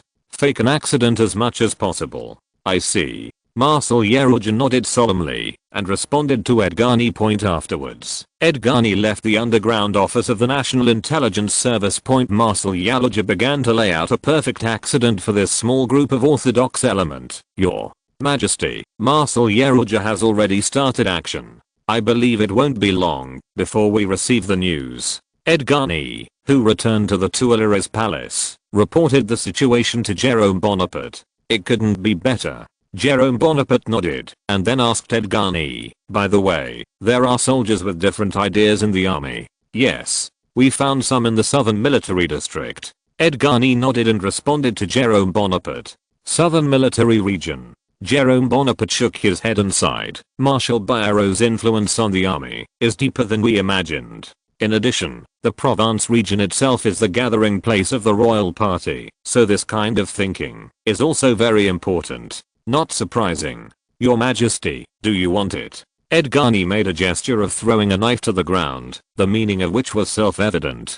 No need. Jerome Bonner raised his hand to stop Edgani. What if we kill them? It's not someone from the king's party who will take their place. Now we have to pretend that we don't know that they are conspiring. Paralyze them and then replace them with our people bit by bit. Killing is not the solution. We must personally send a group of officers. Keep an eye out for some potential officers in Strasbourg. Yes. Edgani responded forcefully to Jerome Bonaparte, and, as much as possible, to collect information on violations of law and discipline in the southern military region. When the time is right, I will let them know. Loyalty is not absolute, it means absolute disloyalty. Jerome Bonaparte said a murderous intent was revealed. Although he is unwilling to create white fear in the army, it does not mean that he will condone the rebel forces in the army. He was not only the emperor of the French Empire, but also the largest warlord in the whole of France. No one knows better than Jerome Bonaparte that democracy and universal suffrage are just a fig leaf to keep him in power. Beneath this fig leaf is a dazzling bayonet. The bayonet supported his democracy and universal suffrage in France, and the jurisprudence of the emperor of the whole people subtly concealed the essence of the bayonet in his hand. Point of all the forces currently threatening Jerome Bonaparte, the Orthodox faction and the Orleans faction have mastered the jurisprudence and some bayonets, while the Republican faction has only weak jurisprudence and no bayonet. No single faction poses much threat to him, not to mention the fact that the Legitimists, the Republicans, and the Orleans themselves are not fighting each other. Therefore, Jerome Bonaparte must take advantage of this gap to gather the bayonets in their hands into his own hands. No major army leader will condone the appearance of independent small army leaders. Fortunately, France itself is a highly centralized country, and the military leader has no ability to influence the central finance. Soldiers' dependence on the commander is limited to the fact that the commander is still in office, and it is easy for Jerome Bonaparte to clean them up. Eliminating both factions' influence in the military is the most important thing than killing them brutally. Edgani obeyed Jerome Bonaparte's order and began to change the goal of his mission from destroying the body to collecting black material. Shortly after Edgani left, Mocker entered the office and reported to Jerome Bonaparte the news that Richard Metternich, the Austrian first secretary to France, had asked to see him. Have you become a first secretary so soon? You really deserve to be the son of Prince Metternich.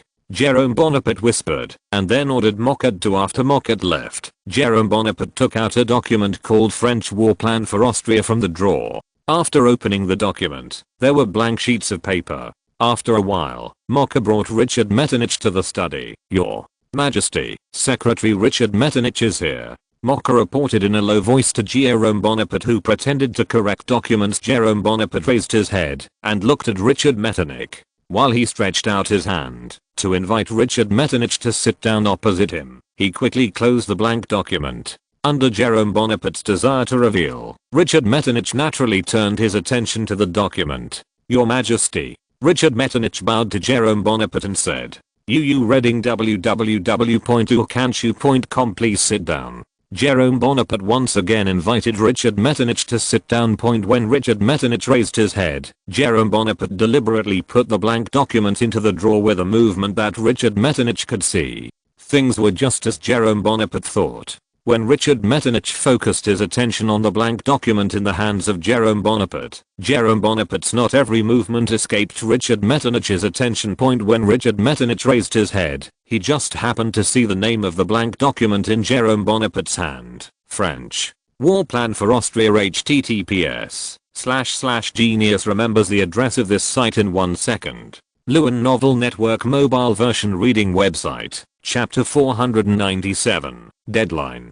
Richard Metternich swears today is the most desperate day he has ever seen as Austrian Secretary to France, especially when he sees Jerome Bonaparte unintentionally revealing his French-Austria war plan. After that, Richard Metternich's originally orderly thoughts were completely disrupted. Richard Metternich's brain seemed to be beaten fiercely by someone's fist. Mr. Richard. It was not until Jerome Bonaparte's voice reached his ears that Richard Metternich came back to his senses and bowed again to Jerome Bonaparte, expressing his apology. Your Majesty, please forgive me for my just rude behavior. It's nothing. Jerome Bonaparte, who understood why Richard Metternich was rude, shrugged his shoulders and said indifferently, everyone has moments of distraction. Take me as an example. Second, often miss the past on various occasions, especially when I was in the Apennine Peninsula. Jerome Bonaparte gushed to Richard Metternich about his childhood in the Apennine, about the Republic of Genoa, the Peninsula monarchs, and even about the Charcolists. Richard Metternich's face turned pale after Jerome Bonaparte talked about the situation on the Apennine Peninsula. When Jerome Bonaparte talked about the Carboners and the Italian Revolution, he did not practice yet. With a strong heart, Richard Metternich almost fell from the chair. Combining the battle plan that Richard Metternich had inadvertently glimpsed, and his current remarks, Richard Metternich has reason to suspect that Jerome Bonaparte may have lost his patience because of Austria's delay, so has changed its attitude towards the Austrian Empire. If this is the case, Jerome Bonaparte will surely repeat everything that his uncle Napoleon did to the empire.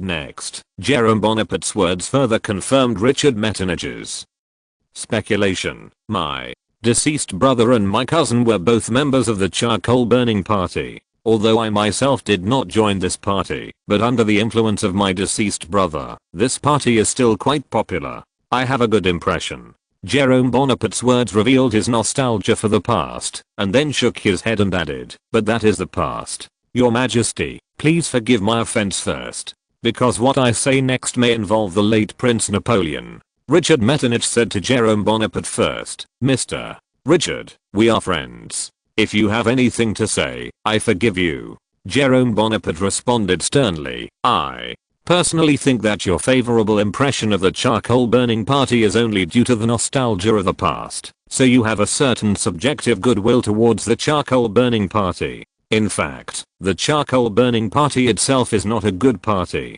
They are a group of people who are good at attract people of good character, to join it with a bright future, and engage in assassination and terrorists." Richard Metternich tried his best to discredit the carbon burners. "I believe that the late Prince Napoleon must be seduced by their rhetoric. They joined in." For Richard Metternich's statement, Jerome Bonaparte couldn't believe it in his heart. Although the carbon burners did make some appalling terrorist attacks, most of their targets were Italy the nobles. Their desire was also for the unification of Italy. False terrorists are in the Apennine countryside, and real terrorists are in temples. It can be said that the person/country that really created terrorist incidents in the Apennine Peninsula is the Austrian Empire. Behind Richard Metternich point, it is precisely because of the Austrian Empire controlled Lombardy, Venice, and a number of small and medium-sized states that were close to the Habsburgs, that the Apennine Peninsula remained divided until now. However, what does this have to do with Jerome Bonaparte? The reason why he is willing to mention the Apennine Peninsula to Richard Metternich is to force the Austrian Empire to continue to increase its investment in Britain and France. That's right. Jerome Bonaparte pondered for a moment, then turned to ask Richard Metternich, "Don't talk about that. Mr. Richard, is there something wrong with your sudden visit today?" "Your Majesty, I came here today to congratulate you on your Majesty's order," Richard Metternich said, sitting on the ground. "Jerome Bonaparte, the French Empire is showing a thriving scene under your leadership. The French army and the British coalition forces also gained the upper hand in the two wars with the Russian Empire. I believe that it will not be long before the Russian Empire will completely withdraw from the Danube region. At that time, peace in Europe will come again." As for Richard Metternich's statement that he was ordered to come to congratulate by Joseph Franz, Jerome Bonaparte was reluctant to believe 100 people. After all, as a conservative monarch, no matter how much Franz Joseph opposes the Russian Empire, he will not overly please his revolutionary monarch. Richard Metternich probably just borrowed the name of Joseph Franz and went to the Tuileries Palace to test his ideas. Valley. However, the Vienna court must have been aware of the Russian Empire's retreat to the north bank of the Danube. "Thank you very much for the Austrian Empire's affirmation of this great undertaking that we are doing." Jerome Bonaparte looked at Richard Metternich perfunctorily, pretending to be indifferent. "We also hope that more and more countries can see clearly the greedy nature of the Russian Empire and join in a great cause like ours." Jerome Bonaparte shows a meaningful smile. "The result of blindly riding the wall will only cause the wall to collapse and people to die."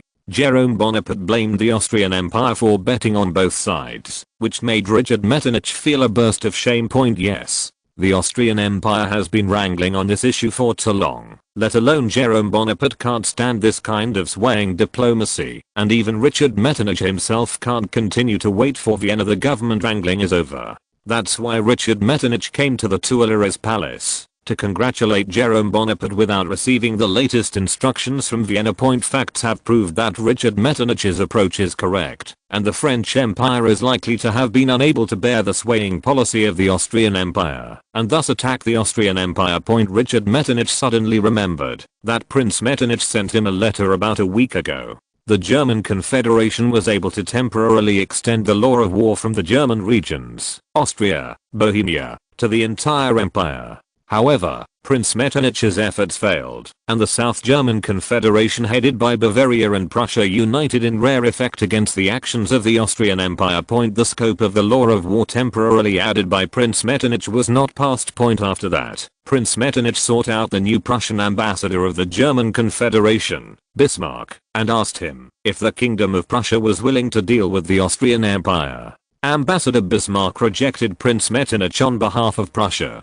After the military went to Prussia, there was also no response from the Prussian conservatives. There are indications that everything happening in Germany is being controlled by an invisible large hand, and the owner of this hand is likely to be thinking of this. Richard Metternich glanced at Jerome Bonaparte subconsciously. Jerome Bonaparte still looked at Richard Metternich with a smile on his face, but Richard Metternich's eyes made Jerome Bonaparte feel a little depressed, and he was not cannibalism tiger. We also hope to do our best to provide some help to the symbols of opposition to Russia. Richard Metternich could only respond to Jerome Bonaparte with some false words as much as possible. Then he assured Jerome Bonaparte, "Don't worry. It won't be long before the empire joins the anti-Russian camp." "How long will it be?" Jerome Bonaparte asked Richard Metternich aggressively. "Does the Austrian Empire have to be willing to join us just before our army completely defeats the Russian Empire? Should we fight side by side? If so, I would rather deal with the Austrian Empire as an enemy. At least it can satisfy the people of the Apennine Peninsula who yearn for unity and the Hungarian people who yearn for independence. But I don't know at that time how much land is left in the Austrian Empire." Jerome Bonaparte's threat of war made Richard Metternich, whose complexion regained some luster, turned pale again. "Please, rest assured, the empire will definitely make a decision as soon as possible. For my father's sake, please give the empire some time." Richard Metternich told Jerome Bonaparte, begged, "I can give you time, but you must make a choice as soon as possible." Jerome Bonaparte said to Richard Metternich with a stern face, "And the army of the French Empire will join forces with Sardinia at the end of the month. Asia's army to conduct a military exchange meeting to discuss the form of future warfare." Richard Metternich understood that Jerome Bonaparte was implying him that he had less than a month left for the Austrian Empire. The Austrian Empire must make a choice within this month, otherwise the French Empire will likely carry out military operations against it. "I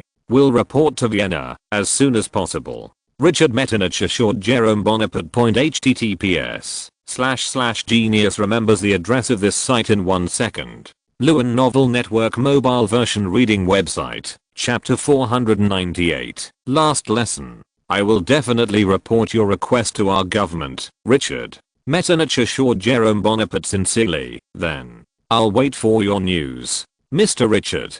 Jerome Bonaparte responded to Richard Metternich in a flat tone. Then Jerome Bonaparte euphemistically issued an expulsion order to Richard Metternich, and Richard Metternich said goodbye to Jerome Bonaparte. When Richard Metternich was about to leave Jerome Bonaparte's study, Jerome Bonaparte suddenly stopped Richard Metternich. "Wait a minute. Your Majesty, what other orders do you have?" Richard Metternich stopped, turned and asked Jerome Bonaparte. "Nothing." Jerome Bonaparte paused, then continued, "I just wanted to ask, when is my brother?" The sovereigns always call each other brother. "Joseph Franz going to get married?" "Your Majesty, I'm not very clear about this," Richard Metternich replied. "Oh." Jerome Bonaparte responded with a hint of regret. Judging from Richard Metternich's answer, Joseph Franz's wedding should not really be finalized. I wonder if the poor Bavarian princess, Sissy, can successfully escape the clutches of the Habsburgs.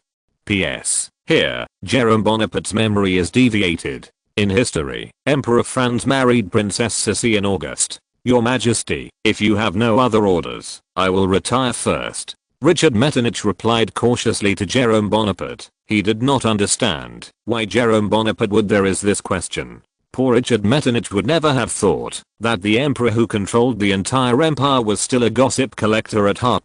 Jerome Bonaparte, who stood on the windowsill of the study and watched Richard Metternich leave, also left the study. As he walked down the stairs, he called Mocker in front of him and gave Mocker the order to go to Pasteur in the laboratory. It has been a long time since Jerome Bonaparte sent the first nurses to Louis Pasteur's laboratory, and it is time to accept the results. Yes, Your Majesty. Mocker hurriedly replied to Jerome Bonaparte. After a while, a black double-bridge carriage appeared in the courtyard of the Tuileries Palace. P.S. Since Jerome Bonaparte himself does not like too many escorts in non-public places, in order to ensure the safety of the emperor, Mocker can only turn the gorgeous carriage used by Jerome Bonaparte into a unified the appearance of the ordinary modified carriage. In order to prevent possible accidents, a steel plate is added to the bottom of each carriage. The weight of the entire carriage was several tens of kilograms heavier than that of an ordinary carriage, and its protection ability was obviously improved by several grades. Jerome Bonaparte and Mocker entered the carriage one after the other. The doors were closed, and the black translucent curtains covered the glass windows, so that people outside could not see the scene inside. When everything was ready, the chariot took the reins lightly, and the carriage began to set off. Soon they arrived at the gate of the institute, where Louis Pasteur was located. Jerome Bonaparte and Mocker were on the scene. Under the leadership of the staff in the institute, Jerome Bonaparte and Mocker came to the preparation room. Your Majesty, if I ask Director Pasteur to come over, you should not go there, the staff in the research institute suggested to Jerome Bonaparte. Although the laboratory has been eliminated many times, it is difficult to guarantee what will happen unexpectedly. If the emperor caused some unknown virus in their research institute, they would not even be able to clean it up by jumping into the Seine. Don't be so troublesome. You medical workers are working day and night in this environment without any problem. How could I have a problem? Jerome Bonaparte decisively rejected the staff's suggestion. Half joking said, besides, I have been to this institute no less than 5 times. Is it too late to say that I will not be allowed to enter this? The staff responded with some embarrassment. Okay, my body is not so delicate yet. You just need to lead the way. Jerome Bonaparte responded to the staff while putting on the mask placed in the preparation room. Okay, please come with me. Under the leadership of the staff, Jerome Bonaparte and Mocker entered the interior of the institute. I found Louis Pasteur, director of the institute. At this time, Louis Pasteur was in a room full of tables and chairs teaching the nurses who were about to go to the French army in the Near East. The nurses in the audience were listening intently on the stage. The course of Louis Pasteur. Students, this is the last lesson I will teach you. After this lesson, you will be assigned to the troops in the Near East to save the French people with your hands. I hope that each of you can remember live your mission. You are the angels on the battlefield. Louis Pasteur said to the nurses in the audience with all his emotions. Many nurses were moved to tears after listening to Louis Pasteur's words. After Louis Pasteur said thank you, the nurses in the audience gave a warm applause to Louis Pasteur on stage. Outside the room, Jerome Bonaparte and Mocker also applauded each other for Louis Pasteur's last lesson. While he pushed in the door, everyone looked at Jerome Bonaparte and Mocker, who entered the room at the same time. Facing the unfamiliar guests, their eyes were curious, confused, and surprised. Vernier.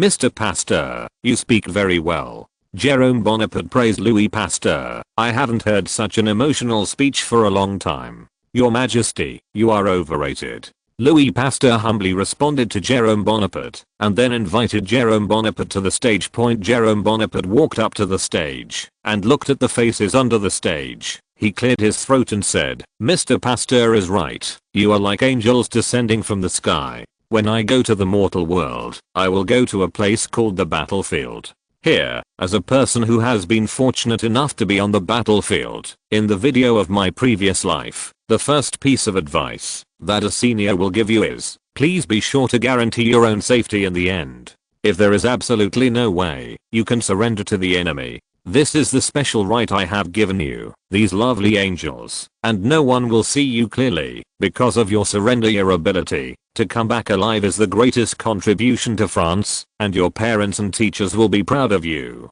Jerome Bonaparte eloquently said to the paramedics present, although you are participants in this war, you do not need to be responsible for the war. Your task is to save the wounded, whether the war is a failure or not. It has nothing to do with you, because that is the matter of the War Department, so I hope each of you can come back safely. Jerome Bonaparte admitted that he was more or less of machismo. He did not want to see the young nurses in the audience wither on the battlefield. Since he had fooled them into the battlefield, then Jerome Bonaparte also had to think about their safety. If the price of victory is too high, then victory is meaningless. You are the heroes of France, and France has increased its honor because of you. It is because of the existence of French sons and daughters like you who have followed one after another, that France will continue to get up and fight after falling down. No. What difficulties can't be overcome by the sons and daughters of France? Jerome Bonaparte raised his clenched handshake and said excitedly, France will win.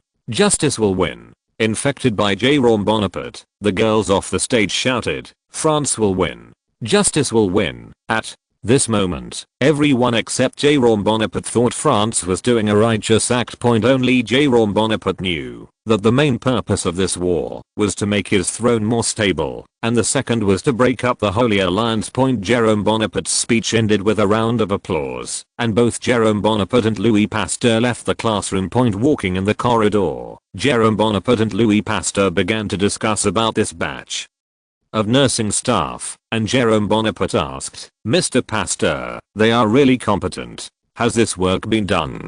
Vibrio cholera and typhoid are not a small problem, and if they don't make it right, they will cause big trouble. Although this group of trainees had been studying at the institute for several months, Jerome Bonaparte was still a little worried that they would not be able to do the job, not only for the military, but also for the safety of the paramedics. Your Majesty, please rest assured. They already know how to prevent and control Vibrio cholera, so please have confidence in them, because they are the best class of students I have brought so far. Louis Pasteur replied in a firm tone. Said Jerome Bonaparte, shouldn't it be the worst class? Jerome Bonaparte murmured softly. He remembered the teacher's favorite saying, you are the worst class of students I have ever brought. Your Majesty, what did you just say? Louis Pasteur asked Jerome Bonaparte. Nothing. Jerome Bonaparte shook his head and responded to Louis Pasteur. Besides, Your Majesty, didn't you already emphasized in the army not to drink unboiled water?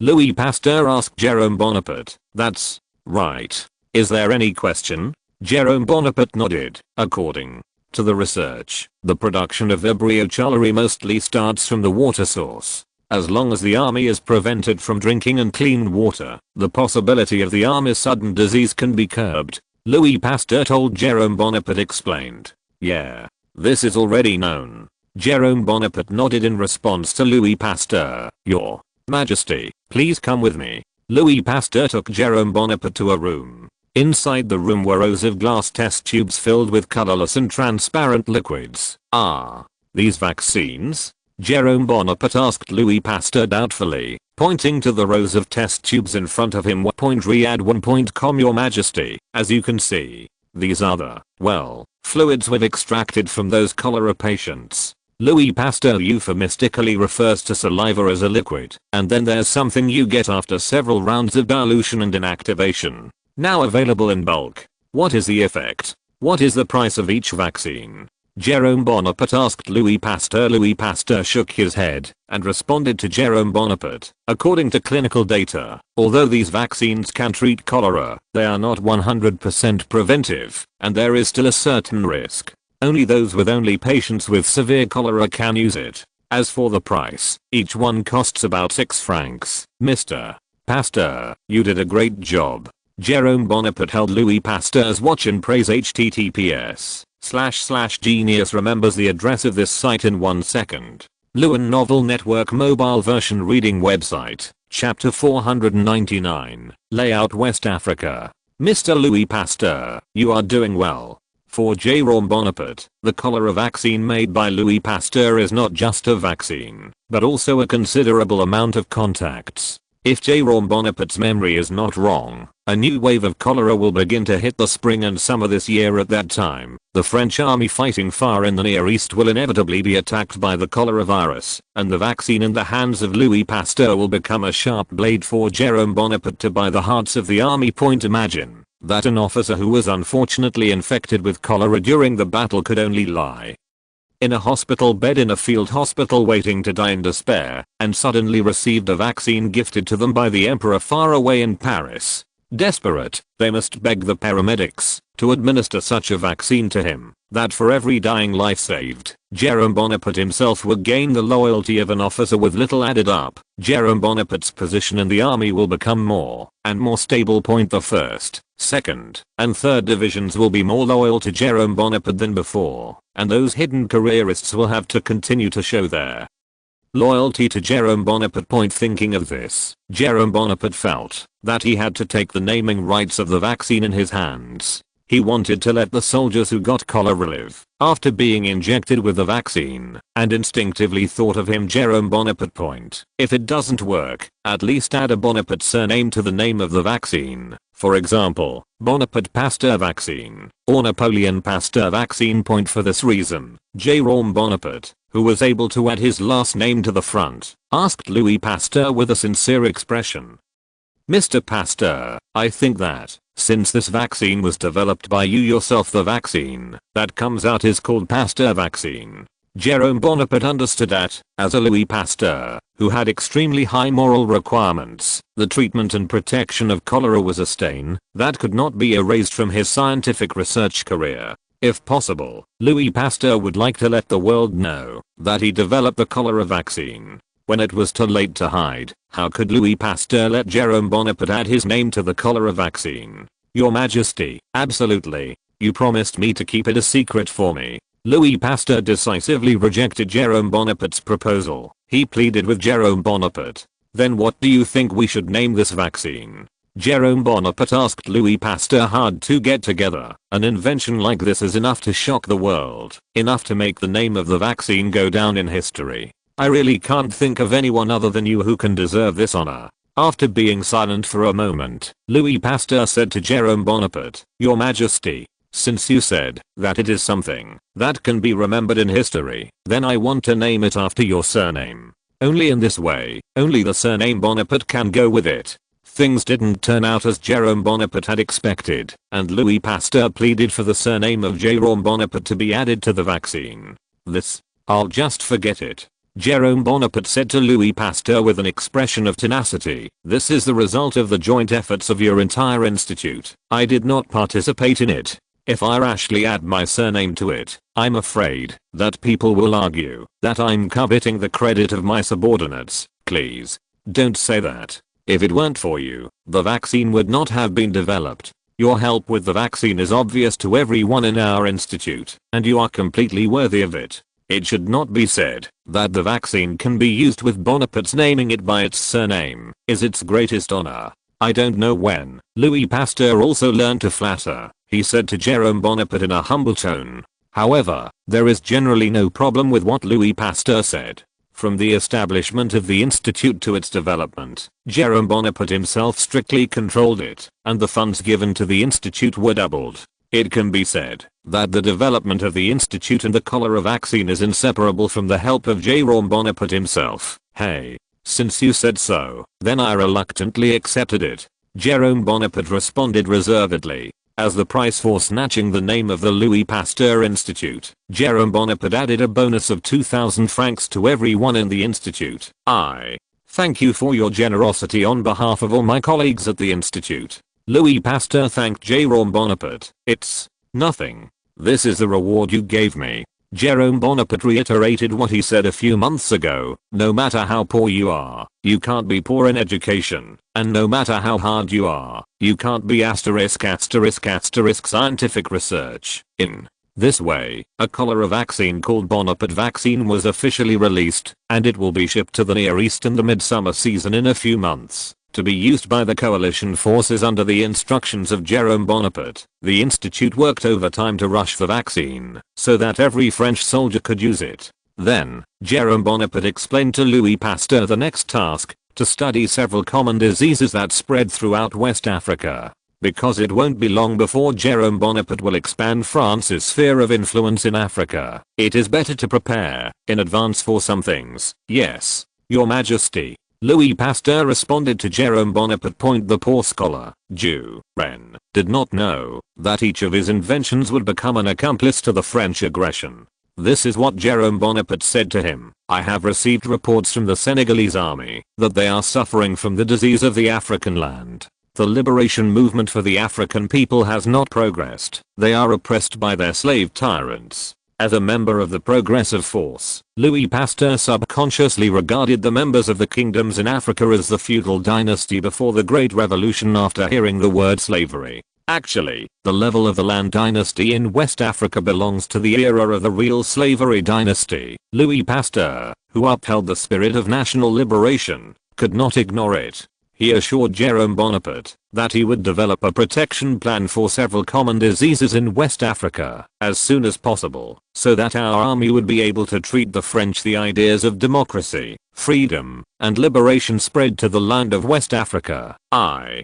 thank you on behalf of the French army. Jerome Bonaparte expressed his gratitude to Louis Pasteur. If you wish, I will let the army give you the rank of honorary major general. No need, Your Majesty. Louis XVIII rejected Jerome Bonaparte's suggestion. Everything I do is just my duty. You are too modest. Jerome Bonaparte continued to wear a top hat for Louis Pasteur so that he could serve his empire. Jerome Bonaparte and Louis Pasteur, who left the storage room, walked and talked, and soon returned to the classroom again. As a teacher, Louis Pasteur announced the news of their graduation to everyone present in a solemn tone, and the nurses in the audience showed joyful expressions on their faces. They thanked Louis Pasteur in turn and left the room. As the last one to thank Louis Pasteur, Vernier came to Jerome Bonaparte and gave him a hug. Vernier, who buried her head on Jerome Bonaparte's chest, asked in a low voice if Jerome Bonaparte came to attend her graduation ceremony. Of course. Jerome Bonaparte responded decisively. In this case, of course, following Vernier's will. So under everyone's attention, Vernier took Jerome Bonaparte's hand out of the institute and got into the carriage that came. Poor Mocha was mercilessly abandoned by his master in his home institute. The carriage galloped in the direction of the Tuileries Palace, and Vernier, who rested his head on Jerome Bonaparte's thigh, looked up at Jerome Bonaparte and said, "Thank you. Thank you for what?" Jerome Bonaparte looked at Vernier with a puzzled expression. "Thank you for helping me fool my cousin." Vernier said to Jerome Bonaparte, "Oh, so that's what happened." Jerome Bonaparte remembered the letter from Cava, given to him by Vernier's maid, when he went to study in Vernier. In the letter, Cava asked Vernier to blow the pillar wind, so that Sardinia could win the ticket to join the British and French forces, and help the Lombards in Venice out of the clutches, detailed in chapter 447. Jerome Bonaparte, who had planned to let Sardinia join the war, also made a favorable favor. Cava must have thought it was due to Vernier's blowing. Of course, Vernier himself may have thought it was his credit. Nothing. Jerome Bonaparte gently stroked Vernier's smooth and white forehead and said, www.riyadh1.com Lombardy and Venice, will you help my cousin? Vernier asked Jerome Bonaparte again. It depends on how things develop. If one day France and Austria are really in hostile relations, I don't mind handing over these two sides to Sardinia. But the premise is that Victor Emmanuel himself must pay the corresponding price.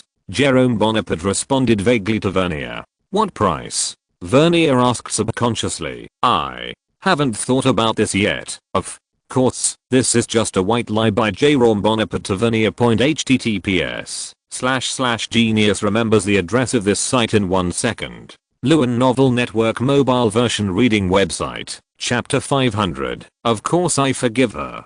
Vernier and Jerome Bonaparte had a chat in the carriage, and they arrived at the small garden outside the Tuileries Palace unknowingly. Jerome Bonaparte, who saw the passing shadow through the glass window, hurriedly ordered the carriage to stop. The carriage. What's wrong? Vernier, who rested his head on Jerome Bonaparte's lap, asked Jerome Bonaparte with a puzzled look after seeing the carriage slowly stopping. "Get out of the car." Jerome Bonaparte didn't say much, but patted Vernier on the forehead and said kindly, "Oh." Vernier moved his head away from Jerome Bonaparte's knees, and the two got out of the carriage one after the other. "Go back first," Jerome Bonaparte ordered to the driver in the driver's seat. The chariot took orders and left, and Vernier, who was standing on the concrete road, continued to look at Jerome Bonaparte with puzzled eyes. "Look. There." Jerome Bonaparte pointed to the lawn beside him. Vernier looked in the direction of Jerome Bonaparte's finger. She saw a cobblestone road and a bench next to it. On the bench sat two people dressed in one black and one ladies in white dresses, with their backs to Jerome Bonaparte and Vernier, talking to each other. "That's it." Vernier looked at the back of one of the ladies in a white dress. "That's your highness." "That's right. The person in the white dress is Jerome Bonaparte's real wife, Queen Augusta, and the one sitting next to Queen Augusta is wearing a black dress and a black wide-brimmed sun hat. The lady should be the Marquise of Alais." "How did they come together?" Jerome Bonaparte himself murmured in a low voice, looking at the two familiar backs. "Your Majesty, who is the other person?" Vernier asked Jerome Bonaparte curiously. Vernier, who has not seen the Marquise of Alais, can't recognize people through the back like him. Of course, this is also due to the premise that the relationship between Jerome Bonaparte himself and the Marquise of Alais is a negative distance. "Marquise Alais," Jerome Bonaparte said to Vernier. "I remember. It's the lady whose husband was sent to the Far East by you," Vernier said subconsciously, and then she covered her mouth and stuck out her playful response to Jerome Bonaparte. "Your Majesty, please forgive you." Jerome Bonaparte put his index finger on her forehead as punishment, and then said to himself, "However, why are Vernier and Augusta here?" "Your Majesty, has something happened to you?" Vernier covered her mouth and said to Jerome Bonaparte, "It happened, you big bastard." Jerome Bonaparte once again poked Vernier on the forehead lightly. "Then, you said that one of them is your mistress and the other is your wife. What is the purpose of getting together?" Vernier said to Vernier plausibly, "Girl, I don't think you have been beaten." Jerome Bonaparte pretended to grit his teeth and said to Vernier. Vernier, who had already grasped Jerome Bonaparte's temper, was not at all afraid of Jerome Bonaparte talking to him with this expression. "I was wrong." Vernier resolutely admitted the mistake to the emperor. "Forget it. Come and see." Jerome Bonaparte said to Vernier. The two approached Augusta and the Marquise of Alais lightly. As Jerome Bonaparte and Vernier quietly approached, Jerome Bonaparte heard a soft sob, which should be the voice of the Marquise of Alais. Jerome Bonaparte looked at Vernier beside him with a puzzled expression. Vernier shook his head and said that he also didn't know anything. When Jerome Bonaparte and Vernier were less than 3 meters away from the Marchioness of Alais, Jerome Bonaparte heard the conversation between Augusta and the Marchioness of Alais. "What are you going to do? Give birth, or say?" Queen Augusta asked the Marquise of Alais in a soft tone as much as possible. "Her Royal Highness, I don't know." The Marquise Alais responded to Augusta with a crying voice. Pregnancy. An ominous premonition shrouded Jerome Bonaparte's heart. After Augusta, the pregnancy time was at the end of February. The Marquise of Alais was also pregnant. Vernier, who was standing next to Jerome Bonaparte, poked Jerome Bonaparte with his hands maliciously, and Jerome Bonaparte patted Vernier on the back of his hand. "Ah!" Vernier called out subconsciously when Jerome Bonaparte was heavily hit. "It doesn't matter that this is called." The two people in the chairs directly sense that there is someone behind them. "Who is so bold?" Augusta yelled at the voyeur, stood up and turned to look behind him. The Marquise Alais also turned to look behind her. This time, Jerome Bonaparte, who was regarded as a voyeur, and Vernier caught in action, and Jerome Bonaparte scratched his head embarrassingly. Seeing this, Vernier jumped behind Queen Augusta to show a break with Jerome Bonaparte. Traitor. Jerome Bonaparte glared at Vernier, who squatted behind Augusta, and refused to look at Jerome Bonaparte. "Your Majesty." After seeing Jerome Bonaparte, the Marquise of Alais hurriedly saluted Jerome Bonaparte. "No, no." Jerome Bonaparte raised his hand gently and said to Queen Augusta, "Your Majesty, since you have heard it, then you can make a holy judgment." Augusta said to Jerome Bonaparte with a trace of resentment in his words, "Judgment? What verdict?" Jerome Bonaparte asked Augusta, pretending to be confused. I just came here to. Vernier, are you honestly telling me that your majesty just came here? Augusta asked Vernier in a serious voice. That's right, your majesty, and I just got off the bus. Vernier told Augusta truthfully. Augusta glanced at Vernier with a suspicious expression, and then at Jerome Bonaparte. There was no clue from the faces of the two of them, and Augusta said, it's up to me. Empress Augusta informs Jerome Bonaparte of the pregnancy of the Marquise Alice. Who's? Jerome Bonaparte said subconsciously. What do you think? Empress Augusta said to Jerome Bonaparte with an angry smile. Really? Jerome Bonaparte looked at Marquise Alice. He wanted to get the exact answer from her mouth. Yeah. The Marquise of Alice responded slendly. Speak. Our emperor, what are you going to do? Queen Augusta continued to mock Jerome Bonaparte. No woman can be indifferent after being put on a green hat by her husband. Although he already knew about Jerome Bonaparte, the Marquise of Alice, and Eugenie, it did not mean that she would accept them. As for Vernier, Augusta only regards Vernier as a gift, and everything Vernier does is done within the scope of Augusta's acquiescence, or, Jerome Bonaparte tentatively said, be born, your majesty, you really will give a child to the Marquis of Alice. Queen Augusta continued to sneer at Jerome Bonaparte. Marquise Alice, who was standing beside Augusta, also felt a little ashamed. She lowered her head and whispered, otherwise, I'd better kill it. Why? Augusta firmly grabbed the hand of the Marquise of Alice and said to her, why should you bear the mistakes of your majesty? So, I say give birth. Jerome Bonaparte said on the stick. Augusta glared fiercely at Jerome Bonaparte again and pulled the Marquise of Alice away from Jerome Bonaparte. Vernier also left with Queen Augusta. Jerome Bonaparte was left alone in the garden. He muttered in a low voice, what's the matter? After speaking, he also slowly walked towards the Tuileries Palace. For the next few days, the Marchioness of Alice was placed by Augusta in the Tuileries Palace. However, the Marquise of Alice seemed to be ashamed to meet Jerome Bonaparte, so although the two were in the Tuileries Palace, they did not meet. Not only that, even Augusta and Vernier seemed to be consciously doing the same thing as Jerome Bonaparte. Many times Jerome Bonaparte suddenly felt as if he had been isolated. Jerome Bonaparte, who upheld the spirit of being dead-skinned, sneaked into Queen Augusta's great room in the middle of the night. The moonlight passed through the curtain and shone on Augusta's bed, and Jerome Bonaparte vaguely saw that there was not only Augusta alone on the bed, but another person sleeping beside her. Who is it? An indescribable feeling of humiliation flooded the heart of Jerome Bonaparte, who never imagined that he would one day be the mission of the story.